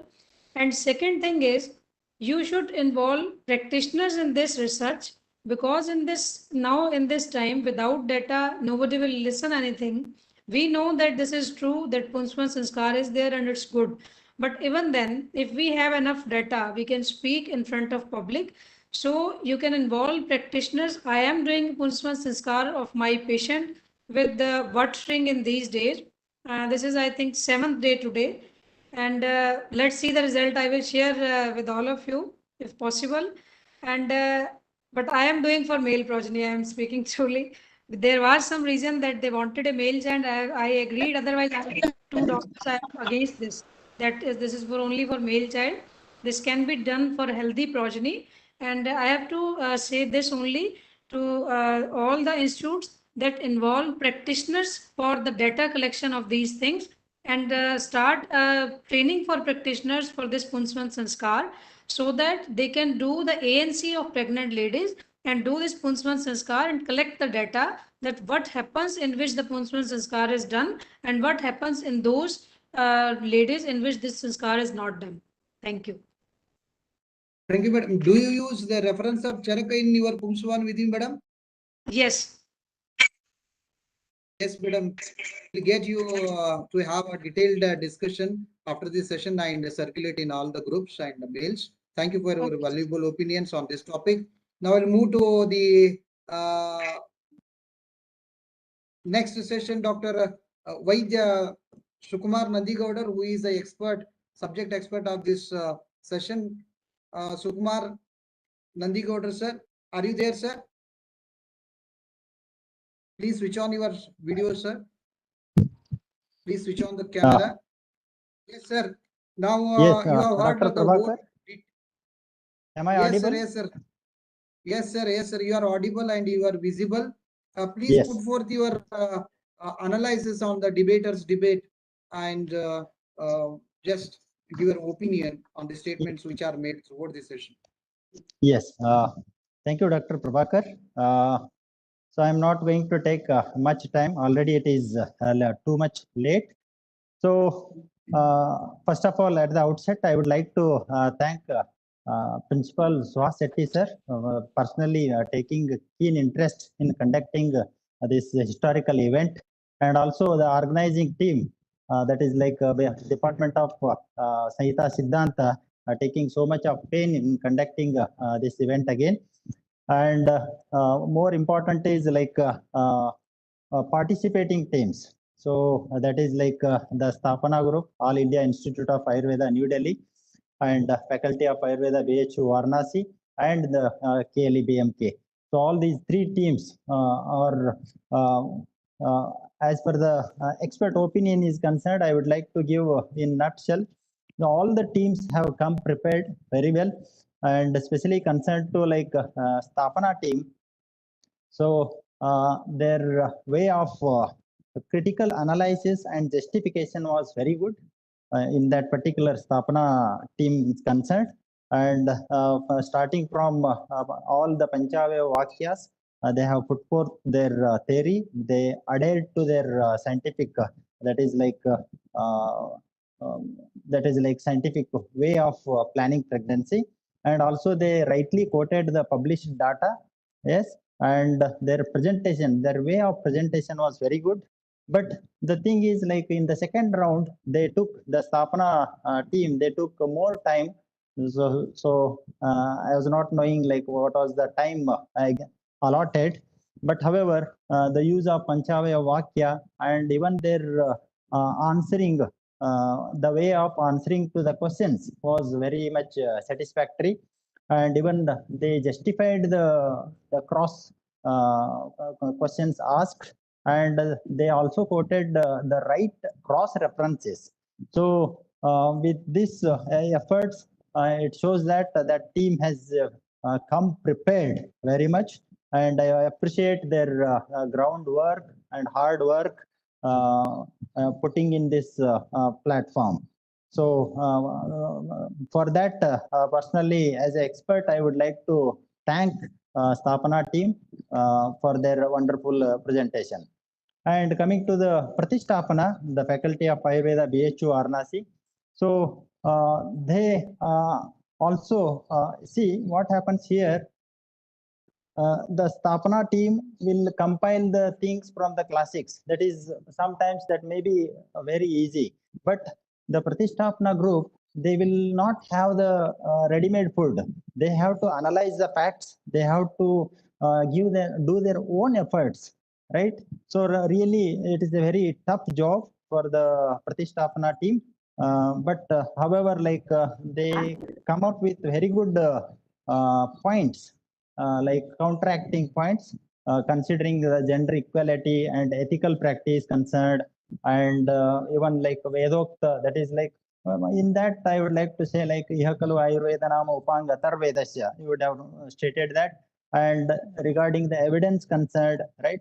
And what you stated at the end, like avaidnanikatva and anaitikatva, it's very good point against your team.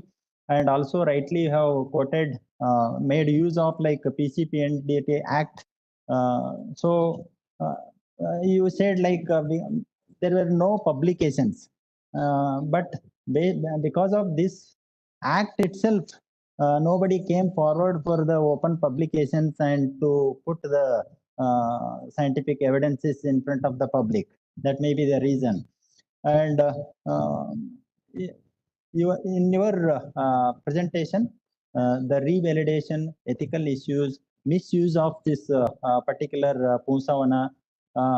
So considering all these, your performance was very good and very much appreciable. And coming to the Vitantavada, the KLE BM Kankanwadi Ayurveda Mahavidyalaya.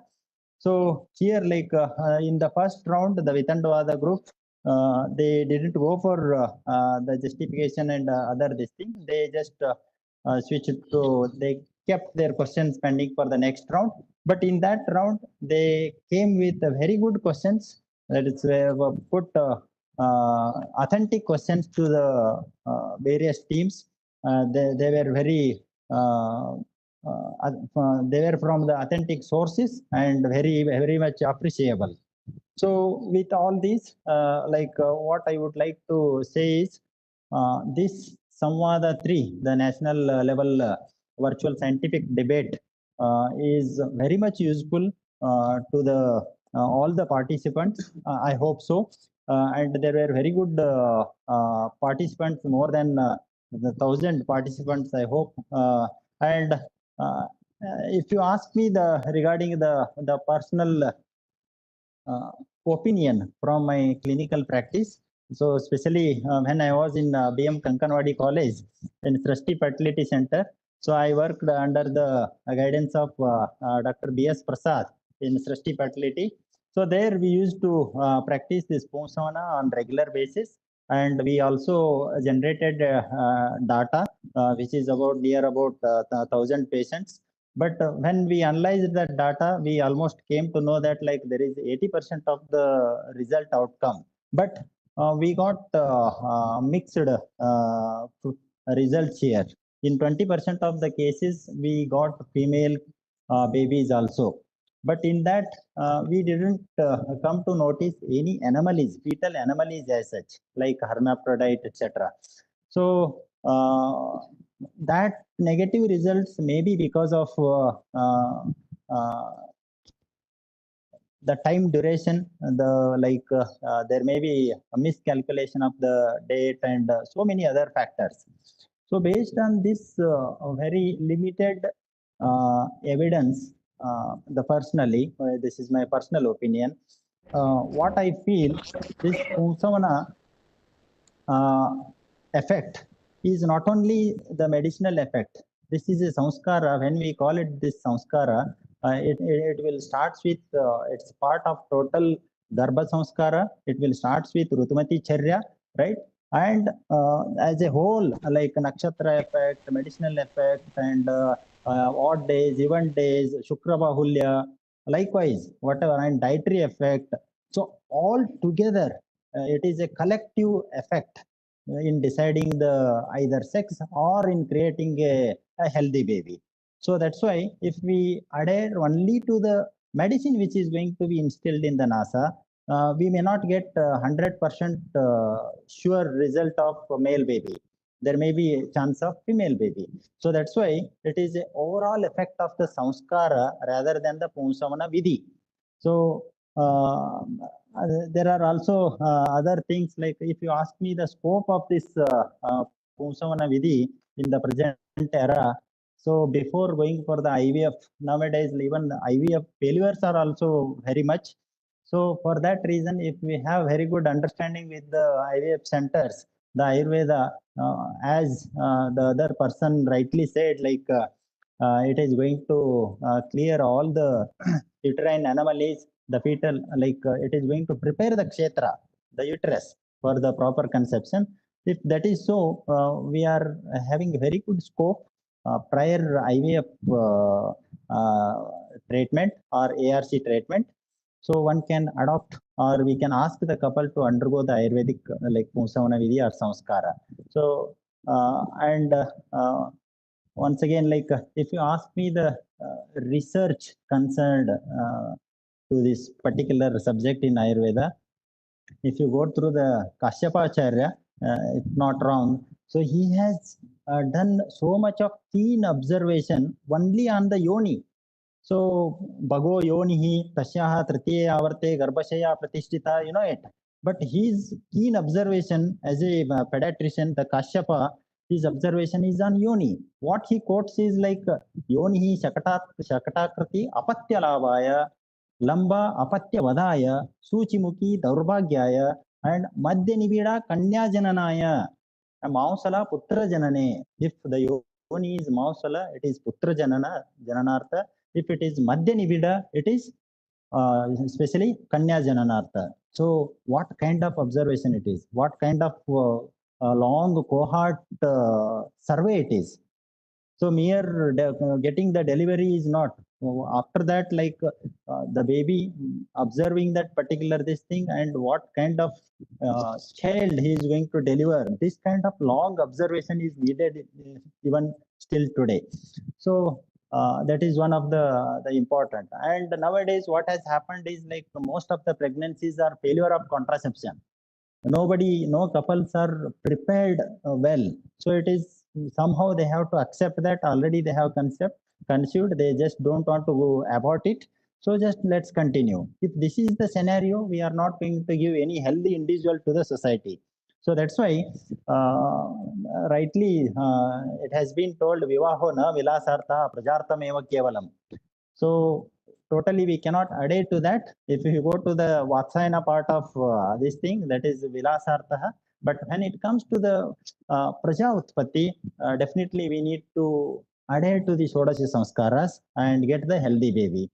So again, like in this entire presentation, the total debate was oriented towards the genetic component concerned, how it is going to alter the chromosomes. So we come across lots of Y chromosome micro deletions and translocations, right, in leading the fetal anomalies as well as like the certain genetic disorders.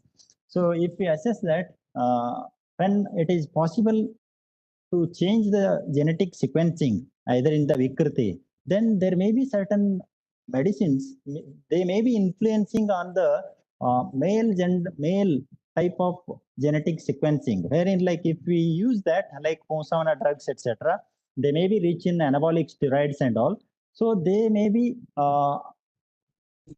propagating towards the having that male type of tendency genetic sequencing. So that's why they have started with Rutumati Charya, wherein it starts with the prophase 1 stage of that meiosis, wherein they are going to trigger from that time itself. So again, like if we come to the especially practice of sex determination concerned, no doubt PNDT Act it oppose it, but however, as per the classics is concerned, the all the teams have rightly quoted the authentic references. So based on that, like what we call is like one is chromosomal sex and gonadal sex and psychological sex. So in this, the chromosomal Shukra Shonita Jiva Sanyoge, at that time it is decided, right? So that's why prior to that, all of the Garbhaya, if you go to the Sushruta's reference, all of the Garbhaya, if you practice this Pumsavana before the conception itself, right, then you may trigger that kind of genetic sequencing to have the male child, right? That is like chromosomal this thing, what I said, like the genetic sequencing.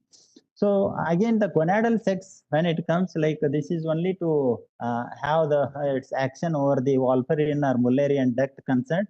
So here, what these Pumsavana drugs are going to act on particularly, maybe because of the underlying phytosteroids like testosterone, and again like Mullerian duct inhibiting factor. So these two are going to play important role in the gonadal this thing, like alter the sex, that is gonadal sex concerned. And last comes like psychological sex.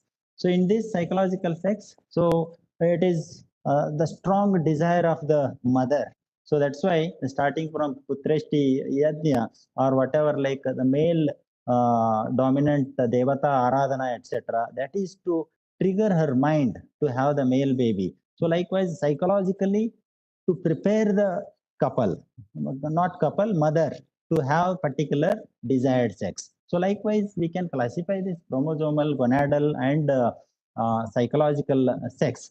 So that's why the Acharya Sushruta, probably he might have told like all of the Garbha Pumsavana, that is especially to have the, for that reason, we may have estimation of the hormones from the couple, mother and this thing, and we can think of whether it is going to act on the master sex determining gene.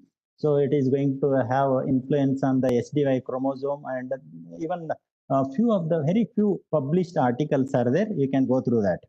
And as one of the team suggested rightly, very few publications are there, like 8 out of those, like the clinical trials are very minimal.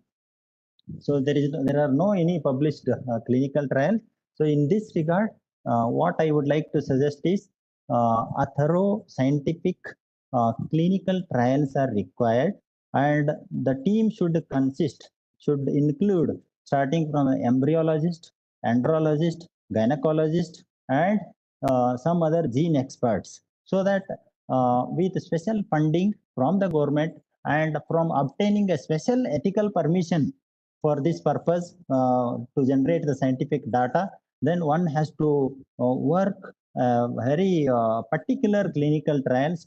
Then only we can come up with scientific evidences, and we can say that it is an evidence-based medicine. Otherwise, it is not possible. Simply, we are going to debate like this, right? But we have to remember the mere practice of Pumsavana and getting the male baby is not enough.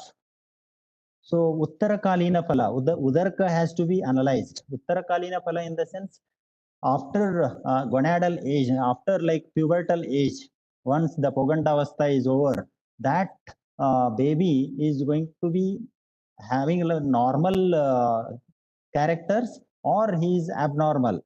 Any abnormal sexual perversion is there. Whether he is having Dvireta, whether Napusaka, whether Chanda, or Kleba, or Puman. So this kind of presentation is there or what? That has to be long survey has to be done. So sorry for taking much time. So this is how like this scientific debate, Samvada 3, created a milestone in the particular in the field of genetics, what I feel. So based on this debate, many young minds are triggered, and they will show keen interest in taking the some of the clinical trials in the field of genetics. So I hope like many senior scholars will guide their PGs and PhDs to take up certain clinical trials with special ethical permission, considering the PNDT Act also. So with this, I would like to thank once again for giving me this opportunity. I can conclude my remarks. Thank you, one and all. Thank you, sir. Thank you, Dr. Sukumar Nandigodar, sir, for your elaborative justifications and evidence-based research what is required and the funding what is required, and whole assembly is enlightened with your words. So thank you very much for your remarks on the debaters' debate. Thank you, sir. Thank you once again. Sir, now we'll move to, before moving to have the opinions of mentor, we'd like to have the opinions of one of the eminent practitioner on Pumsavana, want to share his experience, Dr. Rajshekhar Tukanati, sir. Sir, are you there? Can you share some experience on?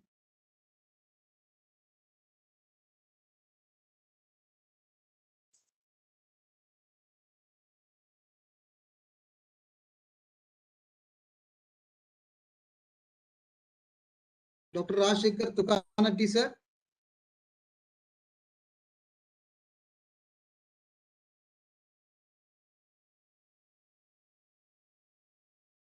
Okay, I think we unable to search his name. So we'll move to next session. We'll take the opinions of mentors now. So I would like to invite Dr. Professor Mahesh Vyas, Dean AIIA New Delhi, to give his remarks on this today's debaters and today's debate. सहस्राक्षं गणाधीशं स्वगुरुं च सरस्वतीं जनकं जनयित्रीं च शास्त्रादो प्रणमाम्यहम्. Namaskar and a very good evening to all. First of all, I want to say that I am really very glad to be a part of this scientific competition. Earlier also, I have been a part of many debate competition, but to my wonder, this one is definitely a very unique and different concept which has been put forth with us by the distinguished thinkers of Shri BMK Ayurved Mahavidyalaya, Belgavi. For this, I really congratulate them, and I also admire the creative minds behind thinking and implementing of this concept. I also appreciate the entire Samhita and Siddhant department of the Institute for very beautifully and excellently executing the concept of this competition. This is indeed a very innovative concept, and I believe that other institutions also should think of such Samhita-based ideas in the interest of Ayurveda learning and understanding. Honestly, I thoroughly enjoyed it a lot. The entire session was so enriching. Furthermore, I am also very much delighted to have with us the most knowledgeable persons who are the part of this program, Professor K.N. Dwivedi ji, Dean Faculty of Ayurveda, IMS BHU, Professor B.S. Prasad ji, NCISM Nai Delhi, Dr. Suhas Kumar Shetty ji, Principal of the Shri BMK Ayurved Mahavidyalaya, Belgavi, and my fellow mentors of this competition, Dr. Shashirekha ji, HOD Department of Samhita, Banaras Hindu University, Varanasi, Dr. Praveen N. Birdi from BMK Ayurved Mahavidyalaya. I also congratulate to all the young and intellectual participants who have participated so confidently in this competition.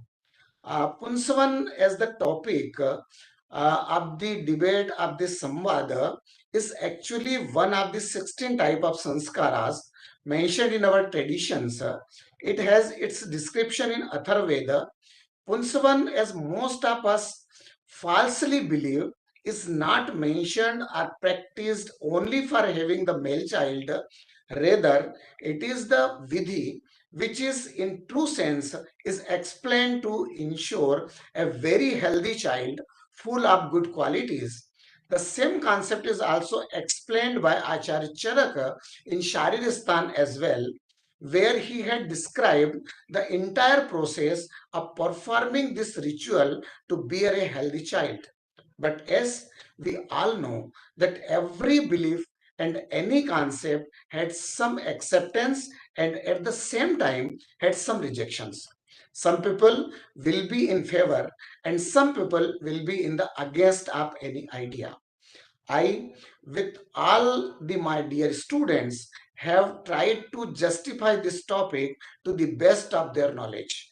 But since every positive has its negative part also, which has been very excellently presented by other teams, guided by Dr. Shashirekhaji and Dr. Pravinji, excellent concept of presenting the topic in terms of Pancha Avyava Vakya has been the most distinguished part of this competition, and I am very happy for this.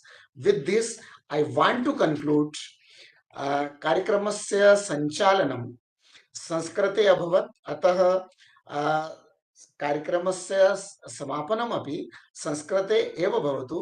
एतदर्थं केली आयुर्वेद महाविद्यालयस्य द्वारा समायोजिते अस्मिन् तृतीय संवाद कार्यक्रमे समुपस्थितानां सर्वेषाम् अहमपि हृदयेन स्वागतं व्याहरामि।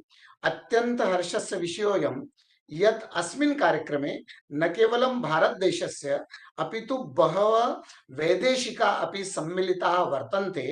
अहं हृदयेन साधुवादं पाठयामि केएलई आयुर्वेद महाविद्यालयं प्रति कार्यक्रमस्य अस्य अतीव साफल्येन आयोजनार्थं। चरकोक्त वादमार्गम अनुसृत्य विविध विषयाणां स्थापना प्रतिष्ठापना वितंडा यदि विद्यार्थी पक्षतः भवेत् तर्हि महान आमोदस्य विषयोऽयम् अस्माकं कृते। अद्य अस्मिन् कार्यक्रमे 1,000 जना भागं गृहीतवन्तः इत्यपि सर्वस्य कृते गर्वस्य विषयः। डॉक्टर सुकुमार महोदय अद्यतनीय विषय स्थापितवान्, तदपि सर्वेषां कृते मार्गदर्शकम् आसीत्। अहं कार्यक्रमस्य आयोजकानां प्रति अतीव कृतज्ञोऽस्मि इत्येव उक्त्वा अहं विरमामि। नमस्कार।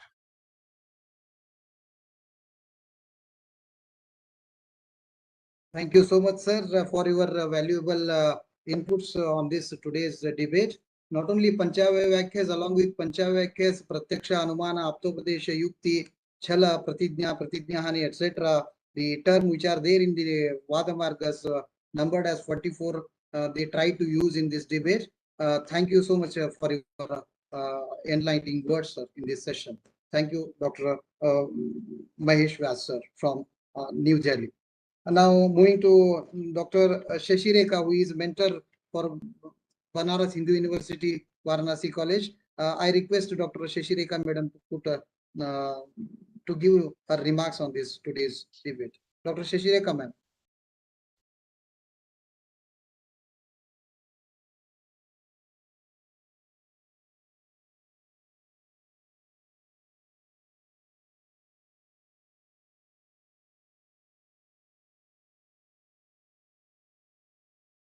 Is I'm audible? You are audible, please, madam. Please go ahead, madam. Please proceed. Namaste, everyone. First of all, I want to thank Kelly University and principal of the Kelly College, Dr. Suhas Kumar Shetty, sir, for choosing our institute as a part of this debate competition. And respected Mahesh Vyas sir and B.S. Prasad sir for being a part of this debate competition. Just being a mentor in this competition, I want to put forth few words regarding this because we all are around this Ayurvedic concepts and we are much more many times we become failure in the practice aspect and the topic given as it is not a scientific way, unique scientific way, that is the pratishtapana, that is the topic which is allotted while presenting. If if knowingly or unknowingly, if anyone, if it is wrongly conveyed, I am extremely asking excuse for that. We are not against to the Ayurvedic concepts, but revalidation and re-establishment of the concepts is very necessary in this growing era. And when it is not documented, that means we have not done. So in this period, the presentation, the publications are very, very necessary to reach the scientific community, so that they can also accept our concepts, so that we can establish our science in a better way in this society. And until and unless these all will, we will not take up as a clinical studies, the Siddhantas will not get established. But we cannot able to take the clinical study also, because we stuck with our system. Many rules and regulations are there, and we are stuck with rules and regulation. We cannot able to take up the clinical study. So here many of such concepts are vanishing from our samhitas, because no one is there to convey that in a right way. And also we are having lack of data. We are not telling the whatever concepts are giving, it is wrong. It is like lack of data is making us to be one step behind to this. So with this remarks, just I want to thank once again for giving me this opportunity and taking our institute as a part of this debate competition. I'm very much thankful for the university, Kelly University, and I wish you all the very best, that such type of activities still continue in the leadership of your great visionary V.S. Prasad sir and Suhas Kumar Shetty sir. And with this, I want to thank Savita Patshetty madam, and also Praveen sir, and also Dr. Sukumar ji for commenting and for communicating in a because to this extent, whatever today is happening, 1,000 delegates, and around 3 hours, the discussion, whatever happened before to this, there was many exercise has been done by Prabhakar ji and other team. 2 times they have communicated with us, and even the pre-procedure they have done, and how to sit, how to organize, everything they have communicated.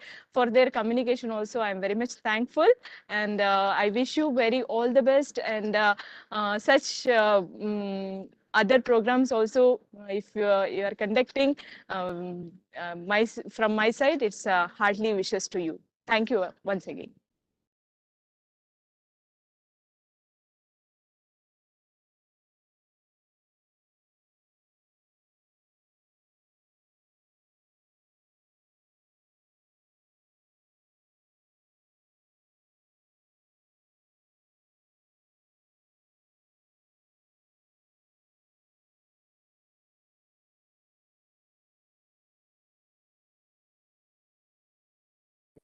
Okay, sir. Thank you, madam. Thank you so much for your valuable inputs and thoughts which are shared in this debate. So we'll move on to the opinion of Dr. Praveen Birdi, sir. I think Dr. Tanuja Nesri, Director of AIIA, will shortly join. So we'll request Dr. Praveen Birdi, mentor of KELI BMK, to put his opinion on this today's debaters debate. Dr. Praveen, sir. Good evening, sir. Am I audible, sir? Yes, yes, sir. Please proceed.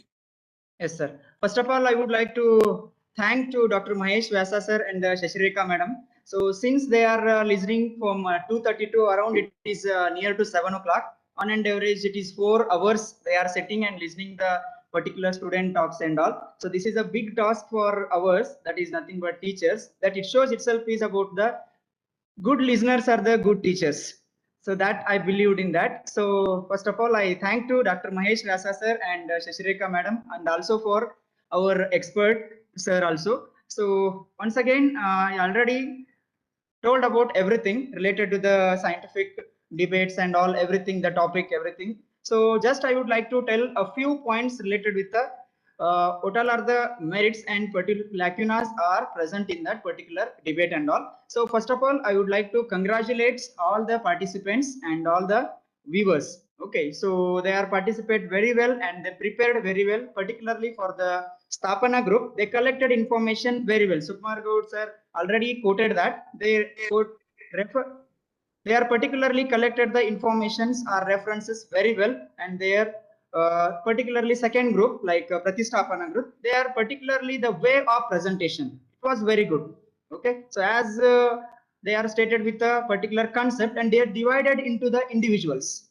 They divided the concepts and individual. They stated as particularly within short of time only. That is their strength point. So coming to the Vitandavada itself, so I highlighted with one quote the particular Vitandavadas and all. Evam etannaham cha apyam evaham chaitanyam cha anyataha pratyuchar bhavaham statraham vitandam vai parasparaham. That itself is nothing but they are particularly stick on to this particular shloka. That is nothing but they are not against, they are not for particularly supporting. Their Vitandavada statement is based on this particular line itself. They very well participated, and once again I would like to congratulate all the participants and all the groups. The Lakina itself is nothing but time management, and few of are not stick on to their Pancha Vayavakyas. Other than that, everything is good and all our participants are done very well. I thanks once again to the and congratulations once again to the participants and also the mentors who trained very well for the debate and all. Thank you so much.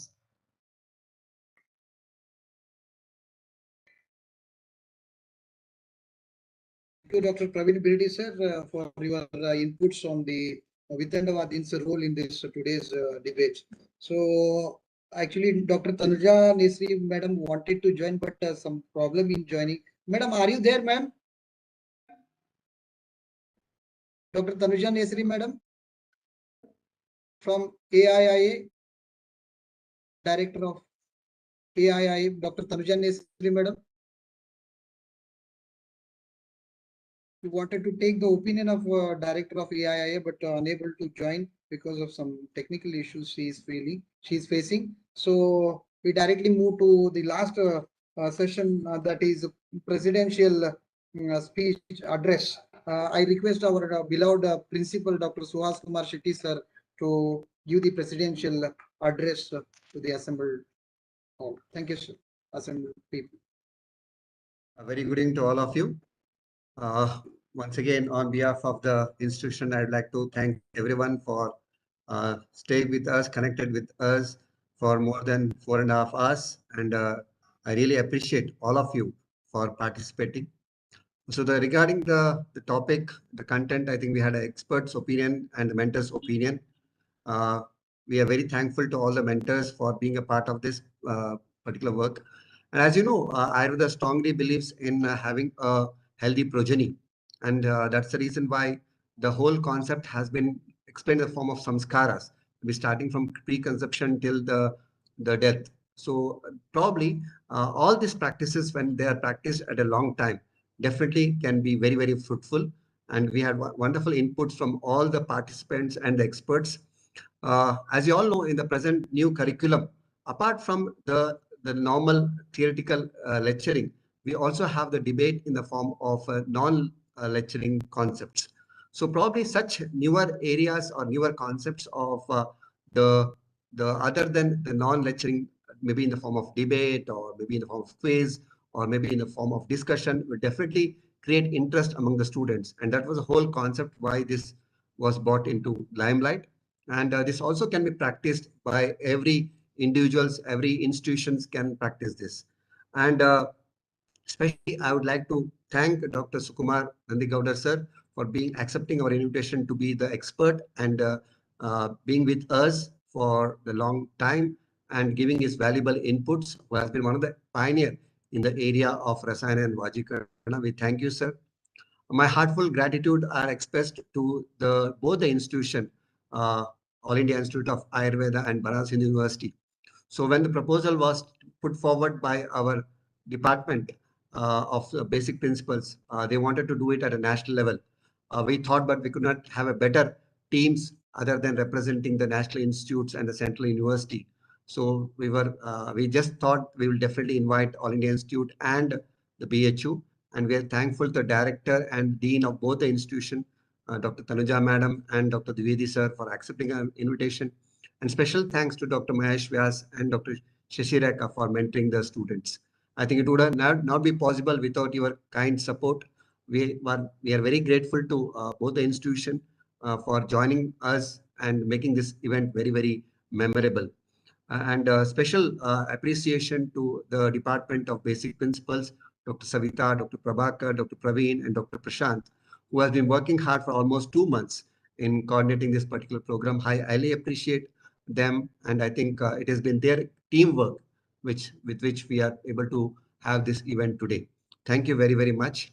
And my special appreciation to the IT teams, to our, not only of our institution, but also the other institution, because having to bear for more than 4.5 hours was not possible without their support. We highly appreciate the technical team and all the delegates. We had delegates across India and across the world, more than 1,150 delegates who have registered. We're all thankful to all of them. And we definitely will come out with many more unique initiatives and programs, and looking forward to have you here. I think Dr. Prabhakar, Tanuja Madam is here. I think you can request Madam to probably give the concluding remarks. Thank you, sir. Thank you so much for giving your opinions and the presidential remark on this particular event which is held today. Thank you so much, sir, once again. I would like to request to have the final remarks by Dr. Tanuja Nesri ma'am. So I request Dr. Tanuja Nesri ma'am to give her remarks. Namaskar. At the outset, I would like to congratulate KLE for organizing very novel, innovative, and the one which is definitely the students' participation is prominent in the event. So this is this Samvad is really very important, and I congratulate dynamic leader Dr. Shetty, and under his leadership, the entire team of organizers, they have organized it very wonderfully. And I congratulate all the 3 teams who have joined from BHU, from KLE, and from All India Institute of Ayurveda. I can see their faces now also. So the winners, they will win. Someone has to win, someone has to be runner-up. But basically, the participation itself is the one which is the knowledge feast for others, because the questions, the participation, the promptness, the competency, everything is being tested. So I congratulate. I also congratulate and I really appreciate the time investment of the time, because nowadays what is more precious is the time, and investing 4 hours is very, very important for the cause for as an expert, for the mentors. So from BHU, I can see Shashi Rekha, from All India Institute, Dr. Mahesh Vyas, and from KLE, the entire team I can see. So I congratulate each and everyone, all the faculties, experts, mentees, the judges, and I can see the winners can come out with the flying colors, and this is the motivation for others to prepare and the follow. And the quiz itself gives the competitiveness, promptness, and like we have this entrance exam and we have MCQ, and within some timeline we have to really understand. I missed much part of the quiz, but I'm sure everyone has really enjoyed it. And this Samvad name itself is very, where there is a dialogue, prologue. It is not only monologue, but the dialogue. So this itself is a very good dialogue, the way of communicating. Last year, we had created Ayur Samvad, where everyone had really participated in 5 lakh lecture, but that is one person is teaching to others, and here everyone is being involved in creating the dialogue. So my congratulations and many appreciations to each and everyone. And again, I'll applaud your initiative, which is always novel, and KLE is progressing, and we really appreciate it. Thank you. Namaste. Thank you, Dr. Tanuja Nesri ma'am, Director AIIA, and Thank you so much for joining us and giving your valuable remarks on this today's debate. Thank you so much, ma'am. Now, lastly, the last session of this today's session is the Dhanyavada Samarpana, vote of thanks. I'd like to invite Dr. Prashant Gamkar for the vote of thanks. Over to Dr. Prashant Gamkar. Here I end my part, my turn. वयमत्र इदानीं चरकोक्तवादमार्गोपरि संवादकार्यक्रमे तदपि राष्ट्रस्तरीय तृतीयसंवादकार्यक्रमस्य अन्तिमघट्टे स्मः। धन्यवादसमर्पणं। तत्रादौ अहम् अस्याः सभायाः अध्यक्षेभ्यः अस्माकं महाविद्यालयस्य प्राचार्येभ्यः संवादकार्यक्रमस्य मूलकारणीकर्तृभ्यः doctor Suhas Kumar शेट्टीवर्येभ्यः सर्वेषां पक्षतः हार्दं धन्यवादं समर्पयामि। कार्यक्रमस्य आदावेव BHU बनारस हिंदू यूनिवर्सिटी तः आयुर्वेदस्य डीन् वर्याः डॉक्टर KN द्विवेदी वर्याः स्ववचोभिः अस्मान् अनुगृहीतवन्तः। एवं सम्प्रति तदनु अखिल भारतीय आयुर्वेद संस्थानस्य निदेशकाः डॉक्टर तनुजा नेसरी महोदयाः वचोभिः अस्मान् अनुगृहीतवन्तः। तेभ्यः सर्वेषां पक्षतः आयुर्वेद महाविद्यालय पक्षतः प्राचार्याणां पक्षतः हार्दं धन्यवादाः। एवं अद्यतन संवादकार्यक्रमस्य विशेषज्ञाः आसन् तेर्दाल आयुर्वेद महाविद्यालयस्य कायचिकित्सा विभागस्य अध्यक्षाः डॉक्टर सुकुमार नंदिगौडर महोदयाः। तेभ्यः विद्यालयस्य पक्षतः सर्वेषां पक्षतः धन्यवादाः। एवमेव स्थापना पक्षं निरूढवन्तः अखिल भारतीय आयुर्वेद संस्थानस्य स्नातकोत्तर विद्यार्थी एवं तेषां मार्गदर्शकेभ्यः प्रोफेसर महेश व्यास महोदयेभ्यः एवमेव प्रतिष्ठापना स्थानं मूढवद्भ्यः बनारस हिंदू यूनिवर्सिटीतः संहिता सिद्धांत विभागस्य प्राध्यापकः तत्र शशिरेखा HK महोदयाः तेषां मार्गदर्शकाः आसन्। एवं तत्र भागमूढवद्भ्यः स्नातकोत्तर विभागस्य छात्रेभ्यः एवमेव अस्माकं विद्यालयतः आयुर्वेद महाविद्यालयतः वितण्डवादी समूहे छात्राः आसन्। एवं देशार्गदर्शनं कृतवद्भ्यः डॉक्टर प्रवीण एन बिरडी महोदयेभ्यः सर्वेषां पक्षतः धन्यवादाः।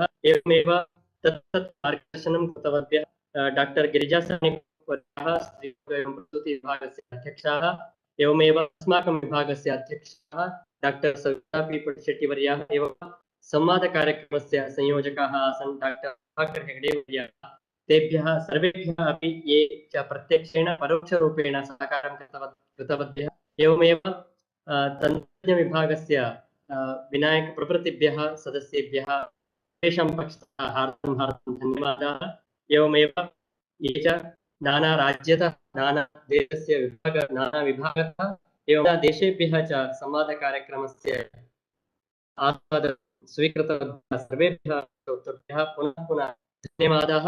एवमेव कार्यक्रमे भवतां सहकारं वयम् इच्छामः। भवतां सहकारः भवतु इति अत्रैव संवादकार्यक्रमं शान्तिमन्त्रेण सह समापयामः। सर्वेभ्यः पुनः पुनः धन्यवादाः महाविद्यालय पक्षतः एवं प्राचार्याणां पक्षतः। शान्तिमन्त्रः। सर्वे भवन्तु सुखिनः, सर्वे सन्तु निरामयाः, सर्वे भद्राणि पश्यन्तु, मा कश्चित् दुःखमाप्नुयात्। ॐ शान्तिः शान्तिः शान्तिः। सर्वेभ्यः शुभसायम्।